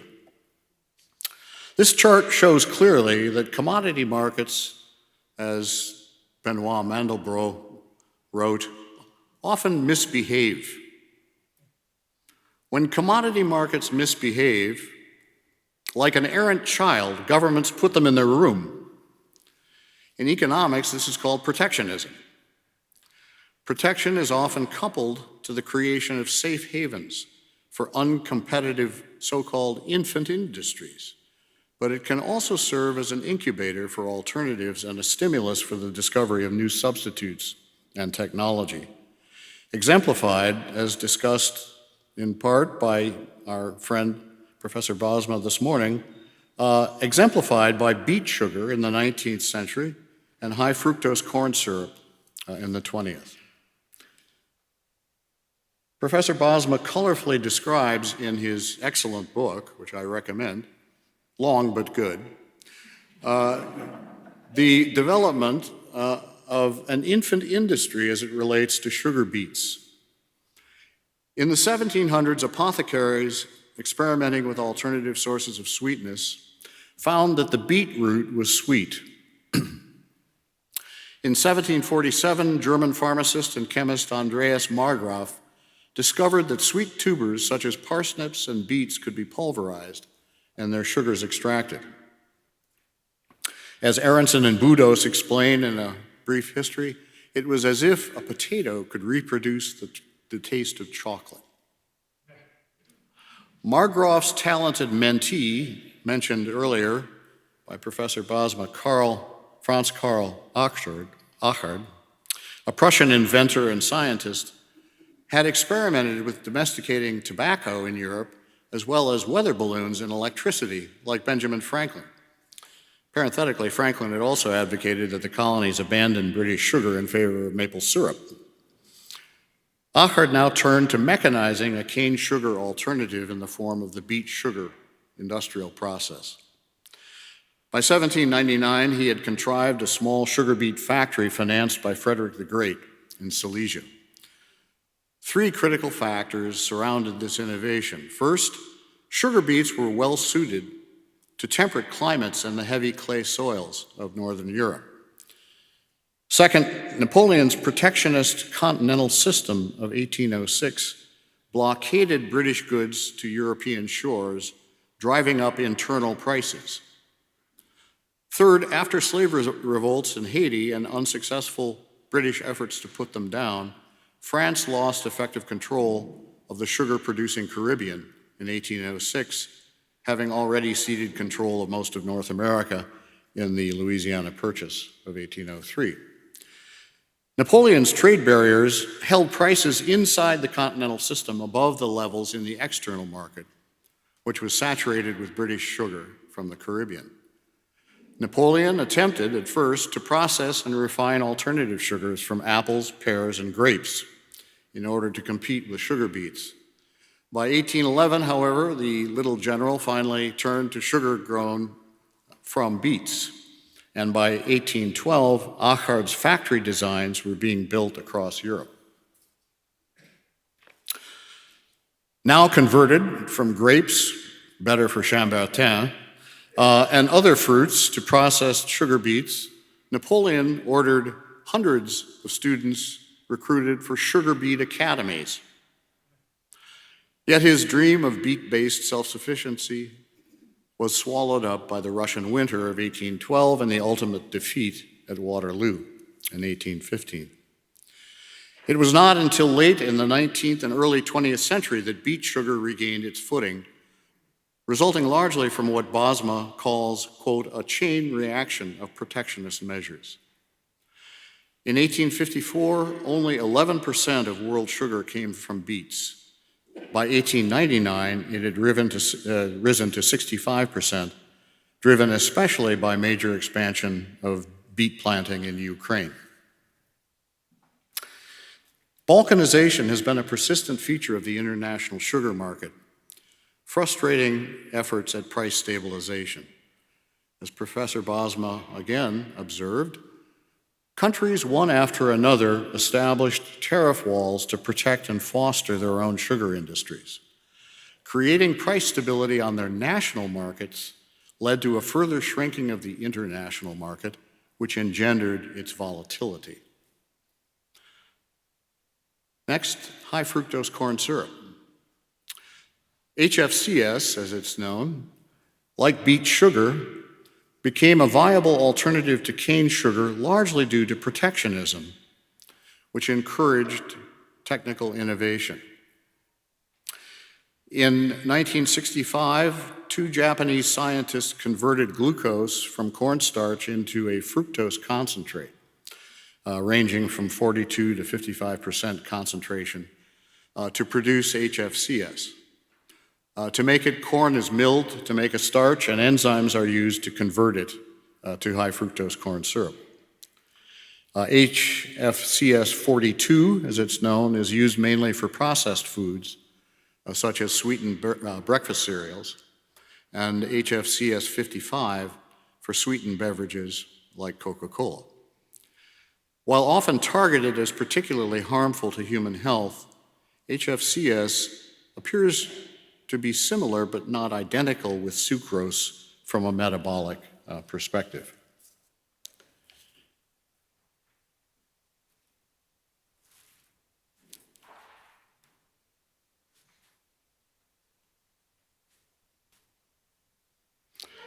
HFCS benefited from trade protection as an indirect function of protection for processed beet and cane sugar.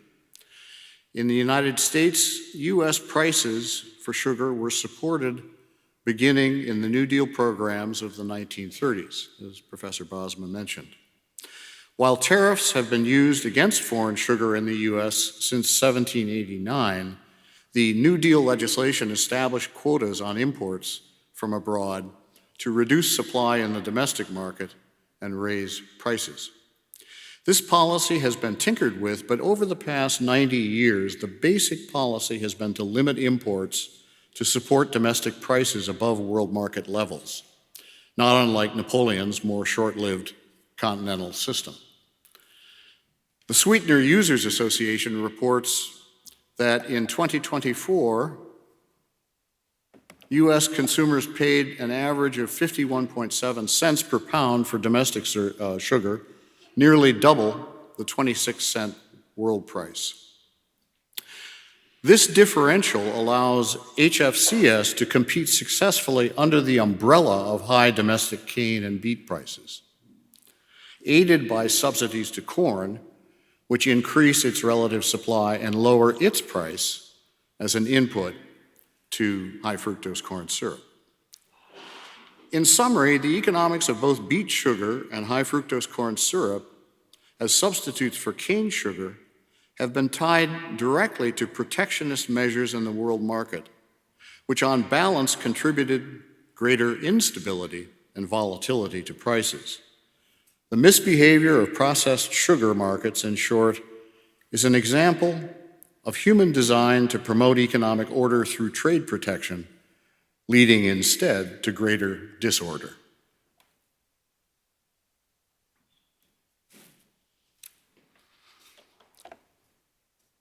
My fifth and final economic principle has to do with the metabolic consequences of consumption. Someone once said that one should use the word finally in a talk in order to give the audience hope. So my final and fifth economic principle is related to sugar's story involving the choices over time in which we make individual choices that do harm to ourselves. Americans now consume 126 grams of sugar per day. US per capita consumption is twice the average intake of 54 other countries, and more than 2.5 times the recommended World Health Organization intake of 50 grams. Economics describes damages resulting from negative externalities, such as air and water pollution, which is a fairly familiar concept, I think. Because these impose social costs as markets fail to account for their harm. Excessive processed sugar and carbohydrate consumption, from the perspective of human health, represents a negative internality, polluting our bodies with a surfeit of calories that we do not need, but do very much want. The primal demand for sweetness, as well as for salt and fat, is not only unregulated, as pollution at least used to be, but is manipulated to make us want more through advertising and insinuation of processed sugars into food and drink. Like air and water pollution, this results in social costs in the forms of disease, disability, and unnecessary death. 3/4 of the calories we get from the grocers now come from ready-to-eat, highly processed foods. The typical snack food has about 24% fat and 57% sugar. There is ample recent data showing that taxation of processed sugar could restrain excessive consumption at the margin. In September last month, the British Medical Journal concluded that taxes on sweetened beverages have proved successful in reducing consumption, and that 9 countries now have meaningful taxes on sugar in processed foods. There may also be alternatives to direct economic incentives, like taxes or regulation. Cultures and people differ in their tastes for sweetness. This strongly suggests that cultural norms and surrounding eating behavior can themselves serve as incentives and can change. The encouragement of such norms by public health agencies and opinion leaders can have definite effects and be modeled to some extent on the experience with the changing norms surrounding tobacco.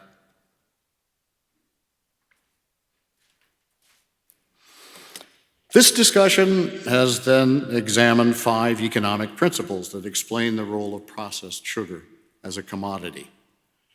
Primal preferences, the impact of cocoa, coffee, and tea in accelerating the historical demand for commodity sugar, the derived demand for labor and land in its production, the role of protectionism in stimulating beet sugar and high fructose corn syrup, and finally, the damages resulting from internalities affecting human metabolic chemistry. I hope that it has shed some light on these principles and may even have offered the hint of some meaningful remedies. Thank you.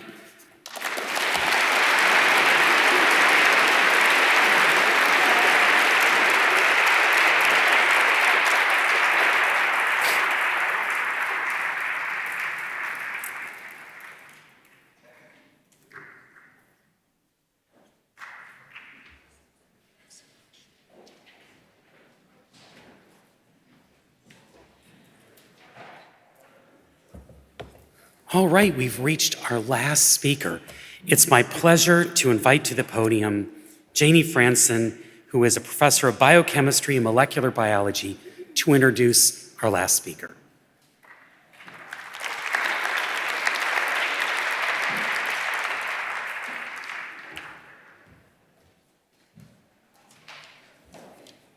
It is my pleasure to introduce our final speaker of this Nobel Conference, Chef En-Ming Xu.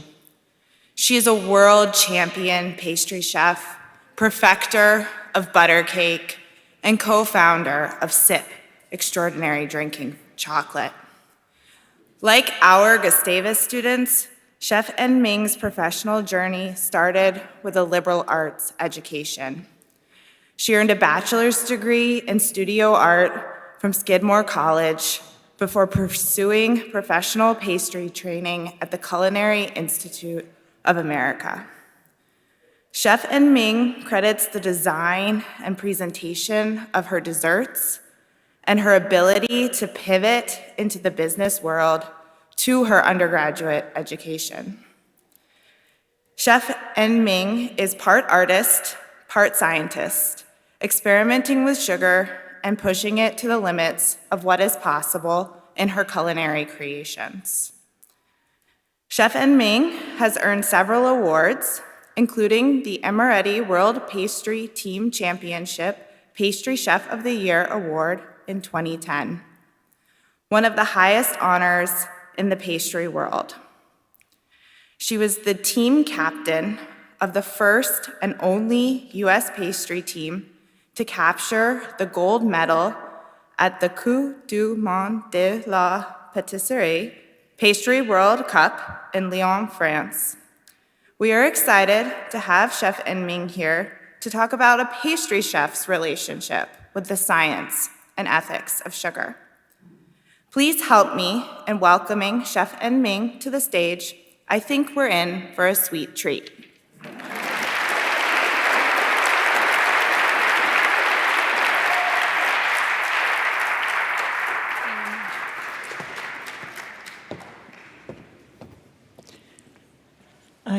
Just after our last presentation, I feel like I'm on trial or something.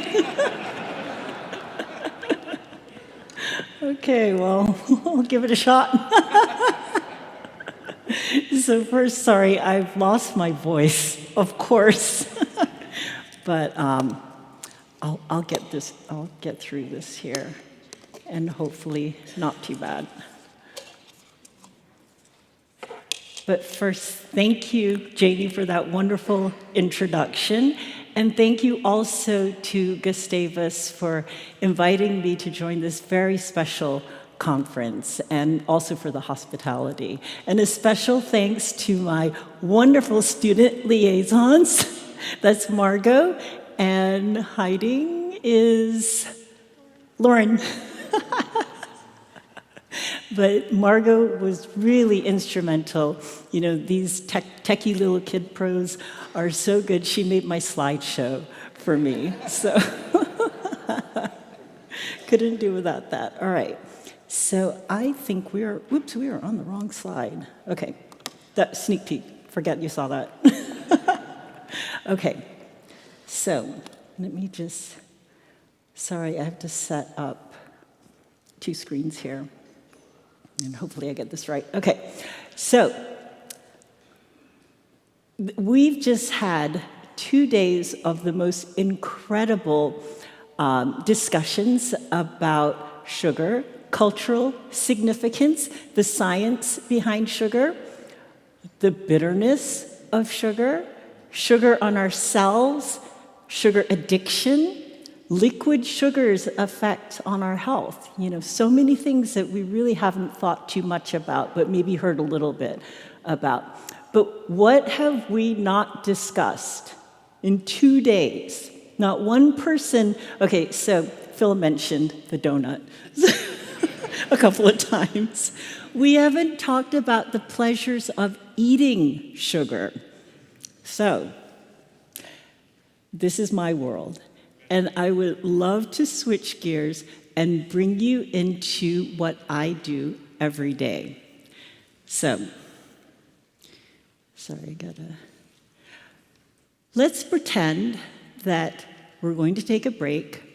We're going to go out, have a little coffee time, and let's say that sorry, I have multiple screens here.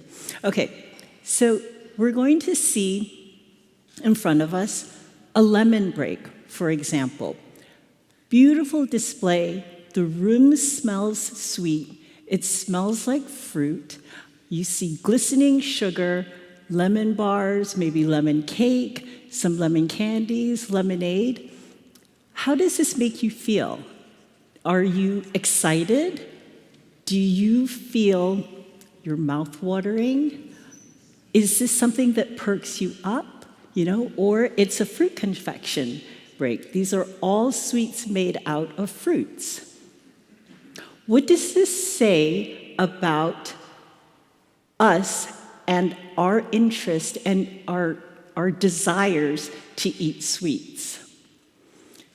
It gives us happiness, it gives us pleasure, maybe comfort, maybe some sort of satisfaction. We're all different, right, in how we approach sweets. But it's my job as a pastry chef to create these happy memories and experiences for you. I do feel that it is important for our emotional well-being as well as being essential for our overall good health. Pastry chefs basically have the same training. We're schooled in the same fundamentals, but we're all unique. We have different interests. Some of us really think a little bit more about the future of our industry. Some of us think a little bit more about the economics of being a pastry chef.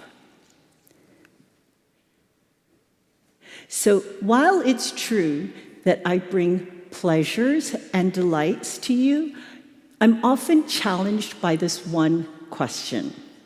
Do I have a responsibility towards you to thoughtfully create desserts and keep your well-being in mind? So if I do that, how do I think about us, and how do I think about us indulging mindfully? Sugar has a dual role, concern and comfort. So I do believe that it is possible for us to have pleasure and happiness, and also that I can provide good health to you at the same time.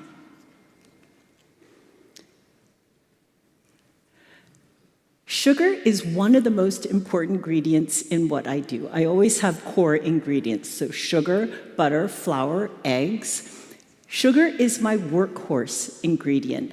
It belongs in almost everything that I create or do. It has multiple capabilities, but primarily it is the sweetener. So in baking, when I'm making my cakes, it makes my cakes golden brown and delicious. It gives that eye appeal. Cookies are crisp on the outside, soft on the inside. My ice creams and sorbets are scoopable.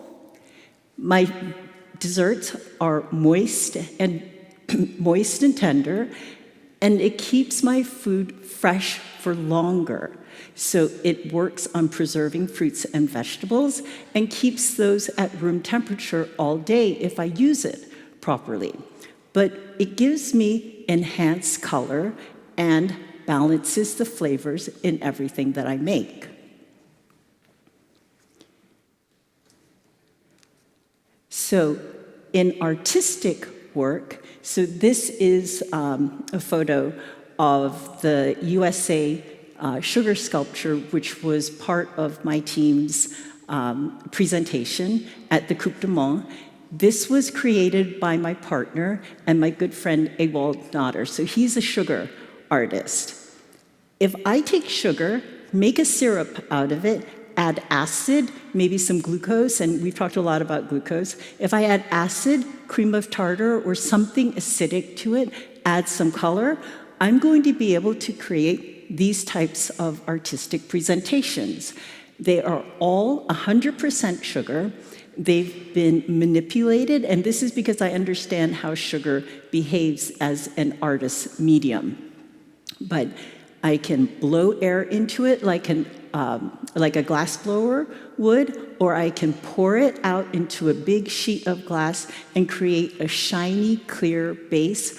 I can stretch it and turn it into a ribbon, a satiny ribbon with multiple layers of colors. So endless possibilities. So showpiece work for a lot of pastry chefs, this is the fun stuff. So this is when we are creating things that are pleasing to the eye, delightful for everyone to see. They go on buffets and everybody oohs and ahs over them. So it's a lot of fun. This always reminds me of my Skidmore days when I was in the art studios. But now my medium is sugar and it's not silver. But I still have to do the same thing. I have to understand how the material works and how to manipulate it and understand its behavior so I can create something like this. Now, I wouldn't encourage eating something like this. So many times people come up to the pieces and they want to snap a piece off of it. I mean, we've worked for weeks on those things. It's really not edible. But however, I can take the same techniques and create something that is edible. Here I've created some candy canes. They are filled with chocolate mint filling. So I've enrobed it with a sugar paste and then stretched it out and then created these lollipop shapes and candy cane shapes. So they're very delicious to eat. I can also take a very classic French technique of building something called a croquembouche. These are very traditional French displays for celebrations. I can make mini versions of these. This is made with pâte à choux filled with a cream and then placed on the traditional base, which is a nougatine. That's an almond and sugar mixture. So I've created a plated dessert out of that. But these are just little tastes of something that we can do with sugar. So sugar has a sweetness to it, and it's universally regarded as a positive, strong experience. So we use it in our language. We talk about how it implies goodness. We have home, sweet home. We say life is sweet. How sweet it is. Sweet dreams. I have a sweet tooth. Or maybe you might say, hey, sweetie, I'm home. But sugar also has a power over us. It's an emotional power. So maybe some of you all raise your hand. It's happened to me. Raise your hand. You've suffered a terrible breakup. The world as you know it has come to an end. Next thing you know, you're laughing. Next thing you know, you're plowing through a bucket of ice cream. So in your desperate time of need, you get this double hit now of endorphins and dopamine. We talked a little bit about dopamine. So these are things that give you comfort and maybe makes you want to eat more. But eating sweets does this. It's a way to cope, coping mechanisms, and maybe a way of providing yourself some stress relief. You know, exam time's rolling up. Here comes the box of cookies. But this is not just for bad times, but it's also for good times. Sugar is the central element many times of our celebrations. Our beautiful wedding cakes, maybe a baby shower, graduation celebrations. These are things that we use to create emotional connections with each other. You know, or maybe it's the holidays. So when I was the pastry chef at the Ritz-Carlton Chicago, annual tradition, we worked for weeks building an enormous gingerbread village, and we put it in the lobby of the hotel. Then families would come every year, and this is their family tradition. They go to the Ritz, they admire the gingerbread village, and then they go and have afternoon tea before they hit the street for shopping. So these are things that are very important, and sugar has a big part of it. It reinforces these social bonds that we experience together, and hopefully experience together as a family. So one thing that I think about a lot, when we eat sugar and we get these feelings of pleasure and comfort, we tend to remember these feelings and we link it to positive emotions. So feelings can be tied to success or maybe achieving a goal. Maybe it gives you a feeling of pride and validation. Those are very important to us. So this leads further to the idea that we use sweets as a reward or as a treat. So we use treat, that word, often. So maybe you say, you finish your dinner, so I'm going to let you eat dessert. Or you scored a goal, so let's go get some ice cream. So the giver feels good and the receiver feels good. So that's a win-win, and that comes from eating sweets. So what's the issue with that? I call it my conundrum. I realize that eating sweets is not good for you, so if that's the case, why am I rewarding you with something now that we know is not good for you and it's bad for you? That's my life. My life as a pastry chef. But now I feel that as I get older, I enjoy sweets just a little bit less. Maybe it's age-related. I used to be able to eat a sack of cookies, no problem. Now, not so much. But sometimes when I think about it, I think maybe it's because I spend all of my working days just surrounded by these aromas of baked goods, of chocolate. You know, I work a lot with chocolate.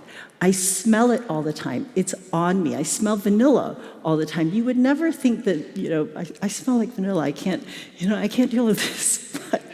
But it's true. And so maybe it saturates my senses and I feel satiated. I feel happy. And I am not deprived of eating sweets.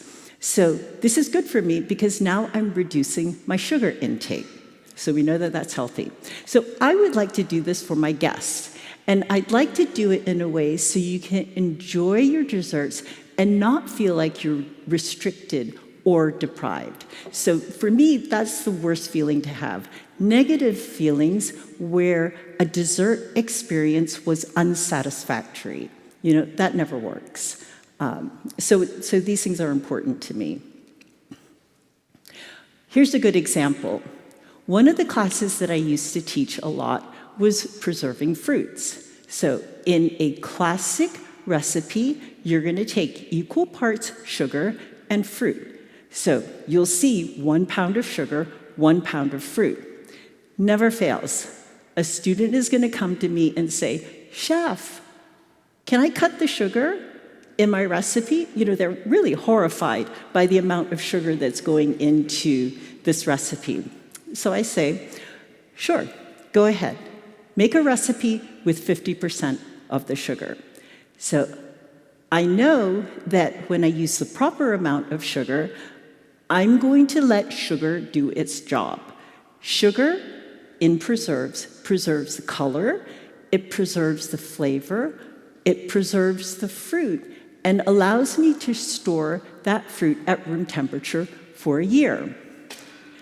And it's delicious, right? So it always comes about at the end of the class when we do our tastings of everything that we have made. I watch the student, and it's just an observation that I have, but they go to try the low sugar preserve. So it's now softer, maybe a little on the mushy side. The color is not as bright, maybe a little flat tasting. So then I see them taste, and then they taste again, and then they taste again. And so I'm thinking, okay, so if you taste the properly made or the traditionally made proportion, you take a spoon, you get all the flavors that you expect. You expect something sweet. You expect it to taste like the fruit. Compared to the one that's less, but now you have consumed so much more of it. And at the end, you're not satisfied. So, but I do show them the proper way to make the lower sugar preserves. And, you know, unfortunately, you have to add some additives, extra pectin, maybe some stabilizers to it, and it's still the same issue. You're going to add, you know, you're going to be eating so much more of that just to get that satisfaction of a fruit preserve. So this, to me, is deprivation. It's negative emotions that doesn't lead to that balanced, healthy living that I really like and find very important. So, I talked about mindful desserts earlier. So what does that mean? For mindful desserts, I want to be creating desserts that provide pleasure, and those types of pleasures that we are accustomed to, but maybe in a different way. So, approach number one. All right, Dr. Avina brought this up just briefly, but I'm like, no, I really believe in this. Moderation. I do believe that you can have a very enjoyable experience through moderation.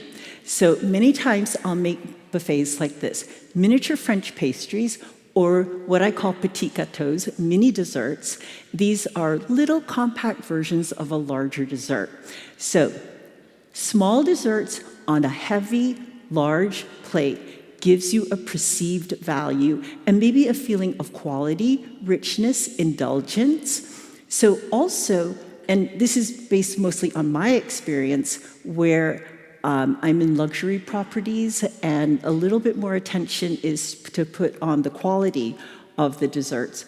But it encourages slowing down your eating, and maybe a waiter is serving the desserts, so you feel like you have time to savor and enjoy. So these are the little things that can help with how we consume desserts. Approach number 2 for me.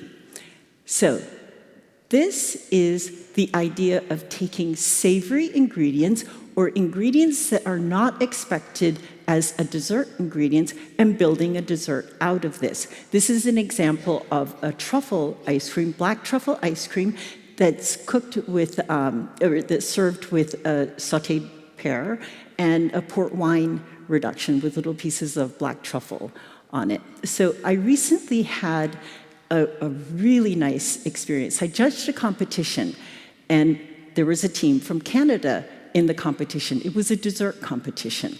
Part of the competition guidelines were you have to use something that represents terroir. So terroir is using what is in your region, maybe local. And so for Canada, that is that wilderness area. So this team made a dessert with lichen, mushrooms, wild berries, nuts, and syrups. They combined it all together.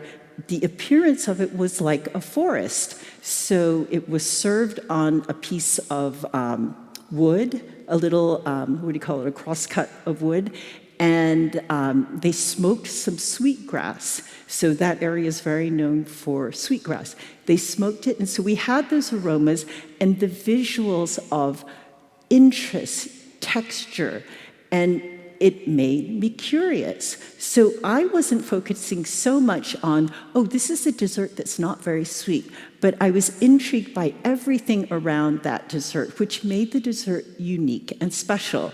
So these are little techniques that we can use to refocus and think about desserts in a different way. And if we're trying to consume less sugar, these are distracting us. So another technique, and this approach is the more common approach for me. So years ago, I was working with an import company, and we did presentations. So this is based loosely on this style that we were teaching of how to put compositions together. So this is using our understanding of our human senses and building a dessert out of our human senses, using that as the foundation. So the concept is to take taste and smell. So taste and smell are our chemical senses. So we taste salty things. We taste sweet, sour, bitter, maybe a little bit of umami. So when we taste that, interest can be created by putting opposites together. So sweet with sour, bitter and salty, or salty and sweet. By combining those, we are adding complexity. With smells, we're thinking about aromas, memories, maybe emotions. So if we were to take the two of those senses, combine them together, what does it give us? It gives us flavor. So for example, I plug my nose. Cherry Lifesaver. I don't know if it's a cherry lifesaver. I can't smell it. Unplug my nose, I have a cherry lifesaver in my mouth. So these two combined give us that sense of flavor. So this is the first thing I look at. Then I look at my physical senses. So this is all in the theory of composing a dessert. Now I'm going to look at hearing, touch, and my sight. Hearing is things like music that influence us, crunching noises, sounds, people around us talking in a restaurant. These influence how we eat. So high-pitched tones, music, or any kind of sound that's high-pitched tends to be a little bit of lightness and sweetness, so we associate high-pitched noises and sounds with sweetness. So this is something called cross-modal perception, where one sense influences another. So here we have hearing and we have taste. Our brain is associating what we hear to what we eat, and that can make it feel like it's a little bit sweeter. So I'm making a less sweet dessert, but you think it's a little bit sweeter. So then the next one is touch. Eating sensations is touch. So when I combine the hearing and the touch together, I get textures, temperatures, and those two give me mouthfeels. So this is very good for complexity and interest. So by combining crunchy things, soft things, liquid things, or warm parts of the dessert, warm parts of the composition with something frozen or maybe something cool, lightness, like mousses are light, biscuits are hard and crunchy. Combining these together give me interest. So same thing, I'm building complexity, I'm building interest. Textures are interesting, and if we think about eating something that's really crunchy, it takes a little time, you have to chew through it, so it sends the message to your brain just a little bit slower what it is that you're eating. So you can play with sweetness level with this. Liquids are the best. If you want to send a message to your brain faster, what it is that you're eating, or what the flavor is, or what the sweetness level is, a liquid works because it coats your tongue, it coats your taste buds, sends the message up to your brain faster. So if I wanted something that I want that hint and the strong feeling of sweetness, I'm going to go into a liquid form, and then maybe just a little bit less of it so I can control the amount of sweetness. But right away, it makes you think that something is sweet. So this is like the raspberry sauce here. Taste that sauce, and it's going to be like, ooh, this is raspberries. Ooh, it's a little bit sweet, a little bit tart. Sight is the last one. So sight gives us visual clues. We look at colors, we look at shapes, we look at designs, patterns. We eat with our eyes. So it always influences what we see. It always influences what we're eating. And it influences the overall experience. If you don't like what you see, you might not like what you're going to eat.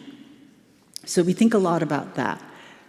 The size, the quality of the plate that the dessert goes on, fine quality boosts flavor, intensity, gives you a sense of elegance, and also does the thing where you think a little bit more about what you're eating, consider it, savor the moment.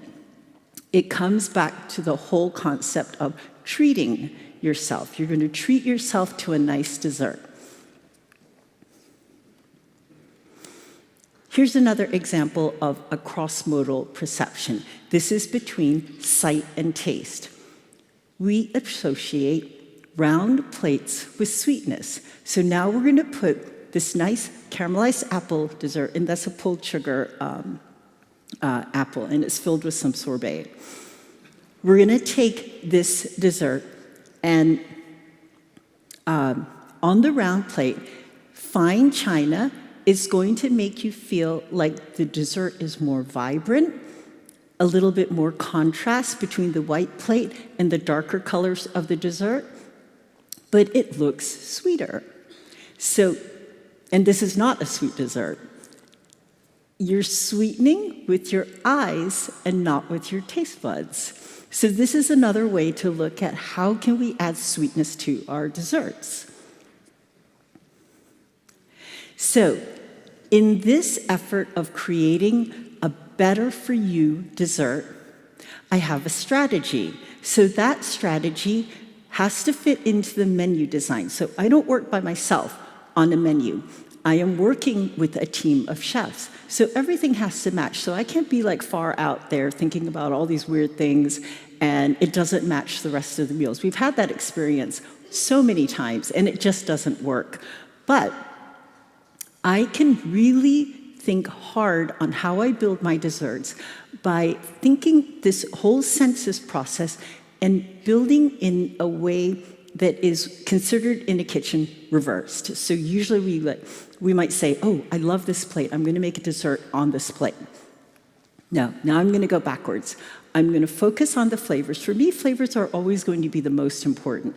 But this way, if I build this concept, flavors first, textures, temperatures next, the appearance after that, it's a little bit easier to conceptualize the whole dessert and really think about what it is that I want to achieve. In this case, healthy dessert, less sugar. So I might take, for the flavors, 3 or 4 primary flavors, and depending on how I want to approach this, let's say I want to get more into the savories, I will still stick to classical flavor combinations. For example, vanilla, chocolate with almonds, classic combination. But I might be going more into savory types of applications or methods, ingredients, just to get that same idea that the Canadian team had. But it's always going to be high quality ingredients. I love working with farmers. I love sourcing locally, but I want the varieties that are well produced so they have the maximum flavor. And then I build the desserts from that. Then I'm going to look at my textures and temperatures for complexity if I want, but it can't be so much that a dessert becomes confusing. Here I have an example of a sorbet, tangerine sorbet, nougat glacé, light and fluffy. There's a quince gelée on the inside and a fresh tangerine salad. So these are combinations that go very well together. Same thing, lower in sweetness, but I get the effect that I want where I'm building different textures within the dessert. There's some crunchy layers on the outside, and the tuile basket is crispy also. So these are things that distract attention. Many little techniques. So once I get those components, flavors, textures, all of that put together, I look at the appearance next. So one technique that I'd like to do, and I've done that here with this lemon blueberry dessert, there's a nice little meringue around. I've spun sugar and then put this angel sugar around the outside, and this gives me that appearance of sweet. You look at it, you see sugar decor. You see a little bit of a candied kumquat on it. This looks sweet. You probably are not going to eat all of that sugar. You're going to go right into the dessert. And then you're going to have a little bit of lemon cream on the inside, a little bit of basil sorbet.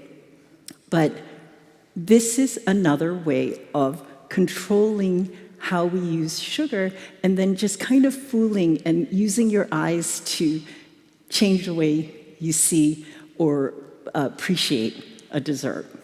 So now, come to sip. This is my new company. So SIP is created kind of in that same better for you idea. Here you can have a rich, decadent dessert, but it's lower in sugar. You get the antioxidant benefits that we want from cocoa. We want those flavonoids, we want the polyphenols. We get it in this. And these are all high quality, responsibly sourced products, so we know that it's good for you and it's going to satisfy your chocolate cravings. My serving size is not 10 ounces, it's 5 ounces. So you're getting just enough to really appreciate a good beverage. So, in conclusion, it does take time to retrain your brain a little bit, to accept these concepts of less desserts, and maybe adapt a little bit to having less sugar in our diet. And you know what? Not all people are going to buy into this. We're so used to sugar. Even with SIP, somebody will say, oh, it's not sweet enough for me. What's my response? Add more sugar. I do think it's important for chefs to give guests the options and consider how they want to create their desserts. So this is one way. But we talked a little bit about high-intensive sweeteners, artificial sweeteners. I don't know how you feel about these. I do not consume them myself, so I really don't incorporate them too much. But if I talk to a food scientist, it's the first response a food scientist will say to me: add a liquid sweetener to it. I'm not going to do that. I'm just going to figure out some workaround for the dessert. But the popularity now of no added sugar on the label, 0 grams sugar on the label, it's very hard to compete against that. But you're looking at these ingredients that you'd have to decide, do you want that for yourself? For me, I'm just going to stick to the traditional way. So I want healthy desserts, no sacrifice in pleasure, and I'm going to continue working on ways to find the best ways to give the best things to my customers. But I have no qualms about taking one of those big campfire s'mores marshmallows, those big square things.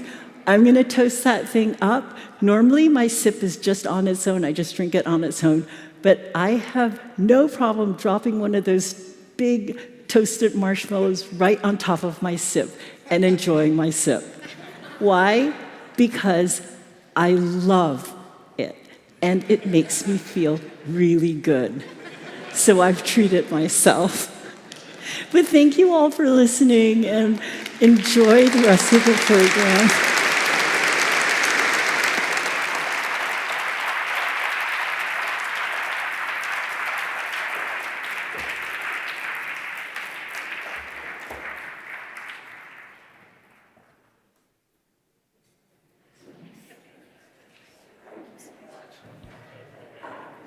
Hey, everybody. Well, that really Welcome was back a treat. to the Gustavus We're gonna do another Nobel brief Conference break. live stream with me, Tane Danger, and Maggie Kurth. Hey, that was really great. 2 really great lectures. Yes. Economics of sugar.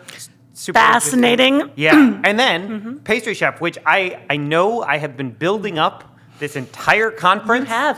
And it paid off. It You paid off. did not oversell. I don't think I did. I think she was amazing. I think that one of the things I loved best about her talk was that she was taking this very methodical, scientific approach to how to create delicious flavors that bring pleasure and joy, like you've been talking about, and that also incorporate ideas some of the scientists we listened to have been talking about like eating less sugar. How do you give people that joy for less of the stuff that is bad for them? And the process that she goes through to create that, and these different textures and different flavors, building this all up. It's just fascinating. It was, and it was such. We will talk about the economics piece, but I just to build on the pastry chef discussion. I mean, Chef Xu talking about this. We've had this way throughout these 2 days. People have been saying, here's all the ways sugar is bad for you. Here's all the ways that it's bad for society. Here's all the ways it's been bad through history. And then almost everybody's been like, but we still love it and it's good. We still love it. This was kind of a flip in some ways at that, where she started out saying like, I am very mindful, I am not just putting sugar in stuff just to put it in there. I am not like trying to do some big processed food thing where I am deliberate. There's a reason, and part of that reason is joy. And I just loved how she talked about there's the actual joy, and she was very scientific about like the ways that it brings across certain flavors and whatnot. But she also brought in like the way that it is part of ritual, and the way that it is part of social structures, and the way that families and communities like come together around things like a wedding cake, or around having a dessert before going shopping for the holidays, or I think she had things to say that I really liked, because even though some of the students were talking about how, like, I don't think this dessert is in my tax bracket, and I totally get that. But like some of the things she had to say, I think could be applied to things that are, right? That the idea of like mixing these contrasts of flavors, mixing these contrasts of textures, so you get more pleasure out of a smaller thing, and that you have this ritual around like how you enjoy food. So it's not just something that you are consuming because it's there. Like those things are really lovely, and they're things that can be applied to a candy bar as much as they can be applied to this beautiful 4-star dining experience. And just to try and tie this in, I do think that you said tax bracket, so now I'm going to try and tie in our economics talk. Yeah. You're welcome. Yeah, thank you so much. But I don't think that like our economics talk would disagree with that, right? No, not at all. Nobody would disagree with the notion of sugar, sweetness, the things that we've been talking about, as something that should be part of our lives, and we should take we shouldn't even feel bad about it. Well, the economics talk started off with like the very basic, the first step in like this kind of process that he outlined was very much like there's just this primal urge. We like salt, we like fat, we like sugar. Those are things that we are interested in getting a hold of. And things flow out from there that are not necessarily great sometimes. Right. But that basic instinct itself is not bad. And a way to almost like compare these two talks, again, he's talking about this on about as macro a level as you can do, right? Like it's literally economic systems, how we get sugar, how much it should be taxed, he was talking about, to potentially decrease consumption. But at the end of the day, again, like not trying to eliminate sugar, like trying to, and then there's a way in which Chef Shu is talking about this as, you know, like when she's creating a dessert, she is usually not creating. We had a joke yesterday about like a tray of Rice Krispie treats, which would be very funny to have at the Ritz-Carlton. But she's, you know, it is the tradition of like French pastry are small, delicate things that are meant to be savored on a variety of different levels, and something that is special and appreciated. And again, that is an economic concept, like the notion of something as precious and valuable, and that you actually value it for what it's worth. And I mean, I think that also came up in the economics talk when he was kind of talking about the way that British culture latched onto tea. Yeah. Like, I think that overlaps a little there, because he was sort of talking about like this people just connected with that in a way that they didn't connect with chocolate or coffee, things that were also becoming available to them that also had caffeine in them. But just this one thing was just somehow perfect. And the ritual of making it, the ritual of drinking it that got incorporated into culture.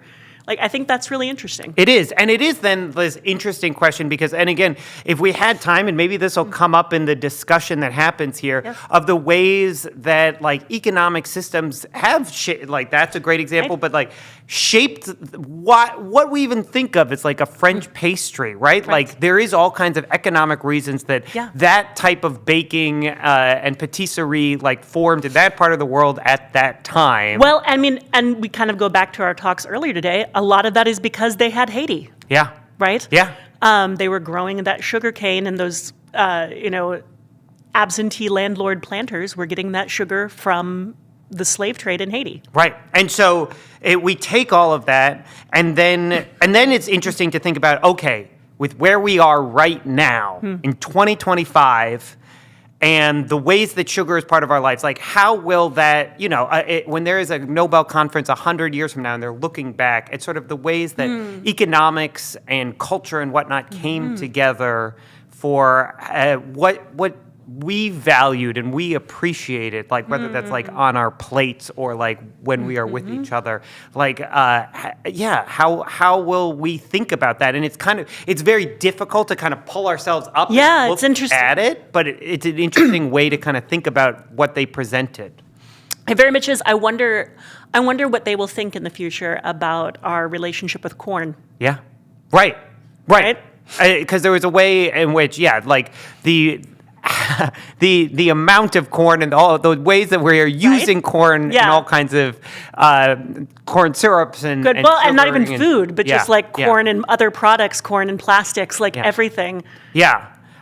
We were actually commenting even on that, like the compostable cups that we have, like are made out of things like sugarcane and corn and things like that. So, okay, I'm getting the signal that we are just about ready to go back now. So, again, this is our final panel conversation. We're going to get questions from you all, from the audience, and hopefully some good discussion, I imagine, from our panelists one last time at Nobel Conference 61, Sugar, Sweetness Brought to Life. The first question I have is, do any of the panelists want to ask each other questions? Especially Chef Shu and Professor Runge. Do you have any questions for the panelists, for these two? You all have been very quiet about that. I will tell you, a lot of other panels are sort of like, I'm going to get mine in right now because the getting is good. Okay, fine. I got your run. They can't hear. Oh, yeah. Can you all hear okay? Okay, good. Finally, Chef Shu gets to be in You can't see it, but you can hear us, but it's very hard for us to hear each other. Okay. So the first question is for Professor Runge, and it is about sugar tax. So of course, sales taxes are notoriously regarded as extremely regressive taxes. And so this person says, how can we justify an additional tax in the present situation in which food prices are going up? And it's a tax that's going to fall proportionally much higher on poor people. Okay. Before I answer... Just a little light question. No, that's fine. I mean, I've been asked it many times. I'm sure. But before I answer it, I want to say to Ming that she should not have felt as if she was on trial, but had she been, she would have been declared innocent by now.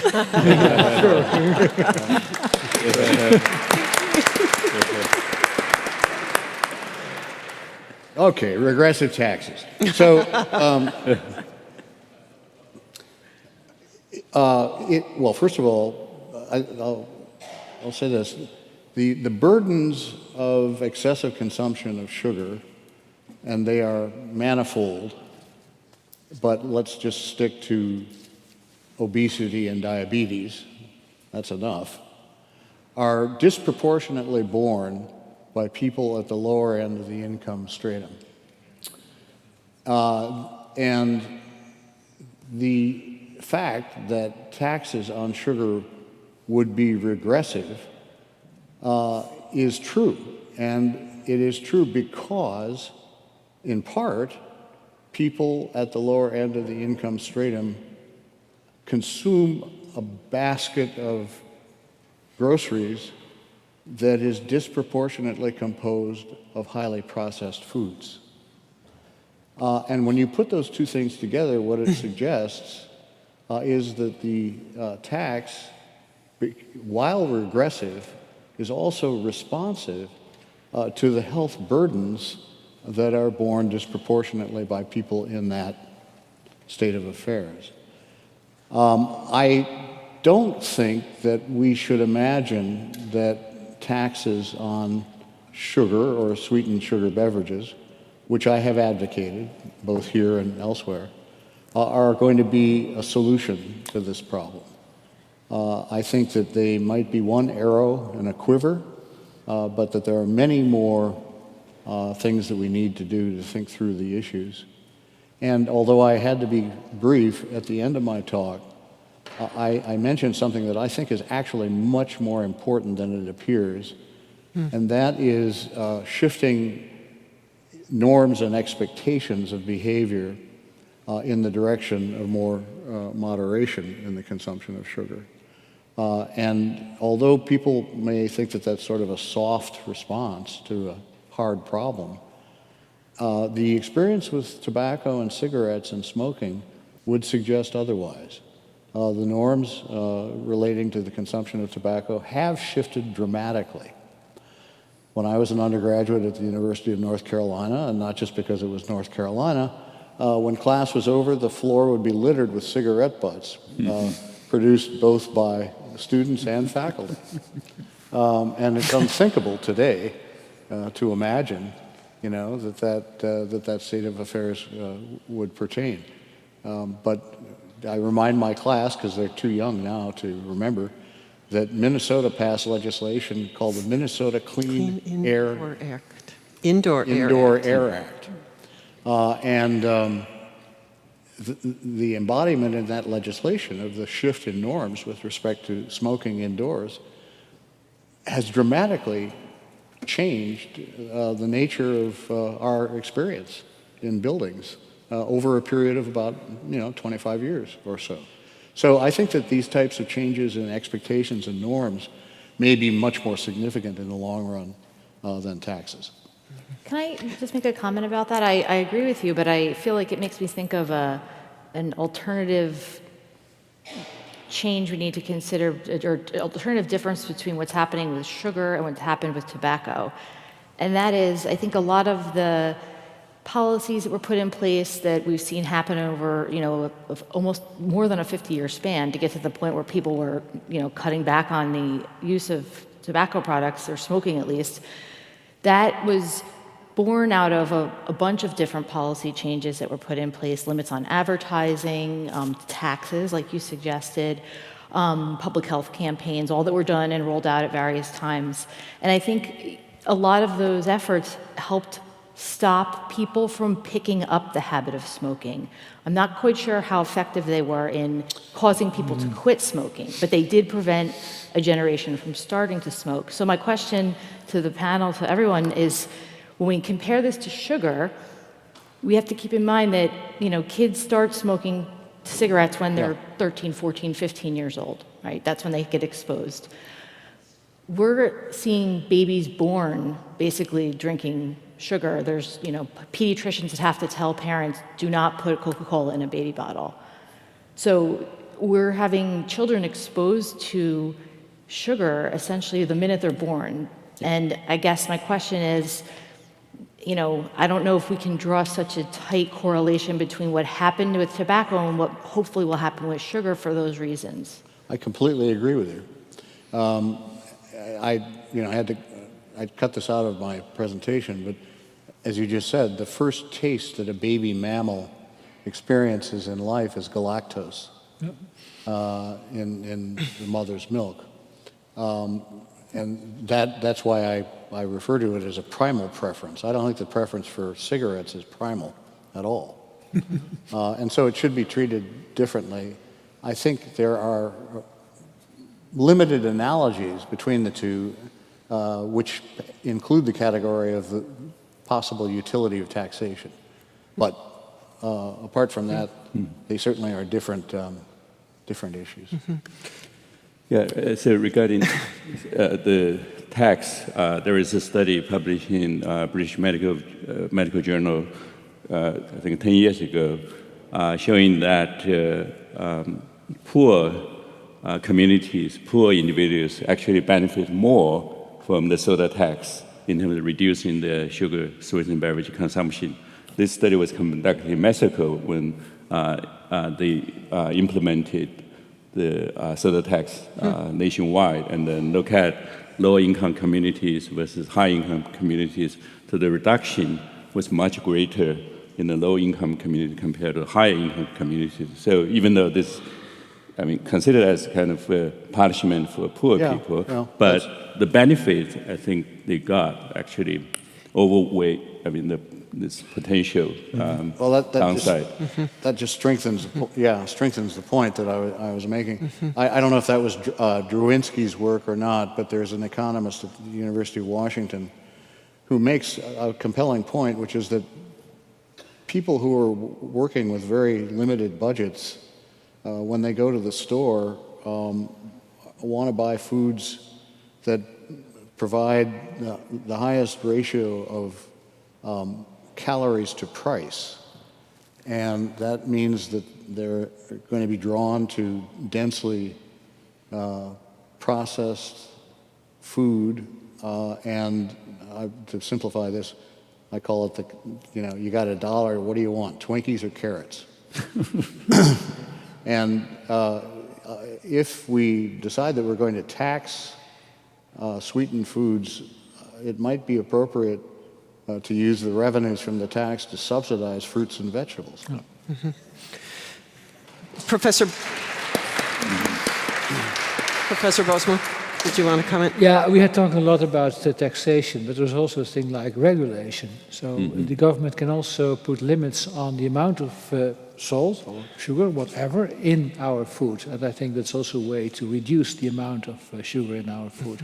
And the other thing is that sugar taxation, we should not be misguided, is also targeting the food industry itself. So not directly the consumer, but also the food industry. And that's what happened in Great Britain with the beverage industry. The beverage industry was targeted, so it was a premium of a beverage industry to reduce the amount of sugar in their beverages. So I think I think you need to target the sugar taxation, you need to target regulation, but if you do it well and consciously, I think it can have serious results.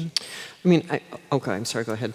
I just wanted to compliment En-Ming another time. Again, because as I listen to you, not that I feel guilty, about criticizing sugar, I don't, but many accomplished artists, and you certainly are one, are very analytical.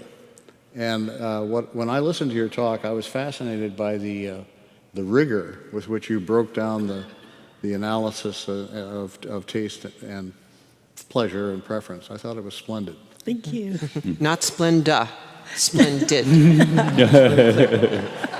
Sorry, that was such a cheap joke. I wanted to observe that as I think about the question of taxing sugar, I mean, I didn't realize I had to tax Kraft macaroni and cheese, right? And I know that wouldn't be the way the tax operates. But I mean, I think your point, Professor Bosema, is really important, that the amount of work that one has to do to avoid added sugar in pizza or macaroni and cheese or all of these things that the parent with the dollar is buying, thinking they're buying a good meal for their child, is to me heartbreaking. And is there a way to think about that? And then I have a question for you. Go ahead, Ford. Just knock that one out of the park. You're asking me? Well, sure, or actually anyone. But I mean, seriously, how do we think about what Professor Bosema just described? Please. Maybe it is looking at labeling. And somehow, I mean, we do so many ad campaigns and such. What if we were to get consumers to understand the information is there on the label. You just have to read it. Except that that's part of the problem, right? Is that I don't have that much time. I'm in the grocery store with my 3 kids and they're all crying. And I have to read the label on the macaroni and cheese to know I'm not getting too much sugar. I mean, it feels like the burden. I'm hearing Professor Bosema say, we need to put some of the burden on food industries. Well, I would say, we need some more clarity with the labeling. I think for sure we have the nutrition facts panel, which has a lot of information, but like you're saying, the average person doesn't feel like sifting through all this information while they're just trying to go buy some groceries real quick. I really feel that having, front of package labeling that just clearly states this contains sugar, yes or no, or to add to that, I would go further and say this contains sweetener. Because I think that the risk we run by talking about reducing sugar is that the food companies, and they're already doing it, are just going to put in more artificial sweeteners and other types of alternative sweeteners that don't count as added sugar, but we know that they're still affecting our metabolic health, they're still affecting the addiction for sure. And just because they're fewer calories or no calories, it doesn't necessarily make them safe or better for us. So that's It's where misleading. it is misleading. It exactly is misleading. I'm sorry. Now they all want to talk. Some economists like to talk about consumer sovereignty and sort of object to the idea that we should regulate markets and that, given appropriate information through labels and so on, consumers can make their own choices. I reject that. I don't think consumers are sovereign. I think that they're constantly bombarded by highly sophisticated manipulative advertising and influence peddlers of various kinds.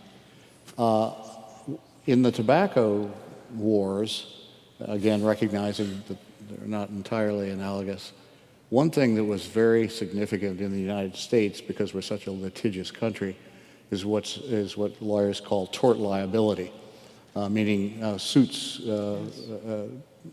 assessed damages to the tobacco companies, which everyone remembers. And I think that similar strategies are being developed in connection with the food industry now. Frank Chalupta, who's done a lot of the work comparing tobacco and sweetened soda beverages, has probably paid a lot of money as an expert witness in those cases. But I think that the legal process is going to be breathing down the neck of a lot of food companies in the next few years, and I personally think that that's fine. I want to pick up a different strand here that picks up on your talk, Chef Shu, which has to do with the matter of tasting. I'm struck by the fact that when you're an elementary school child in France, lunch is a class, and you learn how to taste. Same in Italy. Same in many countries probably around the globe, that learning how to taste things is a part of your education. I always tease my liberal arts colleagues here that the only time that you will involve, that taste is involved in the curriculum here is if you have to lick this one rock in a geology class. Now, slowly, and my colleague Laura says we don't even lick them anymore. We ask them to say what it would taste like if you did lick it, right? But we are starting to change that. There are classes now in food studies. I'm working with a group of students right now where we are tasting things and we are exploring it. And it's sobering to me what a profound experience it is to taste something for the first time. And we quite literally aren't very good at it. We don't know how. So I'm wondering, as we think about cultural changes, about the ways in which learning how to taste would transform and would enable us, for instance, to say, oh my, I think 2 bites of that exquisite thing with the tangerines is enough. But, in Europe, it's different. In Europe, meals are different. Meal times are different. So your main meals usually fall into the earlier hours, so you're eating what we would call lunch is actually dinner. You're taking, like in Spain, your 2 hours of siesta, but that's your main meal time. And it's the same thing in France. The main meal is in the middle of the day, then something really light in the evening. So we rush here. We walk down the street with our muffin and our coffee. We are running here and there, just putting food in our mouth. We're not thinking about our food as much. So just in that time factor that we are always, as a culture, on the go, we miss out in the experience. And, a lot of families don't do family meals anymore. So that time when you sit down as a family, discuss, eat, cook together or something like that, not all families do that now. So these are big differences in the culture. And also, how important is food to you? So many, I'm Chinese. Chinese live to eat. That's it. It's very simple. It's true.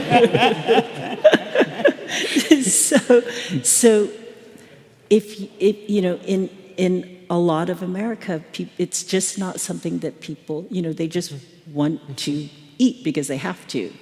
There are different ways of addressing food and how we approach food. Do you have any thoughts about, one moment, about how if a parent were to say, I would like to actually educate my child in tasting. Do you have any suggestions for maybe parents in the audience to say, what does it look like to learn to taste? Go to a class and learn how to cook. I think that's a really good start. Understanding where the food, and it's start to finish. A lot of farms do programs where they take the guests out, show them how the products are grown, and if you don't have that opportunity, there are a lot of television shows that are really excellent. Yes, and then they show how the products are grown, what to do with the products, and they discuss in length the product itself. So then if children understand that, and then they understand where the food comes from, what to do with the food, and they're tasting as they're going with that hands-on approach. This is very important. And then you start to develop that understanding of what food is and how it can be used and how it can be used for good. Thanks. Professor Hu. Yeah, so a question for Amin. I think the question many people have asked is whether our taste bud can be retrained. So Ford mentioned earlier, humans are hardwired for sweet taste, for salty taste, for survival. I mean, that's, of course, make a lot of sense. But currently, I think, especially in the US, people have very, very strong desire, taste preference for high-intensity sweet food, very salty food. It almost become part of American food culture. Yes. And the kids that grow up in this culture, they have very strong taste preference for salty and sweet food as well. So the question is, can we start with children to retrain their taste bud, make them have less preference? There's a cultural aspect to that. And, always same thing, as a Chinese person with a Chinese family who only cares about food, I would come home and I'd be like, hey, I made this great dessert. Taste it and tell me what you think. What is the failed? It's always the same response. Oh, I love that. It's not too sweet. No. That's not what I'm asking. I want to know about the dessert. Taste, texture, all of this stuff. Not how sweet it is, but it's that gauge, because we don't consume, and we're just, I guess, born like that we are very sensitive to sweet. But then, of course, now I'm Americanized and I can handle more sweetness, but I feel it. So taking it backwards, and I'll say this about my husband is American, he has a very high threshold for sweet and salt. And I'm hiding the salt. I'm just like, you gotta stop this. I don't bring candy or any sweets into the house, but he'll find it somewhere and I'll be like, you just ate a whole bag of M&Ms. It's but it's that, if it were a half-sweet M&M, I guarantee it wouldn't work. But I don't know what you do about that, though, retraining. Yeah, that's a good question. Yeah, biologically, I feel like the taste bud can be retrained. I mean, this is learned experience. The taste, smell, flavor, as you mentioned earlier, it's learned experience. Because when I grew up in China, never had cheese or yogurt before. When I come to the States, I hate cheese in the beginning because, it's so foreign to me. But gradually I become really like it. I mean, the taste, the flavor, and the smell, everything. And this is also true for other more Western food, and like olive oil or olives. But for sweet, very high-intensity sweet taste and salty taste, I feel like if we I think, the product reformulation can be very important because you don't have to tell people that you cut the amount of salt or sugar by 1/3 or even 1/2. And in some experiments, they showed that using this stealth health approach, so one full sugar, another one half sugar or 2/3 sugar, most people cannot tell the difference when they taste it. So this kind of stealth health approach through product reformulation may work better than telling people, oh, don't eat that, don't eat this. I think that would be a solution that is a reasonable solution, that if we were to have a policy where the food industry was told that they needed to just slow walk the reduction of the sweetness of our foods over the course of several years, not, cutting it by 50% in 1 year, but maybe 5-10% a year, people wouldn't notice. And I think that that's the way to do it. Well, that's what the FDA is doing with the salt reduction strategy. Exactly. It's voluntary, so I'm not sure how many companies are going to do that. Right. It's notable, isn't it, that with respect to this matter of educating your taste buds, many of us go to classes to learn to do so with respect to the following things: alcohol, wine, beer, chocolate, coffee, tea, olive oil, right? Luxury products in a way, products that are regarded as recreational. We don't go to learn how to taste bread, for instance, or many other things. It's interesting to me that we understand that we can learn that a $60 bottle of wine is better than the $5 bottle that we used to enjoy, right? And we think that's valuable, or some of us think that's valuable. It's interesting that we don't think it's valuable to learn how to taste a Dorito and realize that it's really sprayed on stuff on cardboard. Yeah. Tumbled in everything makes you want more. Yes, tumbled in everything that makes you want more. These are ingredients that are on the chip specifically for a person, for somebody to want more. Yes, which is a really powerful. And I was going to say, yes, I know Doritos don't have sugar in them, but I'm wrong, aren't I? Oh, they do. Of course they do. Yes. Of course they do. A lot. They do. Is there any difference in making choices such as honey, maple, birch, or other sources of sugar? Is there any difference at all in those choices? Obviously, they're luxurious in many ways. They're a higher price point for the most part, yes. Do they have other important differences in how they affect us, in how we experience them, in how they are going to affect us bodily? Or is it just... Like a substitute, or in this, I don't know how to put words. I don't know whether I should put words in this person's mouth, but using it instead of. Like if you have honey from a farmer that they're raw, unfiltered, and it has all of the benefits of the honey in it. That's very good for you, but it's the same thing. It's not to overconsume it. The sweetening power is the same.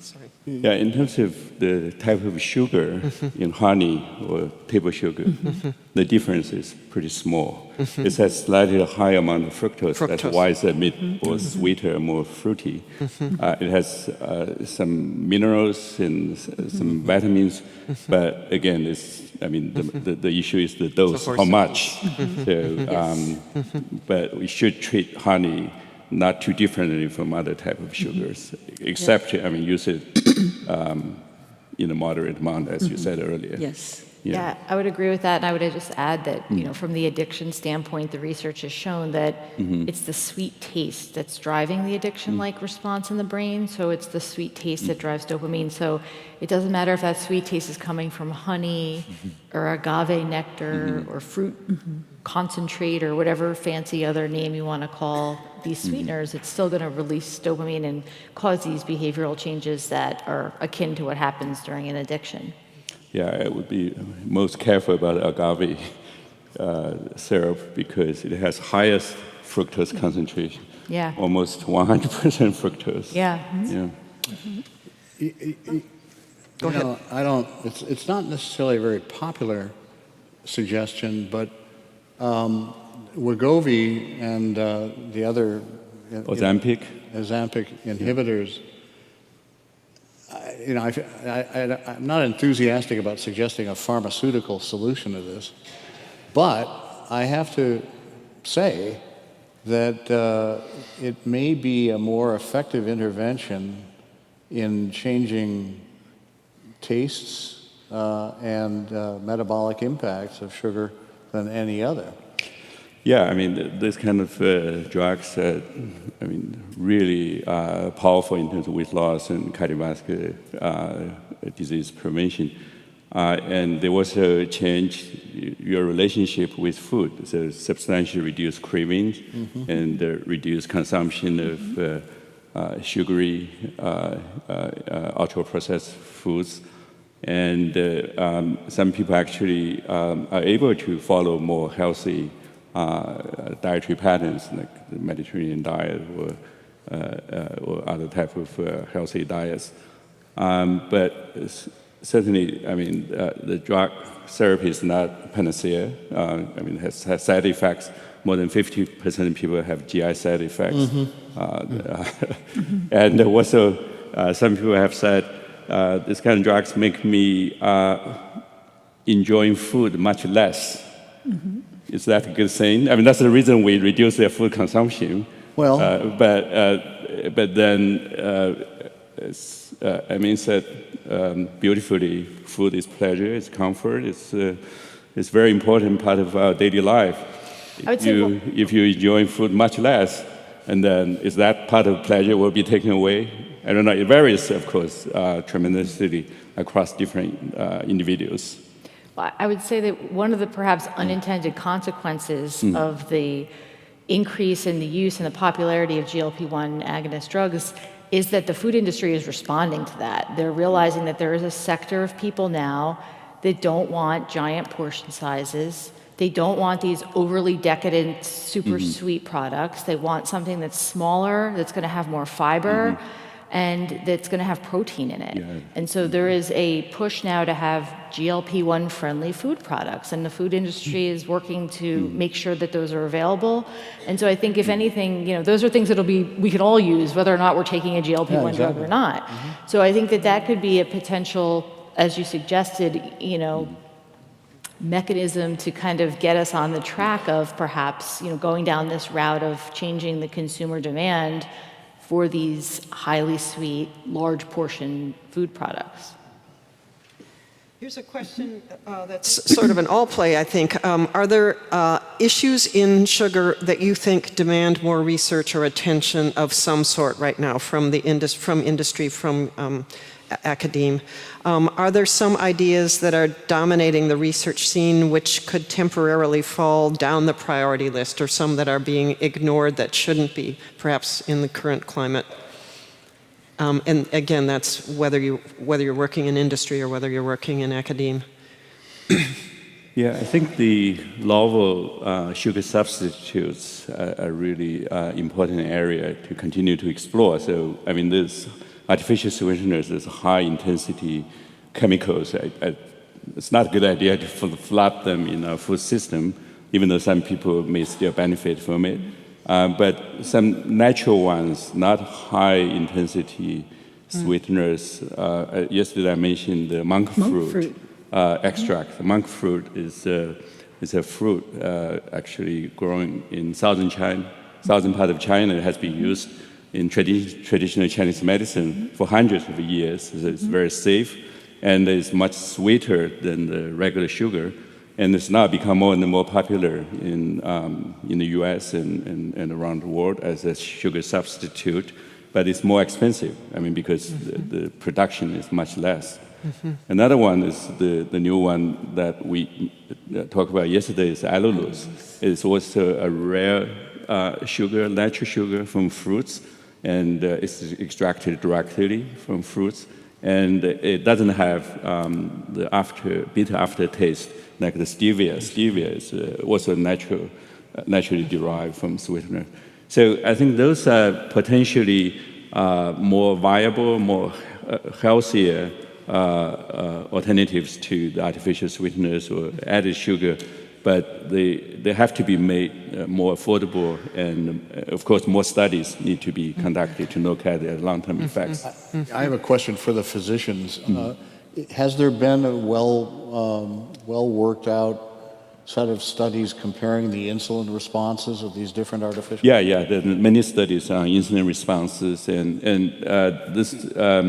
the high-intensity sweeteners, even though it doesn't induce any glucose response, still induce insulin response because when you taste very sweet taste, and then the brain thought the sugar is coming, so it tells the pancreas to produce insulin, this so-called cephalic insulin response. So the notion that the artificial sweeteners are necessarily going to make a big dent in metabolic syndrome and diabetes may be overstated, right? Well, so for the newer generation, the novel sweeteners I just mentioned, like monk fruit extract, allulose, it seems that they are much better in terms not just glucose response, but also insulin response. I see. And also the monk fruit, as mentioned earlier, has been used for hundreds of years in traditional Chinese medicine, not just for metabolic diseases, for other conditions as well. So the safety, I think, is relatively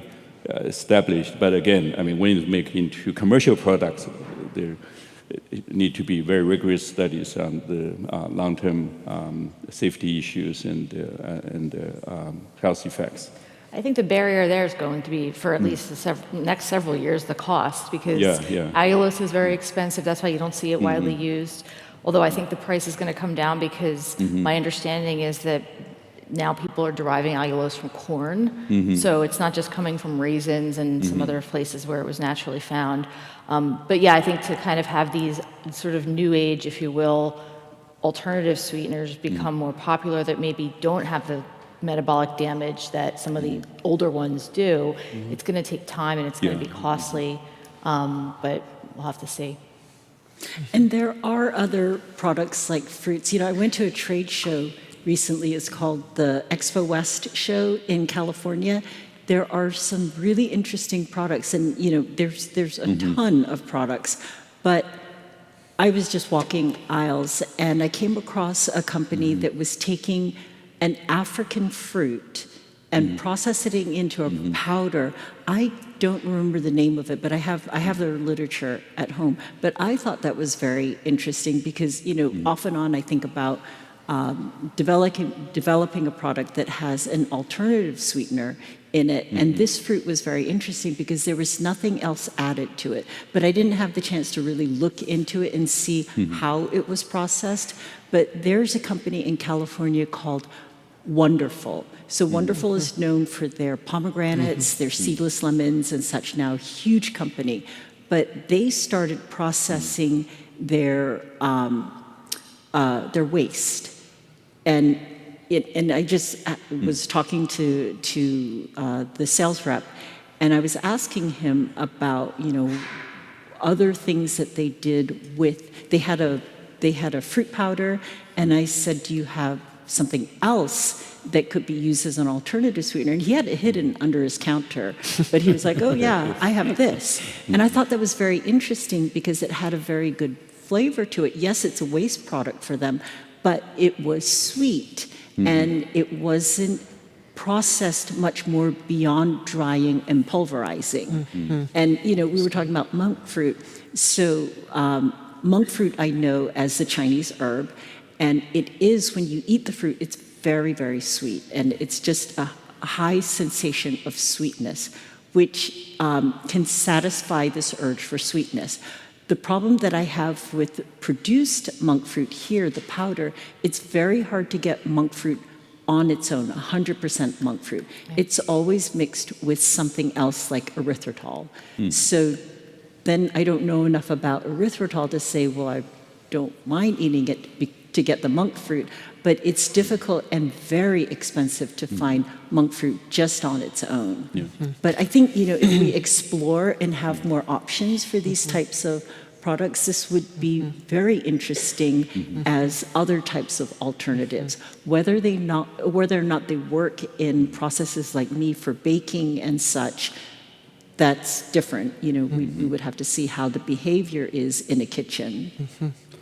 This is really interesting. Professor Hu talked briefly at dinner last night about the whole planet diet, the notion of a diet that would be, or healthy planet. Yeah. The idea of a diet that says not just healthy for me, but healthy for the entire planet.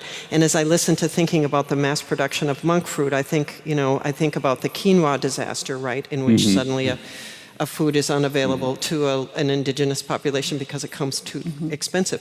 On the other hand, I think about processing a waste product into sugar or a sweetener, and I think, well, that sounds like a kind of a good idea. What's going to be wrong with it?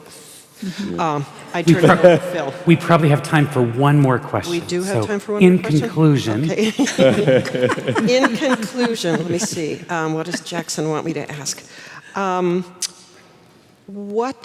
When looking back, oh, this is a light one. When looking back on your career and research, is there anything you wish you had focused on earlier? And this is perhaps a question you can answer for the students in the room who will know that they should start doing it right now. Let me start. But before I answer this question, I just want to say that in terms of healthy beverages, a major public health priority is still how to promote water consumption, right? I mean, it's an old, boring question, but it's still very important, especially among children. So, a study published in Germany, I think it's a really interesting study, said wanted to promote water consumption among middle school, high school students. They just didn't just tell the students to drink more water, give them like education material. They actually install water fountains around the school, make it beautiful. I mean, not a yucky fountain water fountains, and then give them water bottles. And then the study lasted more than 1 year. They found that the schools changed the water environment, had a significant increase in water consumption and a decrease in SSB consumption. So this kind of environmental approach is certainly much more impactful than, individual behaviors, including, changing the different kind of sweeteners. So that's something I think we should continue to do research and hopefully can make policy changes. Does anyone want to tackle my last question, or are we going to let Phil wrap us up? Please, Professor Casimir. Yes, I would like to add, after hearing the whole set of possible change and progresses you're talking about, that one of the weak points of all things that was said here is that when the sugar industry in general is making progress, they tend to increase their dumping of bad products in our countries. Sufficient to look at, let's say, the breakfast in Haiti of the common family who used to eat, let's say, for instance, cassava bread and peanut butter. Now they eat spaghetti and cornflakes, etc., etc. And this gives to the food industry producing bad things for you more resources to keep functioning. This is one of the elements I've been thinking while listening the whole set of progress you're doing, the increase in dumping in our country, sometimes promoted from very high level, by the way. Yes, yes, good point. Well, thank you to all of our panelists and conference speakers. I think this is an incredible conference. Let's give them a round of applause.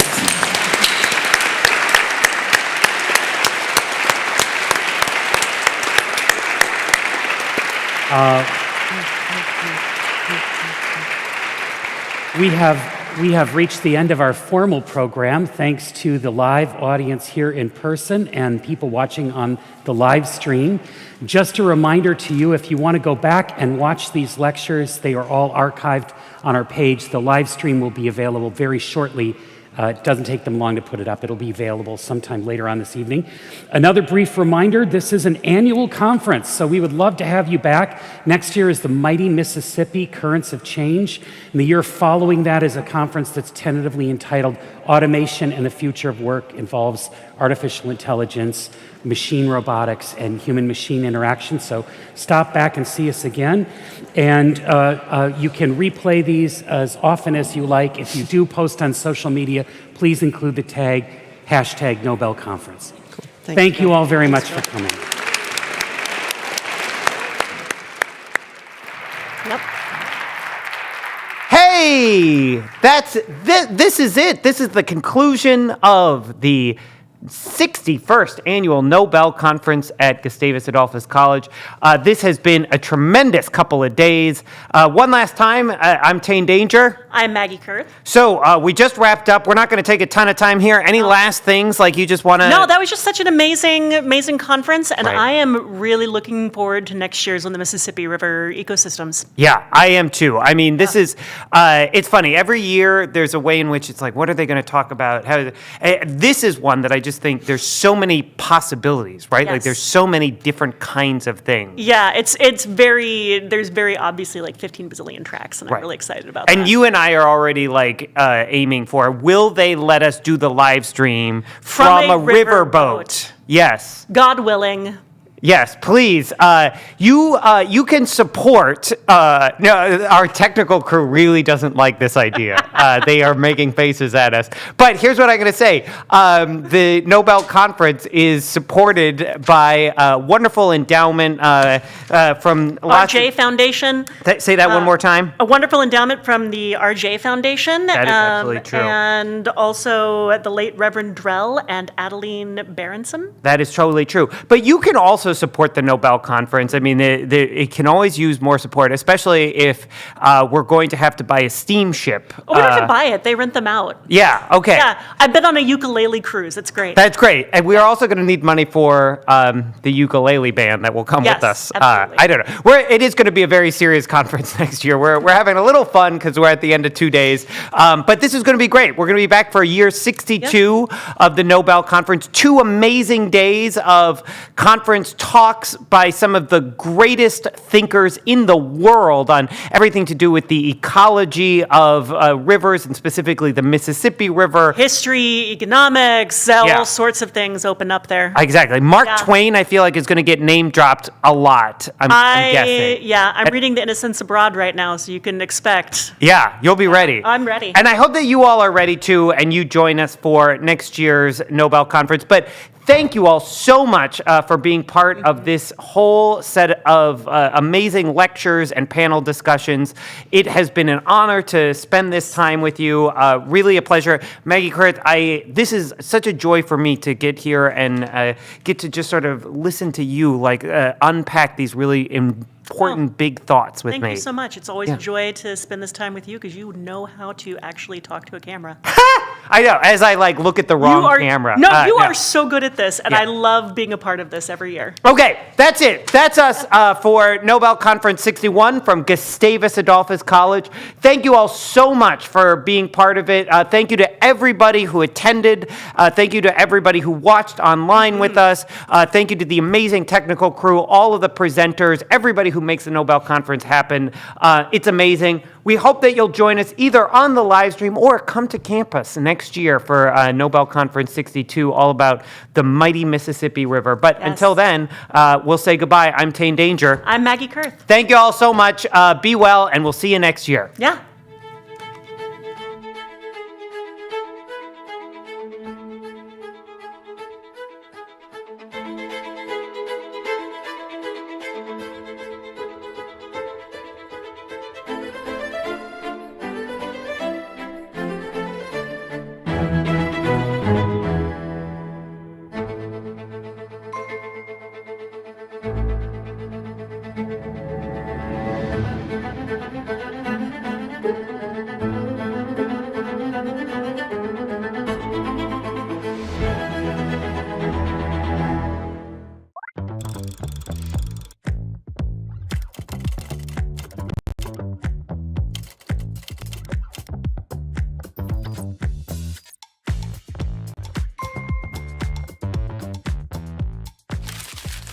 Geneticist cannot predict the future. He can only study the dynamics of the processes as they occur. Prejudice against mixed marriages may lessen Illegitimate births of mixed matings might increase. The very existence of a more mixed population may speed further intermixture. Will we produce organisms that are potentially harmful to human beings and that cannot be controlled? If we were to create such beings, what would they be? Would they be human? Would they be animal? Would they have any rights? Most people would suggest that we will use these techniques when they are developed only for the correction of obvious defect. And yet, for decades and even centuries, women have been considered, by definition, defective. Who defines what is a defect? And it's my prediction that we will have identified hundreds of genes that predispose to many of the common diseases today. Certainly cancer, certainly cardiovascular diseases, a lot of the neurologic diseases. But we will be able to put this information into a computer and read out disease susceptibilities. And of course, the real key is that for each of those, we want to have a preventive measure that allows you to circumvent the limitation of your gene.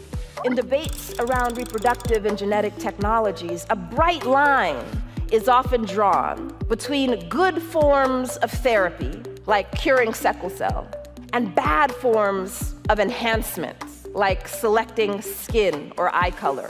Not only is the line porous, there's vigorous resistance on the part of many disability justice advocates who aren't interested in the cures that are promoted in their name. It's also the case that conditions like sickle cell disease, that are often on the good therapy side of the line, contain a recessive trait that actually confers some resistance to the much more widespread threat of malaria. It's possible that if people select against sickle cell traits, this would erode the protective function for which it evolved. If we just talk about gene editing for genetic disease, the question becomes relatively easy. Okay, someone has a disease and we want to cure them. It's a little bit easier than saying, well, what about prevention of disease? So for example, there are genes that you can edit in the body that will prevent heart attacks, basically. Hair color and intelligence, those are not really on the table right now. We don't understand what makes someone more intelligent or taller or anything like that. But we do know single genes that could be edited that would render someone HIV resistant. Are those things that should be on the table? If we say yes to one, the question is, how do we keep people from doing the other? What's regulation for? This is a typical party that lots of IVF units done. This is a party we held in our unit for a bunch of 5-year-olds and their parents. If 40 years ago you'd said IVF is a step too far, we should stop it, which many people did, then a lot of these parents would have remained infertile and none of these children would have been born. So I'll leave you with that food for thought. In Iceland, Down syndrome is almost eliminated. There is not agreement that this is good. Sociologist Kitty Felker interviewed mothers of children with Down syndrome. They reported that before their babies were born, clinicians stressed the horrors of life with disabilities, while the families themselves described the satisfactions of raising disabled children. Some expressed reservations with the idea of admission standards, which seems to have the effect of reducing humans to their DNA.